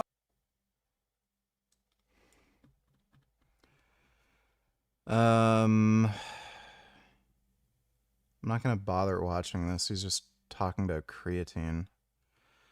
I take high amounts of creatine. So, thanks for the donation, Gaylord. And yeah, I still twerk. That's why there's a twerk thing for $50 here. Thanks for the donation, dude. We need to know about the threat that's there today, leftism. Okay, the leftism, the polls have shifted. They've shifted. We can see now where the fascists really are. Okay, Charlie Kirk was murdered. Okay, because he had a different opinion. Okay, for me, the biggest threat right now is that leftists. They're the Fucking right-wing magatard killed 2 Democrat politicians. These people are just stupid. fascists. The agenda. Thank you so much, Paul. What's the single biggest threat to the UK? I think, as things stand, there's 2 threats, in my opinion. Demographic takeover due to mass immigration and the encroachment of tyranny in every aspect of our society. This is why I've come today. I've never come to Tommy Robinson rallies. He's his own man, I'm my own man. We've got our separate movements. But I've come today because, we're looking at the Online Safety Act. We're looking at, the government has recently forced Apple to get rid of encryption. It's just in so many different ways. All of our civil liberties are being chipped away. All of our freedom being chipped away. Our freedom of speech. Everything's being chipped away. It's death by 1,000 cuts. And if we don't make a stand now and make them think twice, and that's why I've come today, and that's why I've encouraged all of my supporters today to come here, because if Keir Starmer is briefed later that there was 1 million people outside his office, outside his home, he might think twice that if he goes any further, he'll have a big rebellion on his hand. And that's why I've come here today, because this is very important. This is not about me or Tommy Robinson or anyone else. This is about freedom of speech in Britain, and that affects everyone, especially us, the ones that are involved in the patriotic struggle. You mentioned demographic replacement. Tell me more about what's happening in the UK in terms of demographics. Ever since 1948, with the Empire Windrush docked at Tilbury down the road, we've just had wave after wave, just endless open borders, mass immigration into this country. And we've been reasonable and tolerant and stiff-lipped about it all. But we're at the point now where we're a minority in London, we're a minority in Leicester, in Birmingham, in so many other towns and cities. We're the minority. And if you just play the tape forward, then we are going to be a minority across the whole of the United Kingdom in 25 years' time. And that's the replacement of our people. There'll be no way back. We're past the point of no return. There's no way you can undo that because we'll be outnumbered and outvoted at that point. So we're in the last chance saloon as a nation. It's not about being racist or any extremist. It's just no other country in the world would be expected to give up their sovereign land to foreigners. No one else would do it. It's common sense that we want. We just want common sense. So if things carry on, we're going to be a minority and we'll end up like the whites of South Africa, facing slaughter and atrocity every single day, and we'll be helpless because we'll be outnumbered. With Alexandre Lavoie from the Rebel News. Alex, what's the single greatest threat to the UK today? For sure, it's immigration, mass immigration. We have people coming in that are legal or illegal. I'm for Eggs have virtually 0 vitamin D, and okay, they have B12. They're not even particularly high in B12, and you can just take a supplement. There are plenty of other foods that have more protein than fucking eggs. Tofu has more protein than eggs. Nutritional yeast has more protein than eggs. It actually has more leucine content. Nutritional yeast also has higher abundance of multiple B vitamins, not the B12 in nutritional yeast, unless it's artificially added, isn't bioavailable. But yeah, vitamin B6, way higher in nutritional yeast. You don't know what the fuck you're talking about. Can you shut the fuck up about eggs? Why the fuck are you in here talking about eggs? Shut the fuck up. Illegal immigration, You're they are a fucking contributing, they retard. are bringing goods for the country. But when No we one look fucking at, cares that you like the taste of farts, you dumb fuck. we have a massive amount of people who are crossing illegally in all kind of ways, do not integrate, bringing all their conflicts from their own country. And now we are seeing also sleeper cells, people who don't want good for our countries. So we are seeing it in all Western countries. And I think Stop talking about fucking eggs. 1.6 micrograms of vitamin D is fucking nothing. Shut up. If you mention eggs one more fucking time, you're banned. So right now, Canada is looking closely at the UK because we know what is coming to us soon if we are not doing anything. And we need to act, we need to do something, and unfortunately there is politicians who are in powers right now who are not listening to the people, and I hope that will change soon. Jerry Manarine, what's the single greatest threat that the West is facing right now? The single greatest threat is inaction of people like you. What's the single biggest threat the UK is facing today? Free speech, of course, being the pivotal, because you can't have anything else if you aren't allowed to talk about it. But I would say Islamism is probably the one that I'd be most concerned about when I hear about grooming gangs and rising violence, and the fact that it's not just happening, but and everything else. What's the single biggest threat facing the UK? Goodness, I mean, there's a lot of threats facing the UK, but I'd say people choosing to self-censorship. Here with Jonathan Sassadoti. Jonathan, what's the single biggest threat facing the UK right now? I think it's complacency, and whatever the threat is. So we also have some of our French allies and comrades and intellectual friends. Monsieur Zemmour is one of France's leading intellectuals. Eric, quel plaisir de vous voir. Je vous pose with Nick Shirley. Nick, what's the single biggest issue facing the UK, and more broadly, because you're American, the West? Right now, mass immigration, and here in the United Kingdom specifically, is freedom of speech. You have... I've been asking everyone the same question. What's the single biggest threat the UK faces today? Look, I'm not British. I wouldn't know. From watching Tommy Robinson, it's the demographic change is changing this country and making it worse and much more dangerous for the average Brit. All the other issues are compounding: cost of living, the failure of the infrastructure and all that. But I think it's immigration, mass immigration. It's not just Britain, it's the entire West. For all those reasons, but I think first and foremost, we're losing our identity, our culture and our safety. What are some of the things that mass migration does that makes a country worse? Hey guys, you want to just take a look at the Free Palestine protests in the last 2 years? That's how it makes it worse. You have... Okay, we get the idea. Hear that male testosterone levels have dropped on average since like the 70s or something like that. First of all, is that true? Yeah, so there is some truth to that. And the reason is because we know that as people get more unhealthy, they get more comorbid conditions, more diabetes, more high blood pressure, more, high cholesterol. All of these things are basically going up, and testosterone subsequently is going down. So the more you acquire these things, the more obesity, the more metabolic syndrome, the more we're seeing testosterone go down, and even in young. I'm pretty sure when you account for comorbidities, it is still lower than it would be predicted. So it's probably a multifactorial issue that's exacerbated by obesity. Younger people, because they're also unhealthy. Legendarily so. Right. And so that's the number one reason. There's also a whole host of other things that contribute. We are having more exposures to endocrine disrupting chemicals in the environment, and some of which we do have legislation to control. Like there's no microbeads and microbead sort of products anymore that are available in the United States. BPA free is a very common thing. Yep. So there are things in place to try to limit exposures, but we're eating like a credit card of plastic every year or something. I make sure right? to eat a real credit card every year, just not to miss out. Yeah, of course. Yeah. So, I think there are exposures that we can sort of limit, but to some degree, we're all exposed. Absolutely huge breakthrough. Did you hear that weirdly unnatural squeak? I was confused for the longest time, not knowing if this come from the compressed air inside the can, or whether this noise came from Dennis Nedry, and trusty Jurassic Park fan base to have already done some investigating. Along with this video editor going frame by frame, the foreign dubs for this movie proved that this noise came from Nedry. This is the kind of small detail that I'm sure only lifelong Jurassic Park fans like me will care about, but Alright, that's good to know. Thanks for the donation, John Zooks. And the good news is that we can get rid of a lot of it, but at some point it does accumulate, right? Sure. And so that's causing issues. And so, yeah, all those things together. And then, when you're thinking about things that boost testosterone, it's like movement, right? It's moving your body, lifting weights, doing, high intensity interval training. And like, we are more and more sedentary, right? We're doing Zoom meetings at home. Like we're sitting on our couches and like since COVID. And so I think that's playing a big role in it. Yeah. And we're more stressed out than ever, right? People are just so stressed with chronic levels of stress. And if you have chronically elevated cortisol, it's going to affect your testosterone. That's a big deal. That also ends up affecting sexual behavior tremendously, because I think stress is like the great killer of sex life, pretty much. Absolutely. Yeah. I mean, you can't get turned on when you're like stressed. Yeah, it's like just now's not the time. No, yeah, exactly. Just imagine like you've got like a machine gun up and there's zombies downrange and the girl next to you is like, let's get it on. You're like, are you crazy? There's a time and place for this, young lady. Yes. Yeah, and so if you New study proving artificial sweeteners are bad and you're wrong. What about this one here? Pure Yeah, I'm not listening to this horse shit. Thanks for the donation, Gaycom. if you low-key always have stress, you low-key will have lower testosterone probably, and probably like less fruitful and regenerative sexual interactions that are just healthy for humans to have. Right. And it's sort of like a self-fulfilling prophecy. Like your testosterone goes up when you have anticipation for sex. Yes. And so if you don't have anticipation for sex because you're stressed all the time, that also plays a role, right? And then, I think the other big one is sleep. So we don't sleep. We are... Kid Boo donated $2. Do you believe that men are the more logical sex? Yeah, sure. Thanks for the donation, Kid Boo. Scrolling our phones until whatever hour of night, or we're purposely staying up late because life is so stressful and we want this downtime. Sure. But then we're hurting ourselves. That's a big one. People will have these really ambitious, to make this not so negative and like balanced, humans are accomplishing more than ever. Absolutely. Our incomes are staggering relative to our ability to buy things, absolutely staggering. So we're just hyper successful, but we're so successful that we end up working so much and getting so stressed. And we end up having like a half an hour at the end of every day to be like, well, just you time now. Yeah. And you're like, I don't need half an hour, I need 3 hours. And then you're missing sleep. Yeah. And that whole thing of stress is going on. And you don't have time to connect with your partner because everyone's working like a dog. Hey guys.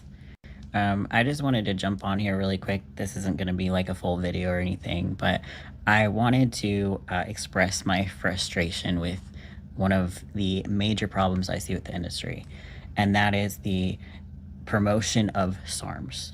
Okay, now I've been asked about SARMs plenty of times, and I want to disclose that, or I want to disclaim that I am not against SARMs, just like I'm not against steroids. I'm against the gray area that people like to talk about these substances. And what I'm seeing in the fitness industry, almost exclusively in the online fitness industry, because I don't see this much in person, out of all the pros and all the people that I know that have been to the Olympia stage and all the coaches that I've worked with. I'm gonna go take some cough syrup. I feel my feel some phlegm and shit getting built up. I'll be right back. I'm actually you know what, it's late. I'm not gonna make any tea. I'll be right back.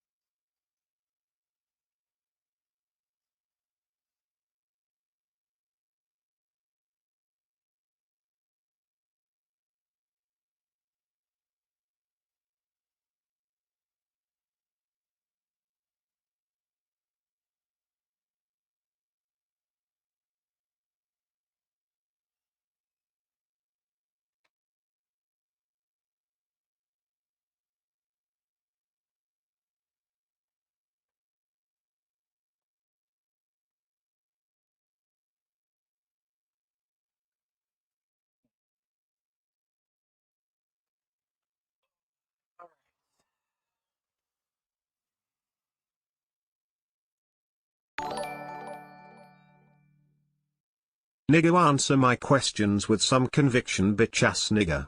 Fuck is wrong with you? First you disrespect Bleach, the greatest anime written, now you wanna downplay my awesome question. Fuck, you need to get back on a slave plantation, ungrateful bitch nig. I think you've asked me that question like a million fucking times, dude, so maybe you should just calm yourself. Thanks for the donation, Kid Boo. Not one of them has said anything about SARMs. I think I used BP 157 years ago because of an injury, and to be honest, I didn't notice much. But I'm not saying they don't work, and I'm not saying, you know, that there's anything wrong with them if you want to take them, if you educate yourself and you want to take them. Here's my issue with the fitness industry. It's these influencers. They are demonizing steroids, telling you all the reasons why you shouldn't take them, which is true, but then they're turning around and they're giving you a discount code for SARMs. Now, in my opinion, that should absolutely discredit them. And don't take my word for this. I'm going to link a bunch of stuff down below. Do your own research on SARMs. They come with just as many risks as steroids. They're also, the FDA is trying to get them banned just like steroids. They're also already banned in multiple organizations just like steroids. Anyway, this is just my issue. One of my issues with the fitness industry is that they don't care about your health. If You know, Birdman and Lil Wayne started their syrup addiction by just going to get some syrup. The journey of 1,000 miles starts with one step or cup, if you will. They were addicted to cough syrup that contained like codeine, right? I'm not.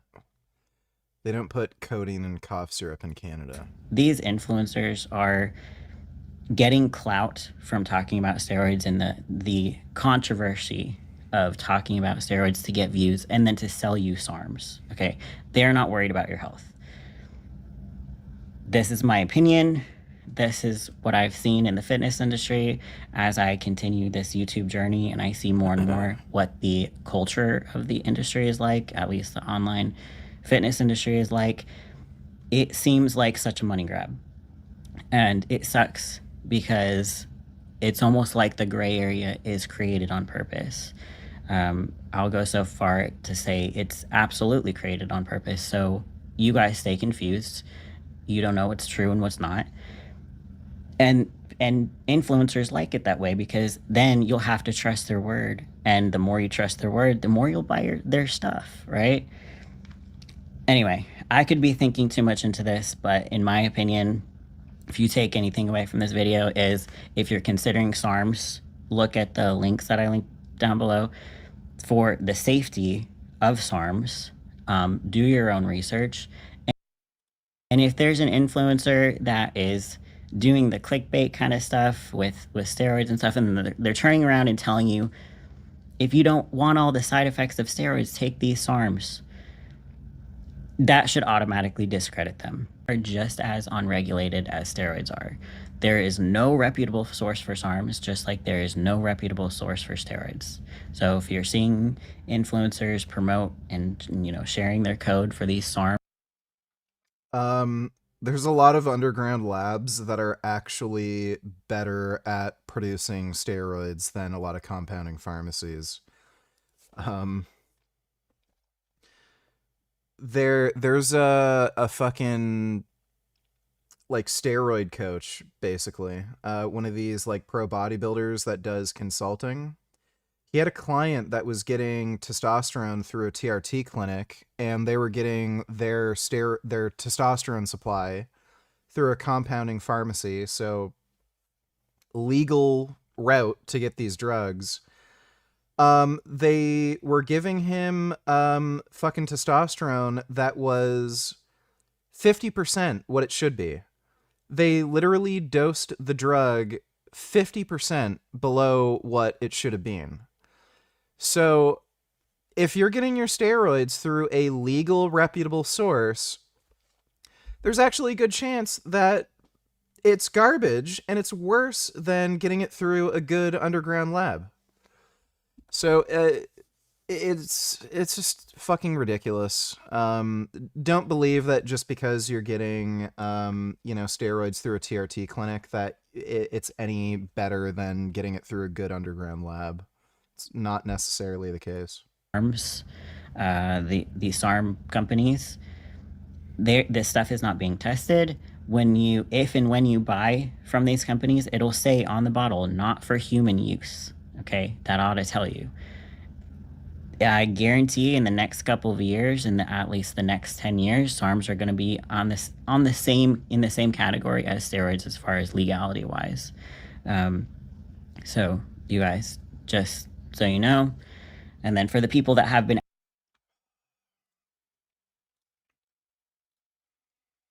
asking me personally about SARMs, do they work? I don't know. Like I said, I've only ever used BVP 157. I didn't notice much from it. I would be very, very wary. This stuff is newer than steroids, so we actually have less research on SARMs than we do on BPC takes longer to work than something like TV500. And a lot of people don't know how to actually take it. I don't know if she was injecting it. It seems to work better in certain locations and for certain things. It seems to be better for tendon issues than like muscular injuries. And there just may be certain sites where it's more effective. It works primarily through angiogenesis. I noticed it benefited my knees a lot, but the injury that I have on my brachial radialis, it didn't do anything. Carnitar donated $2. Let me see. I'm Serena Williams, and yes. Somebody already linked me that. All right, let's talk a little workout. So this is the second workout today. It's a rare day that I get to do 2 workouts. I did a track workout this morning, which I posted about a little earlier. And I just had a big enough gap in my schedule today where I could get a second workout. So I decided to get a leg workout. That means I get to recover a little bit longer before my next track workout, which will happen in 2 days. So went after it, started out as I usually with every single workout, basically. My warm-up in the gym consists of a few little bike sprints, and these are just short duration, like 6 seconds. I usually count like 25 pumps. So first of all, very, very skeptical that this guy's actually following a carnivore diet. Very skeptical. He's saying he's working out without carbs. I don't really trust him when he says he eats a 0 carb diet and he only eats steaks. Secondly, why the fuck would you ever train without carbohydrates? Main energy source of your body, that's what your muscles use for energy. Yes, let's put ourselves in a catabolic state and have less energy to train and less energy to recover. Brilliant idea. Like, the case is closed on this. If you're on a low-carb diet, you are not going to be as athletically capable. With each leg, or total with all the legs. And that usually lasts about 6. I do about 3 rounds of that. I do a little bit of what's called RPR to warm up. And then I'm pretty warmed up. From there, I started into some front squats. Now, I hadn't done front squats really with any regularity in probably at least a decade, probably more like 15 years, just because they're not very fun, quite honestly. But given the goals that I have. Front squats are fucking stupid. Jumping high, running fast, and so on and so forth. This is one of the exercises that tends to have decent carryover for those things. There's no substance for actually doing the exercises and doing the jumping and sprinting and all that, but front squats are a pretty good selection there. So I worked on those, kind of, crept my way up, got to, I think, 240 pounds for a double, reasonably well. Probably could have gone a little bit heavier. I don't know why he's bothering doing doubles when he can only lift 240. But I kind of shut it down there. We'll just kind of gradually build up. For perspective, like the best I've ever done my whole life is like, I think 319. So I've never been a particularly good front squatter, even though I had a 640 pound back squat when I used to powerlift. From there, I went on and then I did some explosive belt squats, and I, not super heavy, but just trying to really drive and really fire the nervous system, really trying to explode up through the quads. And get some decent hip extension through. I don't know what the point of that is. The glutes. I did, I think, 5 sets of 3 with that. And then I was thinking about doing 8 sets of 3, but then I was feeling a little bit taxed nervously, and so I decided to just go on to the step ups or so-called stomp ups. And so I had 60-pound dumbbells in each hand, and I did again 5 sets of 3 on each leg. And my focus here was, number one, keeping my foot dorsiflexed to simulate what I'm supposed to be doing when I'm sprinting, and then really aggressively driving down, extending the glute, and then bringing the other knee through. So switching the legs basically, and so I think I do. So he's doing a lot of nonsense that's easy. Okay. Reasonably well with that. From there, I went out and did a few little Nordic curls, which, fun exercise to do. I finally, it took me He's gonna tear his hamstring.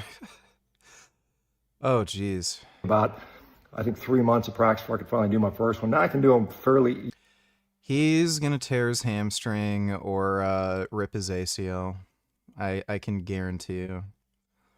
That looks rough. Easily. I wouldn't say super easy, but I can do sets of anywhere from 3 to 10.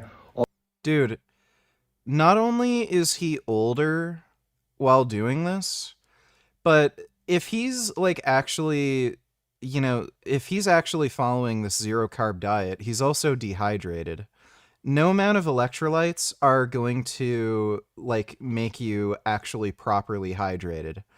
So if he's not lying about his diet and he's doing this really herky-jerky shit, where he's like really heavily loading his hamstring and his ACL when he's doing these Nordic curls, and he's fucking dehydrated and older, he's gonna fucking tear his hamstring or his ACL, guaranteed. Although they're not strictly perfect. I mean, there's a little bit of hip flexion here, so some of the strict purists would perhaps critique that, but generally pretty good. And given I'm 6'5", 250 pounds, and nearly 60, it's not bad. I'm pretty happy with that. And then I finished out with just some calf raises. Again, the thing that really seems to take the most beating with all the jumping and sprinting I'm doing seem to be my Achilles tendon. So I'm trying to really, bulletproof those things with lots of isometrics, lots of, calf work, and then of course lots of extensive plyometrics. And so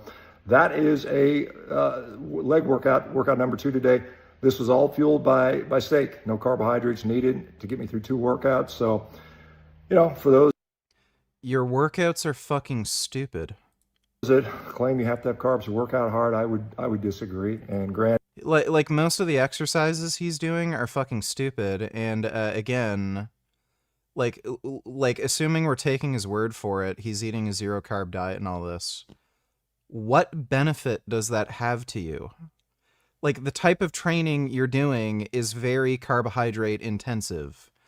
So yes, let's dehydrate our muscles so that they cannot produce. Yeah, let's lower our carb intake so the muscles have less energy to actually operate and do things. It also dehydrates you. So not only do your muscles not get filled with water, which allows them to produce more force. Hydration is super important for strength. But it also makes them more brittle and prone to tearing. So let's have less energy to train and for recovery. Let's make ourselves dehydrated. And let's make us more prone to fucking injury. Brilliant. Yes, do that. And there are, plenty of young guys, a lot of them, that are working out really hard. When you get older, when you get, pushing 60, for me, carbs hurt. They hurt my joints, and sure they do. I perform a lot better without them. So that's just something to think about as cool story. You guys approach later days. So many guys in their 20s and 30s are talking about, I need the carbs. Yes, he ate an apple and his elbow hurt. I heard that story before on Joe Rogan. A fucking moron. All right, I don't typically do a lot of react. Why you shouldn't do carnivore, Dr. Reacts? Because I was sort of restricting for a very long time to stay lean. So once I could eat as much as I want, I actually gained 10 pounds. I don't know if that was muscle or if that, I definitely know some was fat.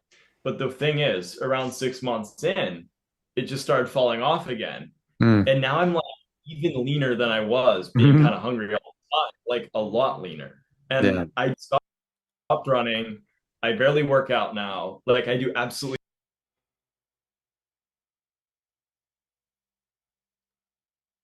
Huh. I'm eating a diet and like the diet you recommended, and I have no energy to train, and I'm losing weight. Okay, that's wonderful. All right. Nothing. The reason I think that you actually, put on muscle, but put on a bit of fat, but then all of a sudden came back the other. Yeah, he ate too much and then he stopped eating so much. Around the other side and started losing fat was because of metabolism. If you're under eating, you're telling your body that you're in a famine and that your body needs to just shut down and store your fat and just survive. But then when your body's convinced that it's not a lean time anymore and your leptin starts normalizing and these other hormones start normalizing, then you're going to start putting on muscle and you're going to start losing that fat as well. And so now your body knows that you're Those are hunger hormones. They have nothing to do with fat metabolism. You're not in a famine. So you're going to maintain a low body fat percentage and high. What an idiot. These people are just fucking retarded, dude. Action videos. This, I don't watch a lot of videos, to be honest, but this is a video made by a couple doctors that comes talking with the docs. They have about 1 million subscribers on YouTube, and their video is titled Carnivore Diet, Why You Maybe Shouldn't Do It. So let's watch this and react in real time. I don't know anything about these guys. Time for me to start it. Keto, vegan, whatever, you name it. People who go into these extreme diets. It's like a religion. Really are zealots. They come out with the initial assessment that there's a bunch of issues with the diet, and we're going to products primarily, if not only. Yeah, so the strictest form is truly only animal products. No plants, no fruits, no vegetables, no nuts, no seeds, nothing. Just animal products. It seems like a good idea. It seems obvious that it's not a good idea. All right, so they got the definition essentially right, but then they go on to say not a good idea. The modern day carnivore is drawn to the carnivore diet because they may have seen some immediate results of, hey, this is really working. Yeah, definitely it's popular with the gym bros and the gym bro science and people really trying to increase their muscle mass because of the protein content.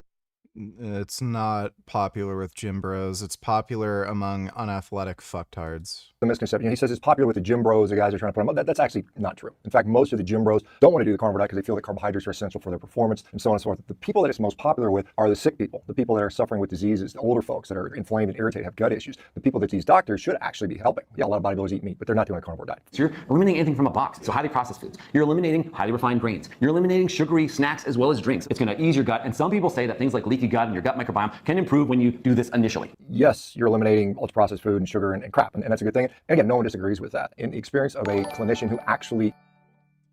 Kid Boo donated $2. Let me see. Demon Slayer, Kimetsu no Yaiba, Infinity Castle. Yeah, I'm not watching that. Fucking garbage. Stupidest fucking anime I've ever seen. Thanks for the donation, Kid Boo. Deals with people on these diets every single day of his life, that's just simply not true. I mean, you get benefits outside of just eliminating ultra-processed food on a carnivore that you don't get elimination diets or other style, quote-unquote, healthy diets, whether they're balanced or unbalanced. So you could actually be, in a way, malnutrition because you're missing out on a lot of essential vitamins and other nutrients that you just can't get from only animal products. Vitamin C, for example. So theoretically, you could develop scurvy. Scurvy is not an issue. We are not seeing any signal that there is significant malnourishment on that. In fact, the study that Harvard University did in 2021 addressed that issue, and they saw no signs or symptoms of any sort of vitamin. He's lying. They got a bunch of people who claimed to be following a carnivore diet for at least a few months. They didn't actually track what they were eating. It was entirely self-reporting, and it was a very small sample of people. I think it was like 80 people or some shit. He's so full of shit. And what he's not mentioning from that study, too, is these people were rapidly developing atherosclerosis. They took a look at their CAC scores. Their CAC scores were going up extremely quickly over the short run of the study. Like, I don't really want to watch this. Vitamin or nutrient deficiency that's been published in the literature. You just don't see scurvy in the carnivore community. What do you mean? Published in the literature? There's no fucking studies on the carnivore diet. There's the one garbage fucking study that Harvard did on people who self-reported to be following a carnivore diet. That's it. Look at Carnivore Cringe on Instagram. There's plenty of people who are reporting Ratboy scurvy. Saladstein, Ratboy Saladstein, Ratboy Saladstein, Ratboy Saladstein, Ratboy Saladstein, Ratboy Saladstein, Ratboy Saladstein, Ratboy Saladstein, Ratboy Saladstein, Ratboy Saladstein, Ratboy Saladstein, Ratboy Saladstein, Ratboy Saladstein, Ratboy Saladstein, Ratboy Saladstein, Ratboy Saladstein. All right, thank you for that. Appreciate the donation, Prank Tufano.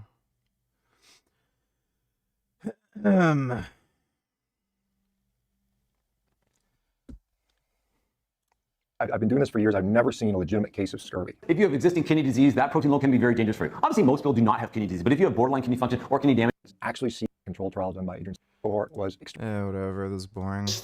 EQ. Steroids. Again, both of them, ideally you want to stay away from. But if you are curious about this stuff, do your research. Okay, don't trust influencers to hold your health in their hands. All right, that's if there's anything you're gonna learn from this channel, do not trust other people.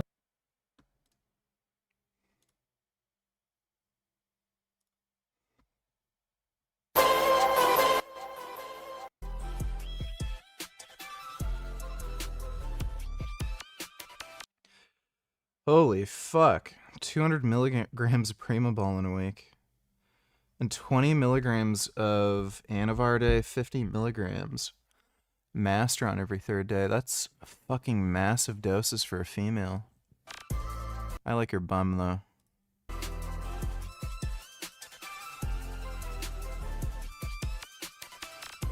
Yeah, I do like her bum.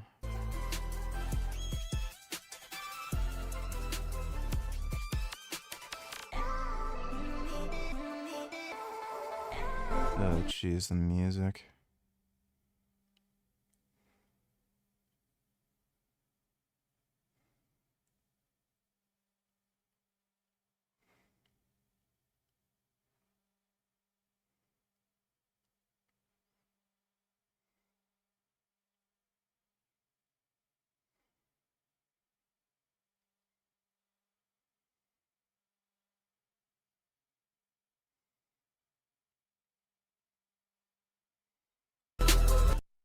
Yeah, jeez. Yeah, we're just gonna leave this on mute.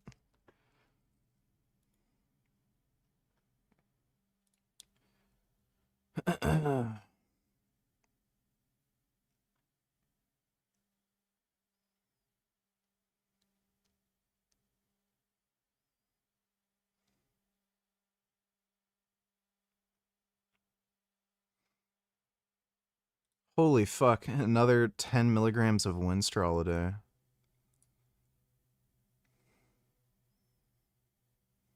I don't know why, that's a weird choice. If you're already taking Anavar.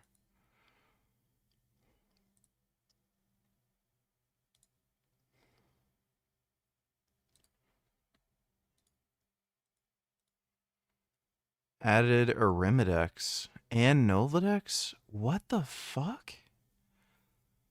That's fucking retarded. She's on 200 milligrams of fucking Primo.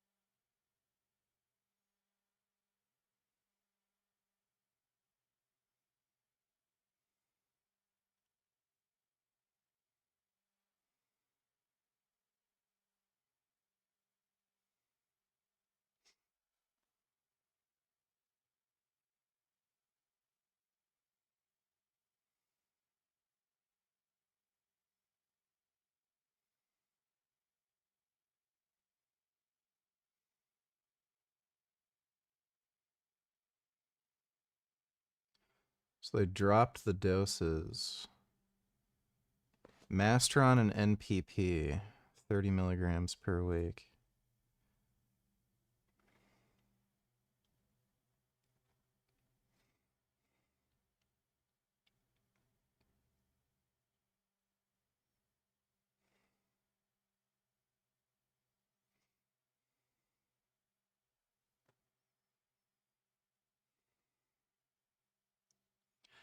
That is psychotic. That put her on 2 aromatase inhibitors while on 200 milligrams primo.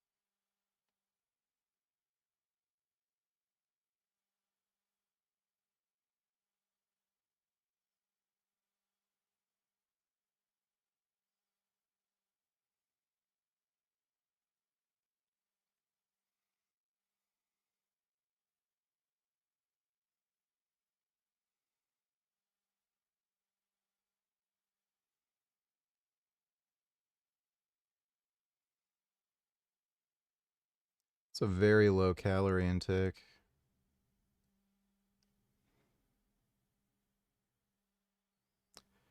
That is rough.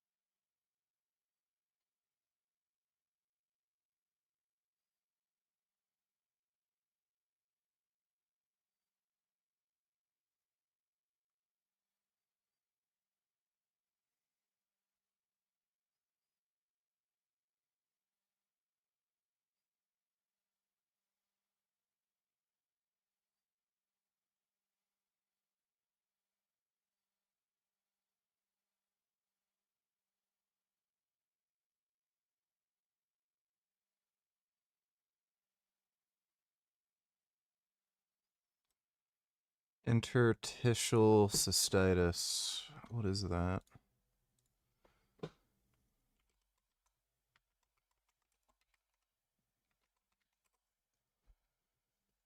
Chronic condition characterized by bladder pain and pressure along with urgent, frequent urination, but without infection.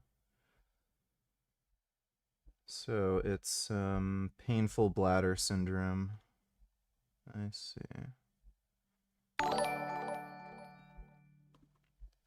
She has odd proportions and kind of looks like a guy. I thought she was trans at the start. Anyways, Paul eats carbs now, he's smart. Well, yeah, well, he's just smart enough to not be completely retarded, I guess, but he's still stupid. Are full of lead. A recent study published by Consumer Reports found that many brands of cinnamon were not even safe to eat at all. Lead is a heavy metal that is linked to all sorts of massive problems in humans. Heart disease, high blood pressure, kidney issues. In kids, behavioral issues, neurodevelopmental problems, decreased IQ, learning difficulties, all kinds of issues. You do not want to be consuming lead. Most of us know this, but cinnamon is very often contaminated with lead. So what's the solution? In the caption for this video, I'll put a number of cinnamons that came up very low for lead. These will be the safest ones to consume. One of the best cinnamons is the Whole Foods Organic Cinnamon 365 brand. Send this reel to somebody you know. Okay. What's like your favorite way to train? I mean, you're very fit, you look great, you're lean, you're strong. How do you... He is not strong. What's your thing that you love? I like body weight. I like mobility. Yeah, I've seen this video already. Thanks for the donation to work on my dick, Rich. What do you think of The Rock downsizing? He can do whatever the fuck he wants. I don't care.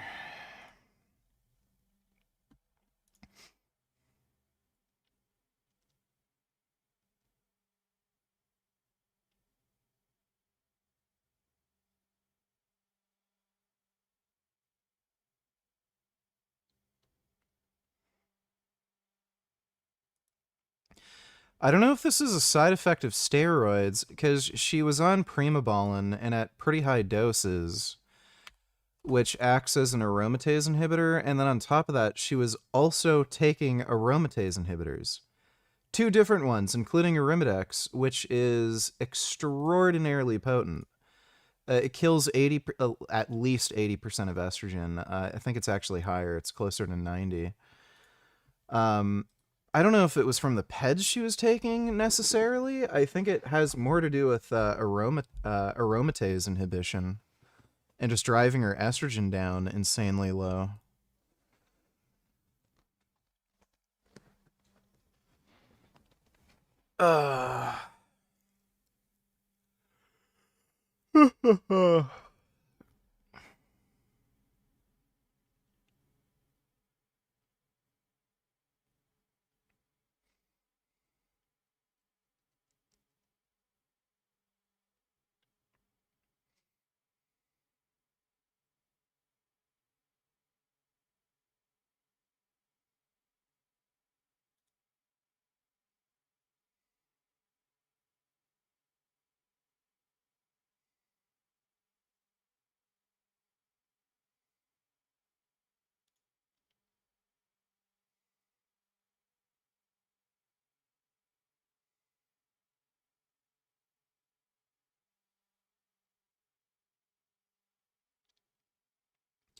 I think she's cute.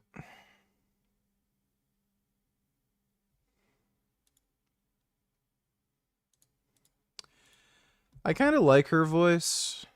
I think she said she doesn't really like her voice on steroids. She kind of reminds me of Dr. Girlfriend from Venture Bros. What were we gonna watch? Pierce Morgan. These people have Charlie Kirk's blood on their hands. I don't believe there's any reforming these people. I don't believe there's any shaming these people. I think these people need to be defeated. You've posted some messages about Charlie Kirk on your Instagram, and you're laughing. If he had spent a modicum of his time focusing on the white youth, that perhaps he would still be with us today. Charlie was a friend, a mentor of mine. To sit here today and listen to the discussions, I mean, I am just... Oh my god, this is gonna be the most fucked-hearted panel. like in total disbelief. I've been told all week he would have hated someone like you. No, he would have respected me because I'm my own person and I know how to have my own thoughts. Oh, I can't even go to the grocery store alone anymore. I can't even walk my dog without a gun. President Trump is in the UK for an historic second state visit. The world's most famous royal family is hosting the world's most famous president for a trip that was supposed to be about diplomacy and unity. But they're not really words anyone's using right now. It's 1 week since Charlie Kirk was assassinated. His alleged killer, Tyler Robinson, had no reaction as he learned he could now face the firing squad. For the court's information, we did file just recently, within the last few minutes, a notice of intent to seek the death penalty. Well, prosecutors have released chilling text messages which appear to show that Robinson confessed to the murder to his transgender roommate and boyfriend. I had enough of his hatred, Robinson said. Some hate can't be negotiated out. Everything we know about Robinson so far, from his family's evidence to the messages scrawled on bullets, point to a screamingly obvious motive. But with each new revelation, many legacy media pundits have sought to minimize their relevance. It's not really helpful for the tone and tenor of the radicalization of our country right now. We've seen time and time again over the last year how people in the trans community have been blamed for a whole host of things. And so I think that putting that out there, and if you look online like I do, you see a lot of people picking that up on the far right. They're looking to demonize and blame trans people. It's not helpful. Just to be clear, I mean, just law enforcement people, I don't think we know the meaning of his message. We know his history. Donald Chow is an anti-fascist thing. It says fascists catch this. Then I'll give you his history, right? Think about his history. His history, and this is not the point. This is what I wanted to tell you. This was my point, not yours. This was my point, not yours. The point is, who cares? A kid. This is probably his first real relationship, and somebody was disparaging the person that he loved. He sat on that building for 30 minutes before he took the shot. Why did he wait until the first word trans came up? Then he took the shot. You think he heard it? He could hear it? I think he could hear it. I think he also, I don't believe he was motivated politically. I think this was motivated emotionally. What? The hypocrisy is astounding. For what it's worth, I don't think tying these tragedies to party politics is particularly helpful. The common theme is deeply disturbed people who spend too much time on the dark corners of the internet and have no purpose in life. But if a liberal star had been gunned down by a Christian family values assassin from the right, how many of these people would now be yelling, who cares? And didn't President Biden hold a national address to say MAGA Republicans were the nation's greatest danger? If you care about motives, it works both ways. And on the subject of dishonesty and hypocrisy, the Attorney General Pam Bondi is facing a bipartisan backlash for saying this.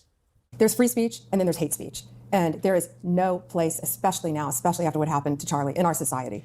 Do you see more law enforcement going after these groups who are using hate speech and putting cuffs on people so we show them that some action is better than no action? We will absolutely target you, go after you, if you are targeting anyone with hate speech, anything. And that's across the aisle.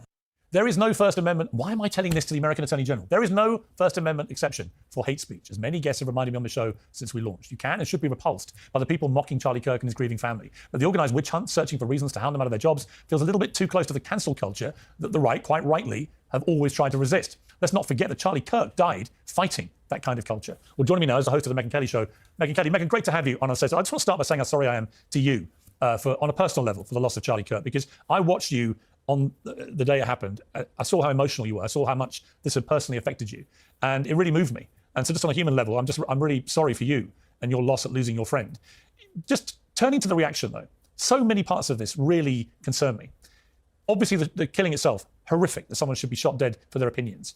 The way that so many on the woke left, young people, so gleefully raced to celebrate this on social media, joyously celebrating and reveling in this brutal murder. Right, just like how Donald Trump made fun of Nancy Pelosi's husband. Of a young father. And then to watch the very liberal skewed mainstream media, you and I talked about this a lot, but look at the tortured ways they are trying so hard to avoid saying the obvious about this shooter and trying to find something, anything, to excuse what he did. All of it is grotesque. Yeah, first of all, thank you for that, Piers. It was a devastating day and unlike anything I've ever experienced or want to experience again. You know, Charlie and I weren't the kind of friends who were meeting for dinner, but I'd had him on my show over 15 times in the past year and a half. Like, I'd had him on tons of times. I've been on his show tons of times. We did a bunch of Turning Point events together, and I spoke with him many times backstage. And so I felt like I knew him as a friend and knew what he stood for. Not to mention all the countless hours I've seen him on these calls. To answer their voices with our own. We have to grow more conservatives and independents who are sane and would never back political violence. There's so many people I detest on the left. I mean, it's a long list. Whose death I would never dream of celebrating. Never. There's only one right response when somebody gets assassinated or murdered, and it's, my God, I'm so sorry. I'm so sorry for their family and their friends. What is the world coming to? And so there's no convincing them they've made an error or that we should all get. Dude, they're complaining about a bunch of Twitter fucktards nobody cares about. Like, you have conservative politicians who've cheered on or called for violence. You don't have anyone like that on the left. Get along, and they shouldn't celebrate our death. Like, it's aging violence. You get more of it. What do you think this shooter, Charlie's shooter, thought was going to happen to him? He thought that he would become a hero amongst certain pockets on the left, and he has. Just go on Blue Sky, and that foments more political violence. I mean, there should be universal condemnation. Universal condemnation. Now the left is saying, oh, it's cancel culture to fire people who are. Go on fucking Twitter. You can find videos of like black people getting the shit beat out of them by white people, and then, oh yeah, show that N-word his place. Like, what does any of this have to do with anything? You can find people with retarded takes on anything by nobodies. Celebrating Charlie's death. That's ridiculous. If you want to say you didn't believe Charlie was a good guy and you didn't believe in his messages, go for it. You shouldn't be fired from your job for that. But if you're celebrating the murder, the political assassination of anyone, and take advantage for him, which I think is a lamentable piece of moral cowardice. So let me just start by asking you, I presume you condemn and were horrified by what happened to Charlie Kirk? Absolutely. I was on the air, Pierce, when it all happened. I got emotional. The first thing I thought about were his kids and his family. This is not only bad for Charlie Kirk, obviously, and bad for his family. It's bad for America. And I also feel for everybody that was traumatized, that was there that day, that had to see that. Now, with that being said, of course, I didn't agree with basically anything that Charlie Kirk stands for. But with that being said, anybody that's celebrating his death, I think that's despicable and it's disgusting. And I've called that out, and I've been very consistent on my opinions since day one. If there's one thing that me and Charlie Kirk certainly agreed on, it's civil discourse. And counting or not counting gang violence? I think not counting. Thanks for the donation, though, non-web. having political debate. I enjoy doing this show, Pierce, and I enjoy having respectful discussions with people that I disagree with. So this is a horrible, horrible situation. We can never condone political violence, no matter what side of the aisle it comes from. Why have so many people on the far left, the woke left, been so brazen in their gleeful celebration of what happened to Charlie Kirk? Well, my response to that, number one, is I'm not on the far left, so I certainly don't speak for them, but there's people on both sides of the aisle. I know Republicans don't want to hear that, but there are crazy lunatics on both sides. One donated $2. Let me see. It has to be mentioned that porn is being consumed from very early ages out on. A matter of fact, if you look into Yeah, he got a hair transplant. it, I don't know if you can find a study on it, but me and my childhood friends, the first porn that we watched, we were probably around 11 years old. And this is absolutely horrendous, of course, because ultimately, this is, I would claim, indirect child molestation. Truly. So No. It's not. Child is exposed to vulgar sexual acts where adults are performing. Your brain cannot distinguish at all. When you as an adult watch pornography, you're basically a voyeur, a pervert that is watching other people having sex. This is what your brain registers, nothing else. You're simply a pervert that is watching others in the act, pleasuring himself. This is all that is real to your brain, nothing more, nothing less. And now think about the child. For the child's brain, it is real. It is real. That child is exposed to real adults having sex.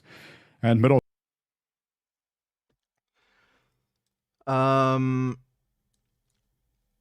don't know what the fuck he means exactly by this. I think he's trying to say that children can't distinguish between what's realistic and normal sexual behavior and what isn't. Is like, does he take the stance on like any form of media, like video games, cartoons, movies? Like when I was a kid, I knew like cartoons were cartoons, movies were movies, video games were video games. And I think I saw porn at a pretty young age. I remember seeing Playboy magazines probably around when I was 9 or 10 years old. I didn't have the idea of, oh yeah, this is like normal sex. This is what you're supposed to do. It's like, I just saw it as something that's in a fucking magazine. Right-wingers really be using the word snowflake then shit themselves and cry because people on Twitter are being mean. Also, I have a pussy now.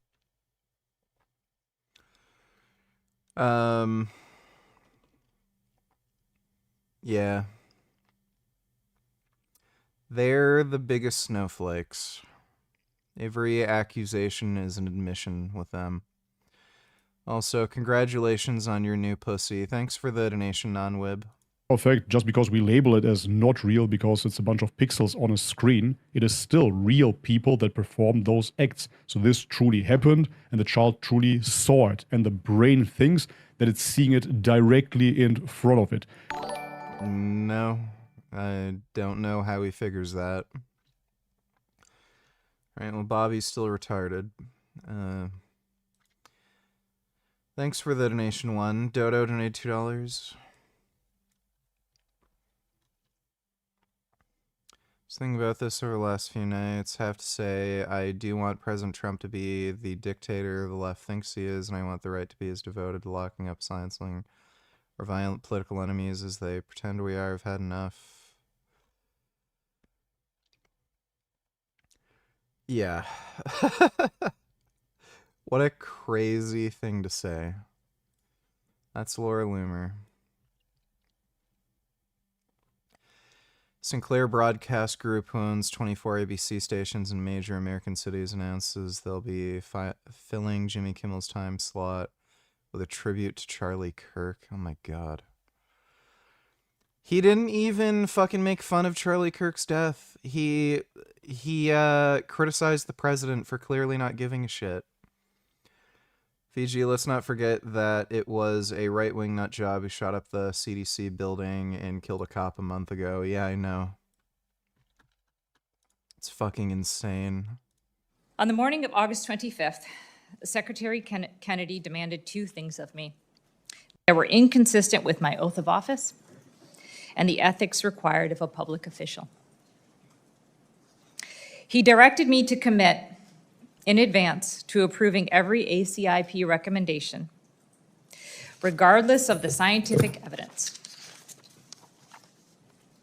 He also directed me to dismiss career officials responsible for vaccine policy without cause.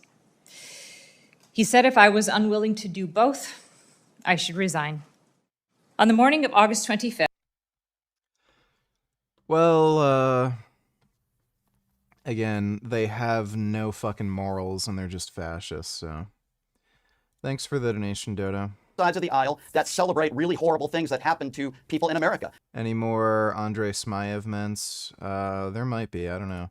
I don't agree with them. And if you're on the far left or the far right and you celebrate anybody getting murdered, then there's something wrong with you. And I don't feel bad for any of those people that were fired for celebrating his death. I think it's disgusting. Now, if you're just talking about him and saying, well, he wasn't a good guy, here's why I didn't like him, here are some of his quotes that he said in the past, I don't think you should be fired for that. I think there's a way to call out political violence and say Charlie Kirk didn't deserve this. I feel for his family, but I didn't like Charlie Kirk and I didn't like what he stood for. I think you could make both points respectfully. Okay, look, I've been pointed out to me that you posted some messages about Charlie Kirk on your Instagram, which we're going to show here. One is a post that's a parody of a Jubilee debate. I'm doing one of these myself soon, titled Charlie Kirk versus Bullet. Can one bullet to the neck outsmart one conservative? Well, that was a short watch. Number two is a mocked up promotion poster called Kirk and Twerk at Neck of the Woods and hashtagged both Charlie Kirk and his widow. And the third was an image of a sunrise titled God Works in Mysterious Ways with the hashtag Charlie Kirk killing and praying hands as an emoji. And you're laughing as I show these.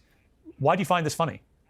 Well, let me just say that I actually am a big advocate for dark humor. And I happen to have gotten a bit of a taste of that over the last, I don't know, maybe decade or so when it came to the right and their memes of George Floyd, happy birthday being sober for 5 years. When it came to their memes of Breonna Taylor, when it came to their memes of Trayvon Martin, the Trayvon challenge, right? When it came to their memes of Tamir Rice. So I don't know what the issue is. I think I'm engaging in the freedom of speech that the right has been advocating for these last 10 years and mocking and making light of Black death, something that Charlie Kirk himself did time and time again. As a matter of fact, I would argue that if Charlie Kirk, instead of focusing his time on Black culture and Black on Black crime, Dodo donate as well. This is what Dr. Avi voted for. Also, Israel can be in the same position they were before with the war still in Gaza and no particular difference. At least Biden could have prevent some of these European countries from recognizing Palestine as a state.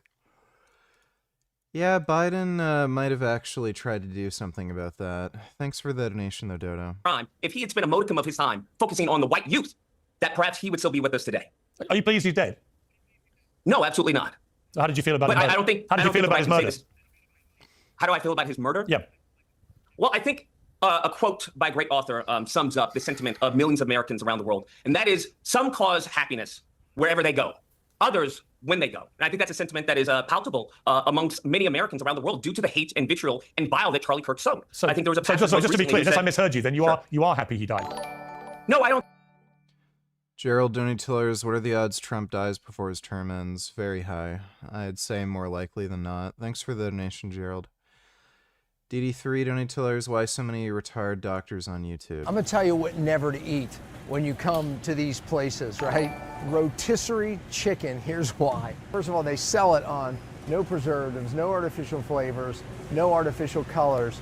But you have to understand, Non-organic chicken, don't ever eat it. Filthy, absolutely never, ever. Oh, it gets worse. They put it hot in plastic under hot lights. Now, look, I would argue there's bad oils in there and all kinds of other bad things, but you put that plastic in that chicken under those lights, absolutely never, ever eat rotisserie chicken. Okay, great. I don't know. Is that guy even a doctor? Well, you know, I'm sure the smart doctors make money by, you know, being doctors, and all the dumbasses who are on YouTube. There's a reason they're on YouTube, so. Thanks for the donation, though, DD3. I don't think as far as happiness is an emotion that...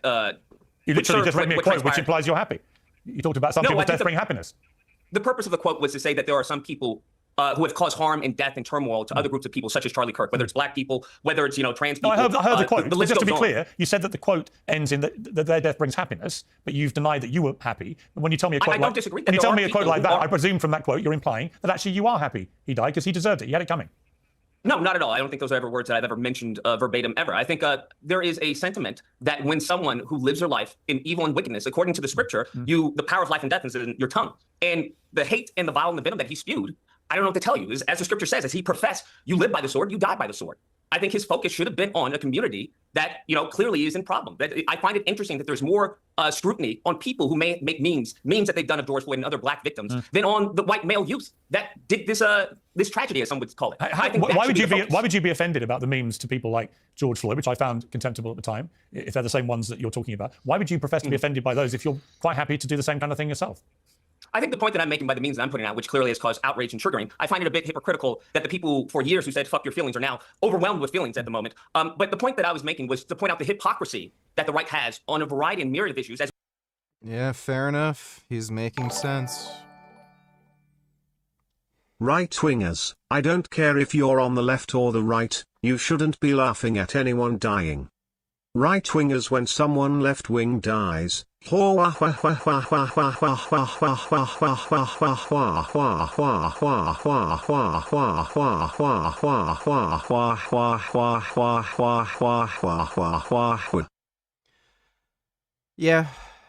they're the most unreasonable retards on the fucking planet.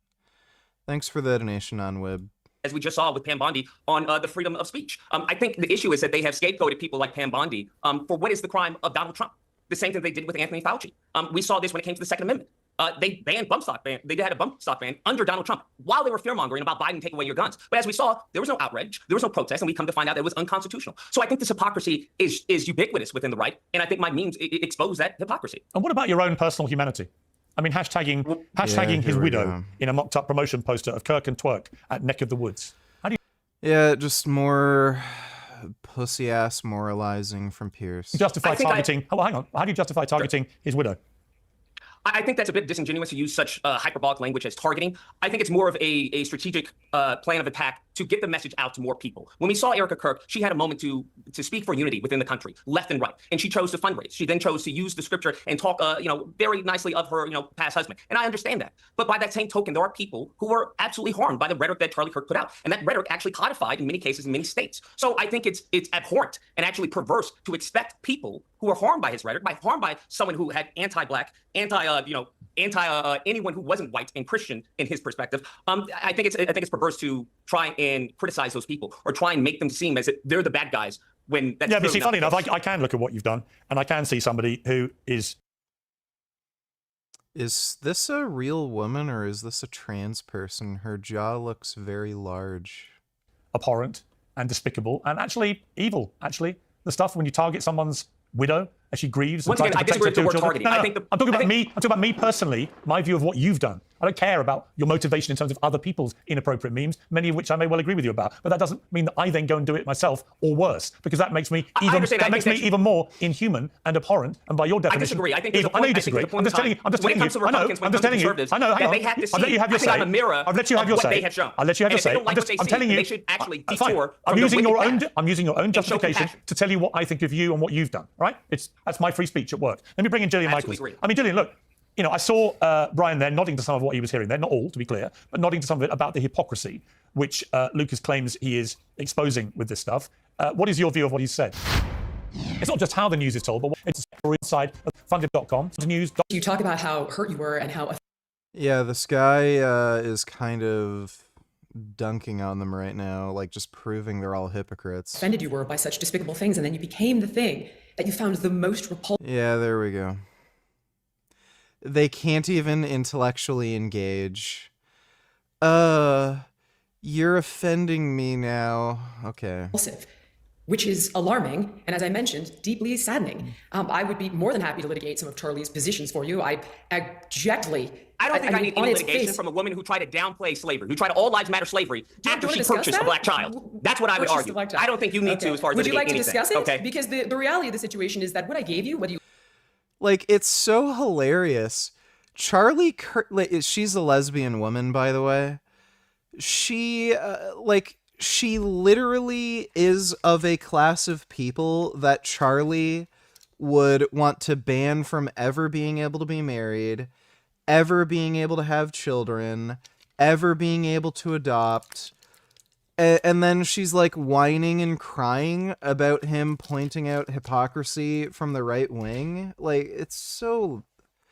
Dude, these people are just such cucked ass fucking grifters.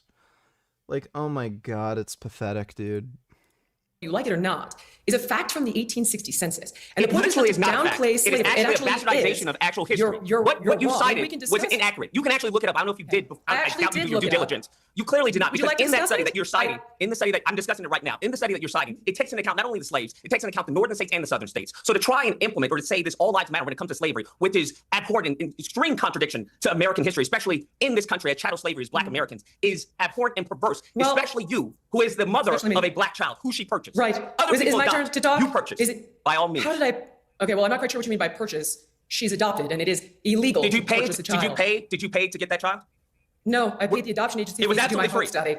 It was I okay. So paid then the there was a adoption process of agency payment. like you So then there was paid a to process adopt of a payment. child. I to believe an that other American people adopt. You adoption purchased. agency. Okay, you're wrong, and that's defamation. I'm literally And it's right an as you're absolute saying lie, that you and paid it's- to an adoption You're agency. literally wrong, and it's this I'm kind literally of hateful... correct. She paid for the child. Like, it's... like, what is there to debate here? You know what you are? You know what you are, I Lucas? think what's Let me hateful just... is you Hang on, downplaying let me jump in slavery. here. That's what I think is Let me jump in hateful. here, I didn't Lucas. actually downplay Let me jump in here, slavery. Lucas. That's literally what you did. Seems to me, Lucas, you've decided to be just as offensive as you want to be. You're now attacking people who adopt children, which is one of the most selfless things that any human being could do, actually. This is literally what But the you- right did to Dave Rubin, is fine, it not? Fine, but what you're doing is just trying to be as offensive as possible whilst masquerading under this umbrella of everybody else is offensive, so that's why I'm doing it, to expose Not all the at all, hypocrisy. Yeah, the right wing did this exact same thing to Dave Rubin. He's a gay dude, and he paid a woman to be a surrogate mother, and so he literally paid to have somebody else's kid, and then they railed on him for it, calling him a child abuser and shit. And then when he does that exact same thing to Jillian Michaels, this is defamation. Like, oh my god. Dodo donated $2 on today's episode of Yep, That's Chinese.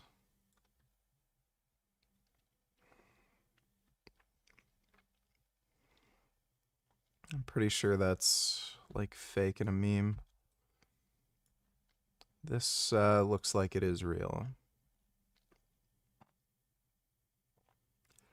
That is just fucking horrific. Yeah, no wonder COVID came from here.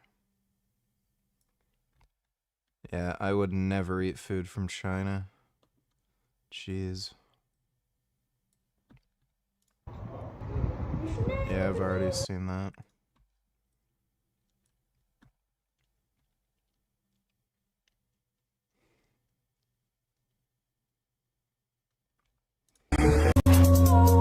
Okay, that's retarded. Thanks for the donation, Dodo. If But that's what I'm Gillian getting is on, I right. apologize Gillian is sincerely. right. What That I'm actually, really trying to you do have descended. is create You a have, better the way world. you've What just I'm gone trying after to do is to Gillian. unify You know what, people. Lucas? The Stop only way we talking. can unify people Stop is for talking. people to understand the Stop harm that they've talking. done. You have targeted Gillian for adopting a child. That is despicable. Let me bring in I Riley Gaines. targeted Jillian for adopting a Black child after she downplayed slavery, which I think is contradictory. You attacked her for adopting a child. I mean, let's not misconstrue my words that I'm saying. Oh, I heard your words. Let me bring in Riley. You're Riley, misinterpreting let me bring in Riley Gaines here. Sure, buddy. Riley, you've been waiting patiently. Great rebuttal, Jillian. Okay, can you please let the other speak, please? Okay. I wasn't actually allowed to talk, Lucas, but I'm more than happy actually to have you on my podcast. That's because anything and comes out of your mouth is bad. we can discuss all of it. All right, let me bring in. Well, if you'd like to come on my podcast, I would be more than happy to. Okay, that's a different podcast for a different more time. than willing to have discourse. Okay, you know what? If you're willing for discourse, let Riley Gaines speak. Riley, what is your view of what you've been hearing? I mean, honestly, like, it makes me feel tearful. Like, I have experienced all of the emotions over the past week. It has been, to the day, 7 days. I think initially starting with total shock and disbelief and honestly confusion. I've been so blessed in my life to not have been surrounded by death much in my family. I haven't lost really anyone close to me. Charlie was a friend, a mentor of mine. He's who ultimately I attribute to giving me my voice, the platform that I have. I attribute that to Turning Point USA, to Charlie Kirk. So to lose a friend like that, like, I have gone through all the emotions, but to sit here today and listen to the discussions that we have seen, I think particularly from Lucas, whether it was about the memes that were posted, whether it was about Jillian adopting a black child. I mean, I am just like in total disbelief, disarray. How have we reached a point where these are the discussions that By the way, I can guarantee you the only reason she adopted a black child is because that was the only kid she could get. They give out the black ones to the like lesbian and gay couples. Guaranteed. That it was because that was the only one she could get. That we're having, and on a national stage here, like, we have Democratic elected officials who are celebrating the death of Charlie Kirk, the best and most effective debater of our time. All they do is lie. Activist, really. I think debater is really downplaying. That's not true. Here, she's lying. In what way? What is the lie? Name me one prominent. Name me one. Hey, Riley, name me one prominent Democrat that has celebrated the death. And I find it very interesting. You've made a living attacking transgenders. You've made millions of dollars across the country doing that. I didn't ask for for this. Care about, if you, I didn't listen. I'm sorry you lost your friend. Okay, hold on a second. Yes, in this case, you've made millions of dollars profiting, going across the country. You've made a lot of money and you've made a name for yourself. Nobody knows who you are as a college swimmer unless you're attacking transgenders. Now, if you care about children, then why have you not criticized Donald Trump? If you care about children and women, then why have you not gone after Donald Trump for not bringing out the Epstein files? If you care about children, why don't you talk about gun control? I'm happy that transgender is out of that volleyball tournament, okay? But there's more important things that we should be talking about, and you've profited off of attacking transgenders with your hatred towards transgender people. Nobody knows who you are as a college swimmer. People know who you are because you go around the country attacking transgenders, Riley. That's who you are. Actually, what she's done, Brian, very heroically, in my opinion, is she's gone around the country defending women's rights to fairness, equality, and safety. Something that I'm very surprised to hear that you on.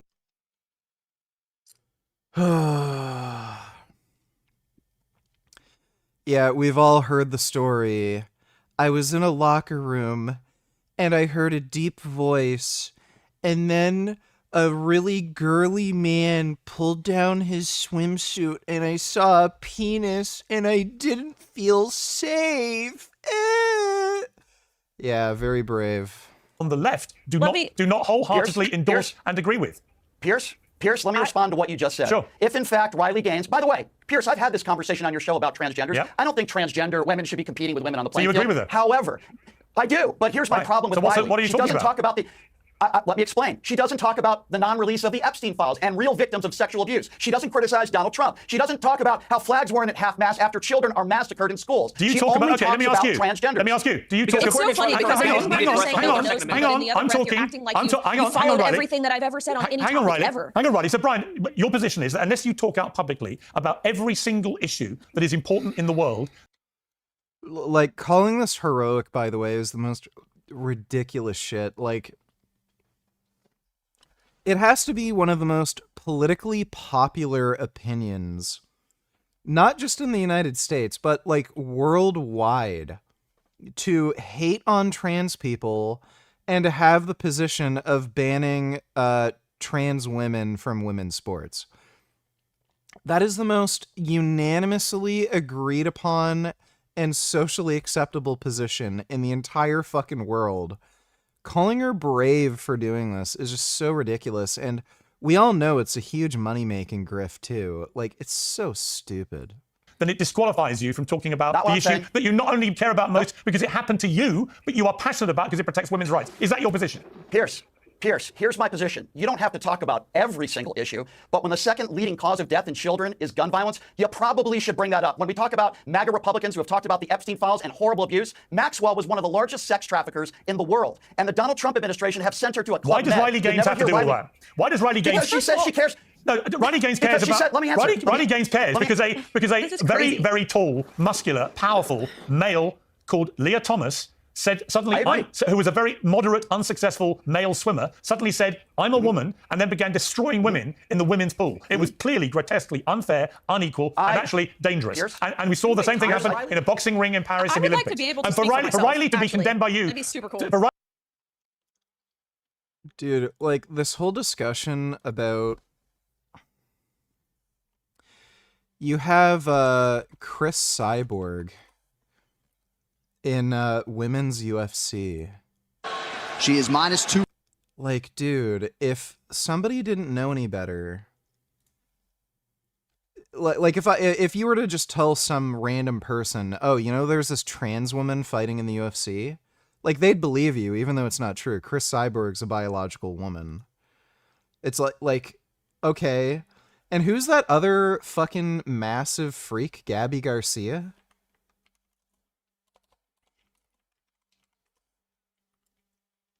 Yeah, fucking Gabby Garcia. This is a biological woman. I'm not kidding. This is a biological woman. A biological woman who's probably taking a high amount of steroids, but this is a biological woman. Like, it's just not as big of a fucking deal as people are making it out to be. You will find that the women who are most successful in any sport are also the most masculine. There's actually a huge correlation between, what is it? It's that disease that, like, what is it? Ovarian cysts or something? It's on the tip of my tongue. It's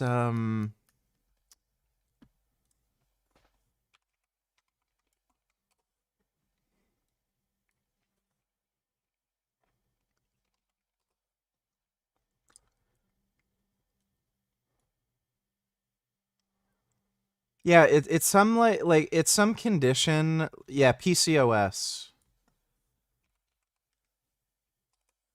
Yeah, polycystic ovarian syndrome, and women who are successful in sports.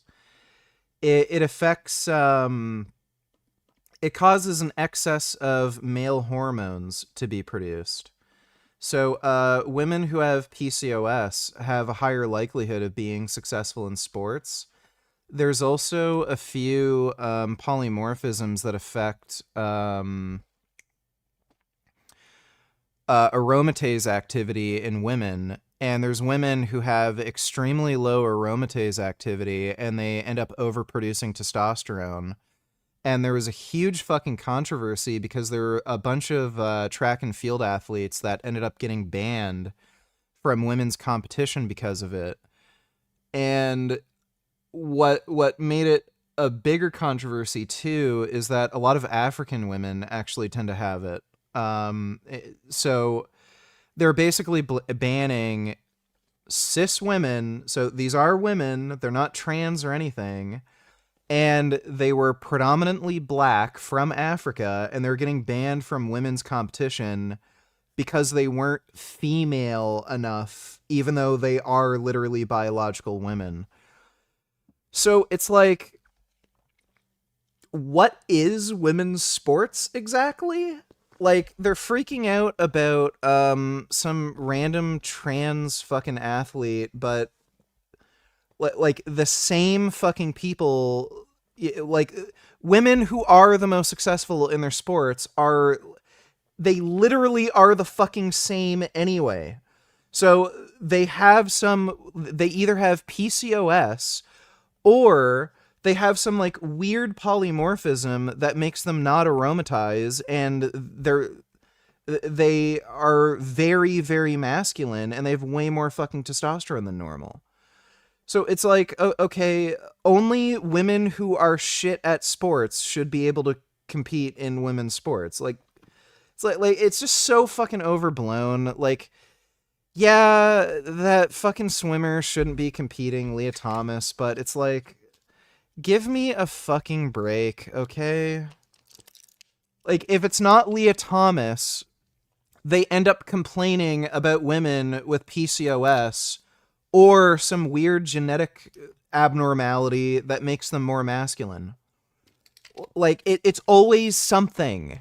So, like, fuck off. Like, they're just full of shit. Dodo Donatello's VG, while I was looking for Chinese links to send you, I came across a video on Twitter of a Chinese man torturing a cat for blackmail. It was horrible. Want it out of my mind. Can we just nuke China already? Can you look up a nice cute cat vid? I can see. Well, this is my little gum gum. I posted this picture of my gum gum on Instagram. That's my handsome kitty there. And this is also Gum Gum. He's looking out the window. I think he saw a bird or a squirrel and he was looking at them. And this is Gum Gum lying on me in bed. We watch cartoons together and he lies with me on bed in the morning. And this is also my Gum Gum. I was watching cartoons on bed with my Gum Gum. And this is also Gum Gum. This is in the morning when I was making breakfast and he was sitting on the chair here. And this is Gum Gum. I was stretching on my stretching machine and he was whacking at the strings on my shorts. And this is also Gum Gum. I was making breakfast again and he was sitting on the chair. And this is also Gum Gum. I was training downstairs and he was sitting on my leg extension machine. You can see my Gum Gum right there. And this is a frog I found outside. And this is another frog I found outside. And this is Gum Gum. I was making food at night and he was sitting on the table. And this is Gum Gum. He was sitting on my motorcycle. And this is Gum Gum. He was lying with me on my chair down here. And this is also Gum Gum. He was having a relax at the window. And this is Gum Gum on bed again. And this is Gum Gum on the kitchen counter. And this is Gum Gum on bed. And that's another frog I found outside. And this is also Gum Gum. Hope that makes you feel better. Thanks for the donation, Dodo. Riley to be condemned by you because she doesn't also talk about other issues is absurd. Anyway, Well, first of all, that's not you know what? critical. We'll come back to this. I'm just going to hold the panel here for a moment. A brief timeout. I've been joined by Republican Congresswoman Nancy Mace. Nancy, welcome back to Uncensored. Oh, yes, the retard who says she's too afraid to pee in a bathroom because somebody with a penis might be in there. We're here about this. Beavers greater than penis Morgan.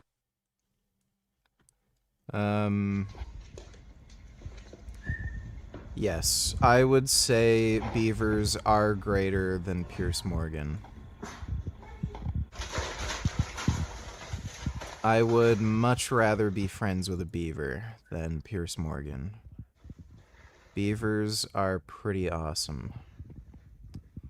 That's a really nice beaver. You can tell that's a good beaver.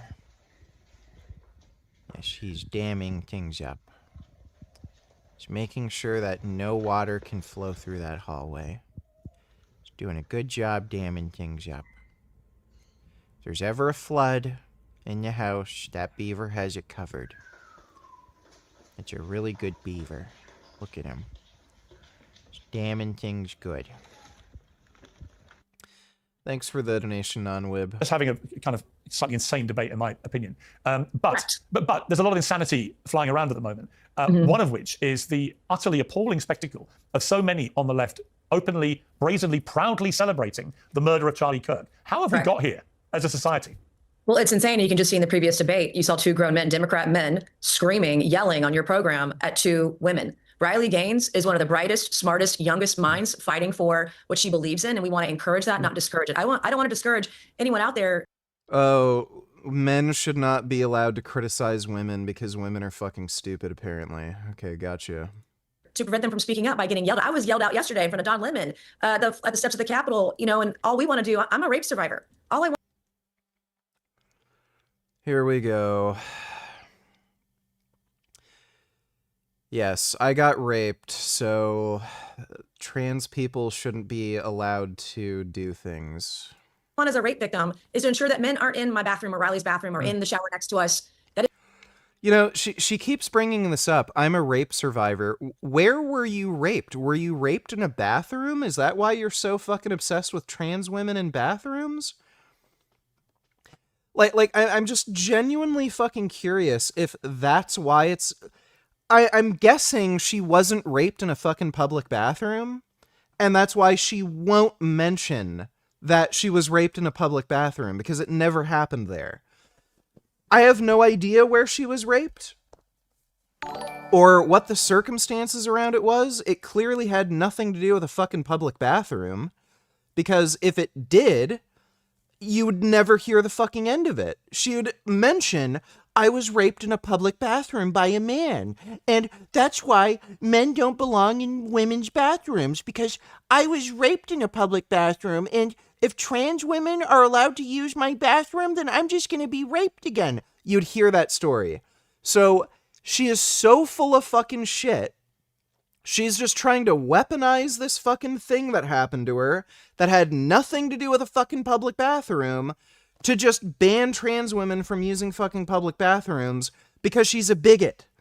Her rape had nothing to do with a fucking public bathroom. Dodo donated $2. I think Anna Kasparian wants to be a host at the Dumb Bitch podcast full of those grifters. You know, that show I'm talking about. What's it called? Somehow It's Worse Than The View. Yeah, I think that's what her goal is.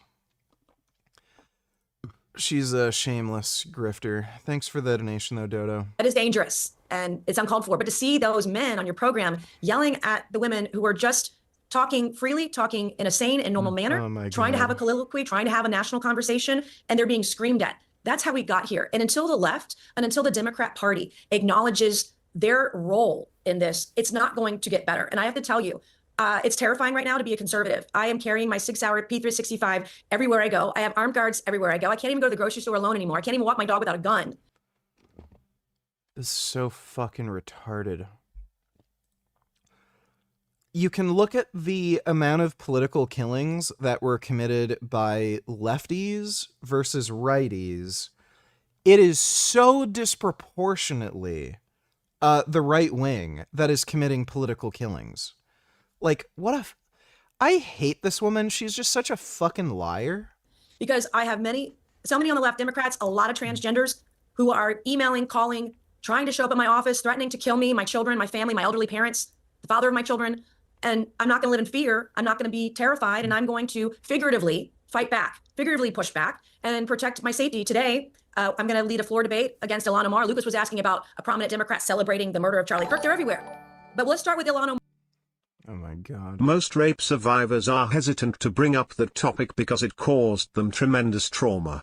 And generally speaking, traumatic experiences people aren't too outspoken about, especially rape, but she's so vehement to bring it up to score political points. Yeah.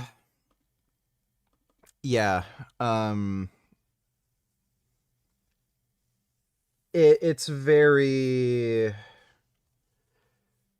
I'm not saying she wasn't raped, but it's just so weird how casually and frequently she brings it up. It's weird. Like, she's just a fucking dishonest liar. She lies constantly, how easily and frequently and casually she brings it up. And the fact that she's not mentioning that it happened in a public bathroom too, like, she's just clearly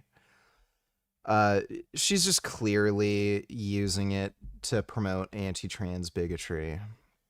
But thanks for the donation, Son Goku. Omar, who's right down the hall from me right now, I'm in Congress at the Capitol, who celebrated the murder and political assassination of Charlie Kirk by saying that people who were mourning his death were... Would you smash that martial arts freak for 2K? 2,000? Maybe for like 5,000? Full of shit, excuse my language, but no, and is posting content celebrating his murder, calling Charlie Kirk a terrorist. I can't even with these people because they just won't tell the truth. And like, I love having a debate. I love coming on and having a conversation, even when we disagree, Pierce. But there's never anything ill or negative or like I don't want to bring harm on anybody, but we have to tell the truth. And how do you unite with people who refuse to tell the truth, who continue to lie? I don't know how you continue to have a conversation with these people. Would you consider doing a sleep stream with donos turned up? Ice Poseidon made about 8K in 6 hours. Well, whenever I do that, people donate the N-word, and I've gotten a strike on my YouTube channel for that. So, can't do that on YouTube. People, we have to shun them. Do you have to be careful? You know, I watched Pam Bondi trying to explain that hate speech is something that the Attorney General believed should be pursued with the full force of the law, and I recoiled from that, as did many on the right, because actually the First Amendment protects hate speech. It doesn't protect incitement to violence or acts of violence, but you can say hateful things and be protected under the First Amendment. And it was pretty staggering to hear an Attorney General who didn't seem to realise that. Some have criticised you because you have a hotline. You've encouraged people to call in, and you know, if people are saying bad things about Charlie Kirk and so on, you know, there will be people on the left saying, well, this is just complete hypocrisy, because really what you're operating with this is a form of the very cancel culture that you and others on the right have always professed to hate. What do you say to that? Well, this isn't cancel culture, and I have voted and I've supported legislation that protects the freedom of speech, that protects the First Amendment. You know, I've been out there on the Epstein files too, protecting survivors, by the way. There are Republicans out there who are very vocal, like myself. But free speech has consequences. And I'll quote Ilhan Omar, who tweeted that you have the right to say anything you want. You have the right to those opinions, but there are consequences. And if you are around children, my particular focus is on the educational system, those that are teaching your kids or in the classroom, and those who are making healthcare decisions for people. I don't want the bias and those who are celebrating the murder of a political class, a political side that they don't agree with. They should not be making medical decisions for others, and they should not be indoctrinating our kids. We look at Tyler Robinson, 22-year-old kid who self-admittedly murdered Charlie Kirk because he didn't like his opinions and thought he was full of hate. They're condoning this. They're endorsing this. He was radicalized, we believe, at school and in the education system. We can't allow that. I mean, What? Oh my God, she's just making that up.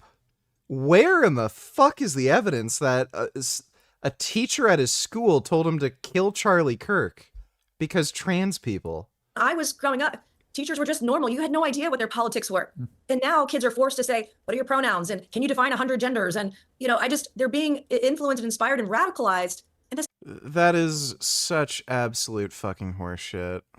Like, such fucking bullshit. Dude, I've been through the education system. You know, every few years there's some like big event or war or news story.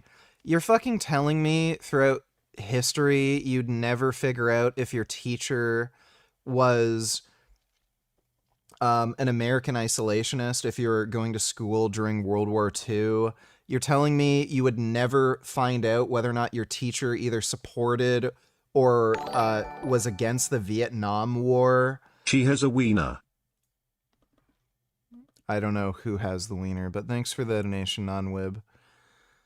You're telling me if you went to school like in the 80s or 90s, you would never figure out if your teacher was for or against the Iraq War, or in the 2000s what their opinion on 9/11 was and whether or not the invasion in Afghanistan was a good idea. Like, fuck right off.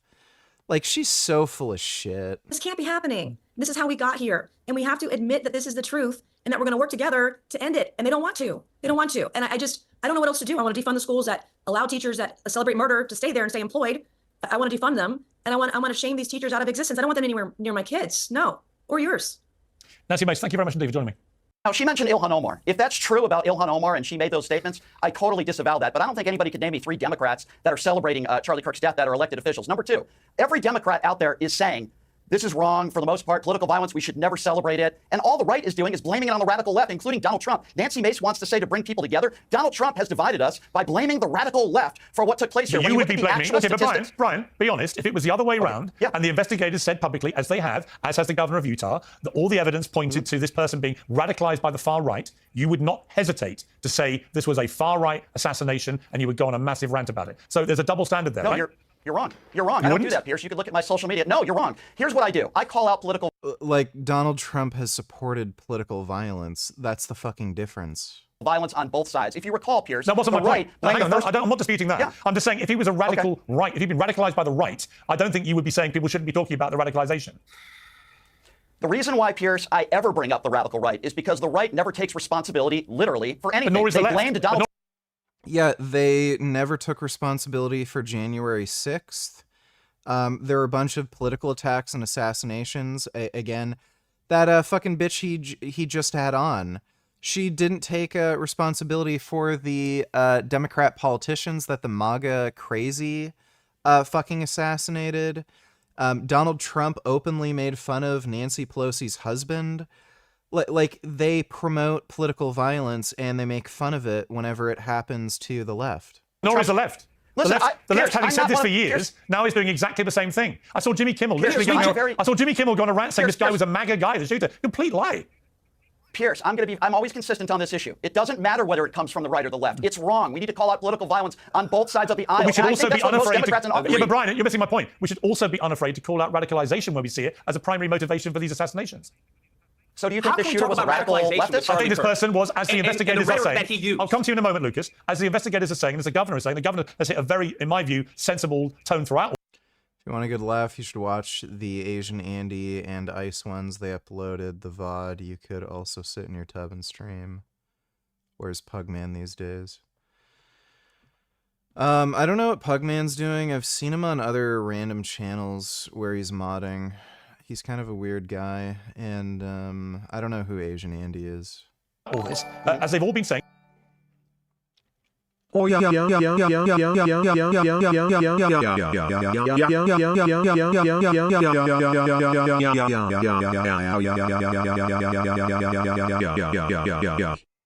right, well, thank you for that, non-web. Appreciate the donation. All the evidence is pointing to a young man who was radicalized to the left. Okay, so let me respond to that real quickly. So first of all, even if that is true, I totally disagree with what Megyn Kelly said. If you're somebody who wants to kill somebody because you disagree with their beliefs, then there's something wrong with you. You are crazy. So Pierce, even if that was true, now we know he comes from a conservative Mormon family. Yep. I don't really care what his political affiliation is. I'm grateful that his father, and a transgender, by the way, who two people on this panel continue to attack, there's a transgender that we should be thanking. The two people in this because panel the haven't even transgender, got a chance to say a word yet. Because Just letting them talk. All right, let me bring in the two women here. Let me bring in They Gillian. are. We actually don't need Hang on, to say let me talk at once, please. Cutting him off for no fucking reason? What the fuck is this? Can the two men shut up for a moment? Gillian. There are so many lies here. I don't know which to tackle first. The reality is that we are here because of the very things you guys are doing in this moment. You refuse to engage in any sort of intelligent dialogue or debate. You just name call. We're bigots. We're racist. This is exactly how we got here. That's not what they fucking said. This kind of othering, this kind of demonization. When did they ever say that? If you guys want to have an intelligent conversation about something that I have said, something that Riley has said, or something that Charlie has said, I'm absolutely here for it. But in this moment, you are very clearly showing the world that you... Dude, I'm like fucking completely checked out here. This is fucking retarded. I've ever heard. Number one, to insinuate that I'm not a good athlete, as if that even matters, okay? I'm one of the fastest Americans of all time. Can you name me 3 female swimmers? The reason why I said nobody would know who you are... Can you name me 3 female swimmers? If you were going to talk about how no one knew me, can you name me 3 That's not what he said. of the top female swimmers in this nation or in this world? 99% of the country. 99% of the country can't name 3 female swimmers. The only reason why we know who you are is because precisely. you're So half transgender why 24/7. did my athletic ability, which again, one of the fastest in the nation and the world, really, for that matter, when I was competing, why did that have anything to do with anything? Are you saying only the best female athletes, only the best of the best, only those who are winning Olympic gold medals deserve fairness? Is that what you're saying? Make it clear to me, please. No, what I'm saying is... Okay, perfect. Okay, so I'm going to continue on now. To say Okay, I don't fucking care. This is fucking retarded.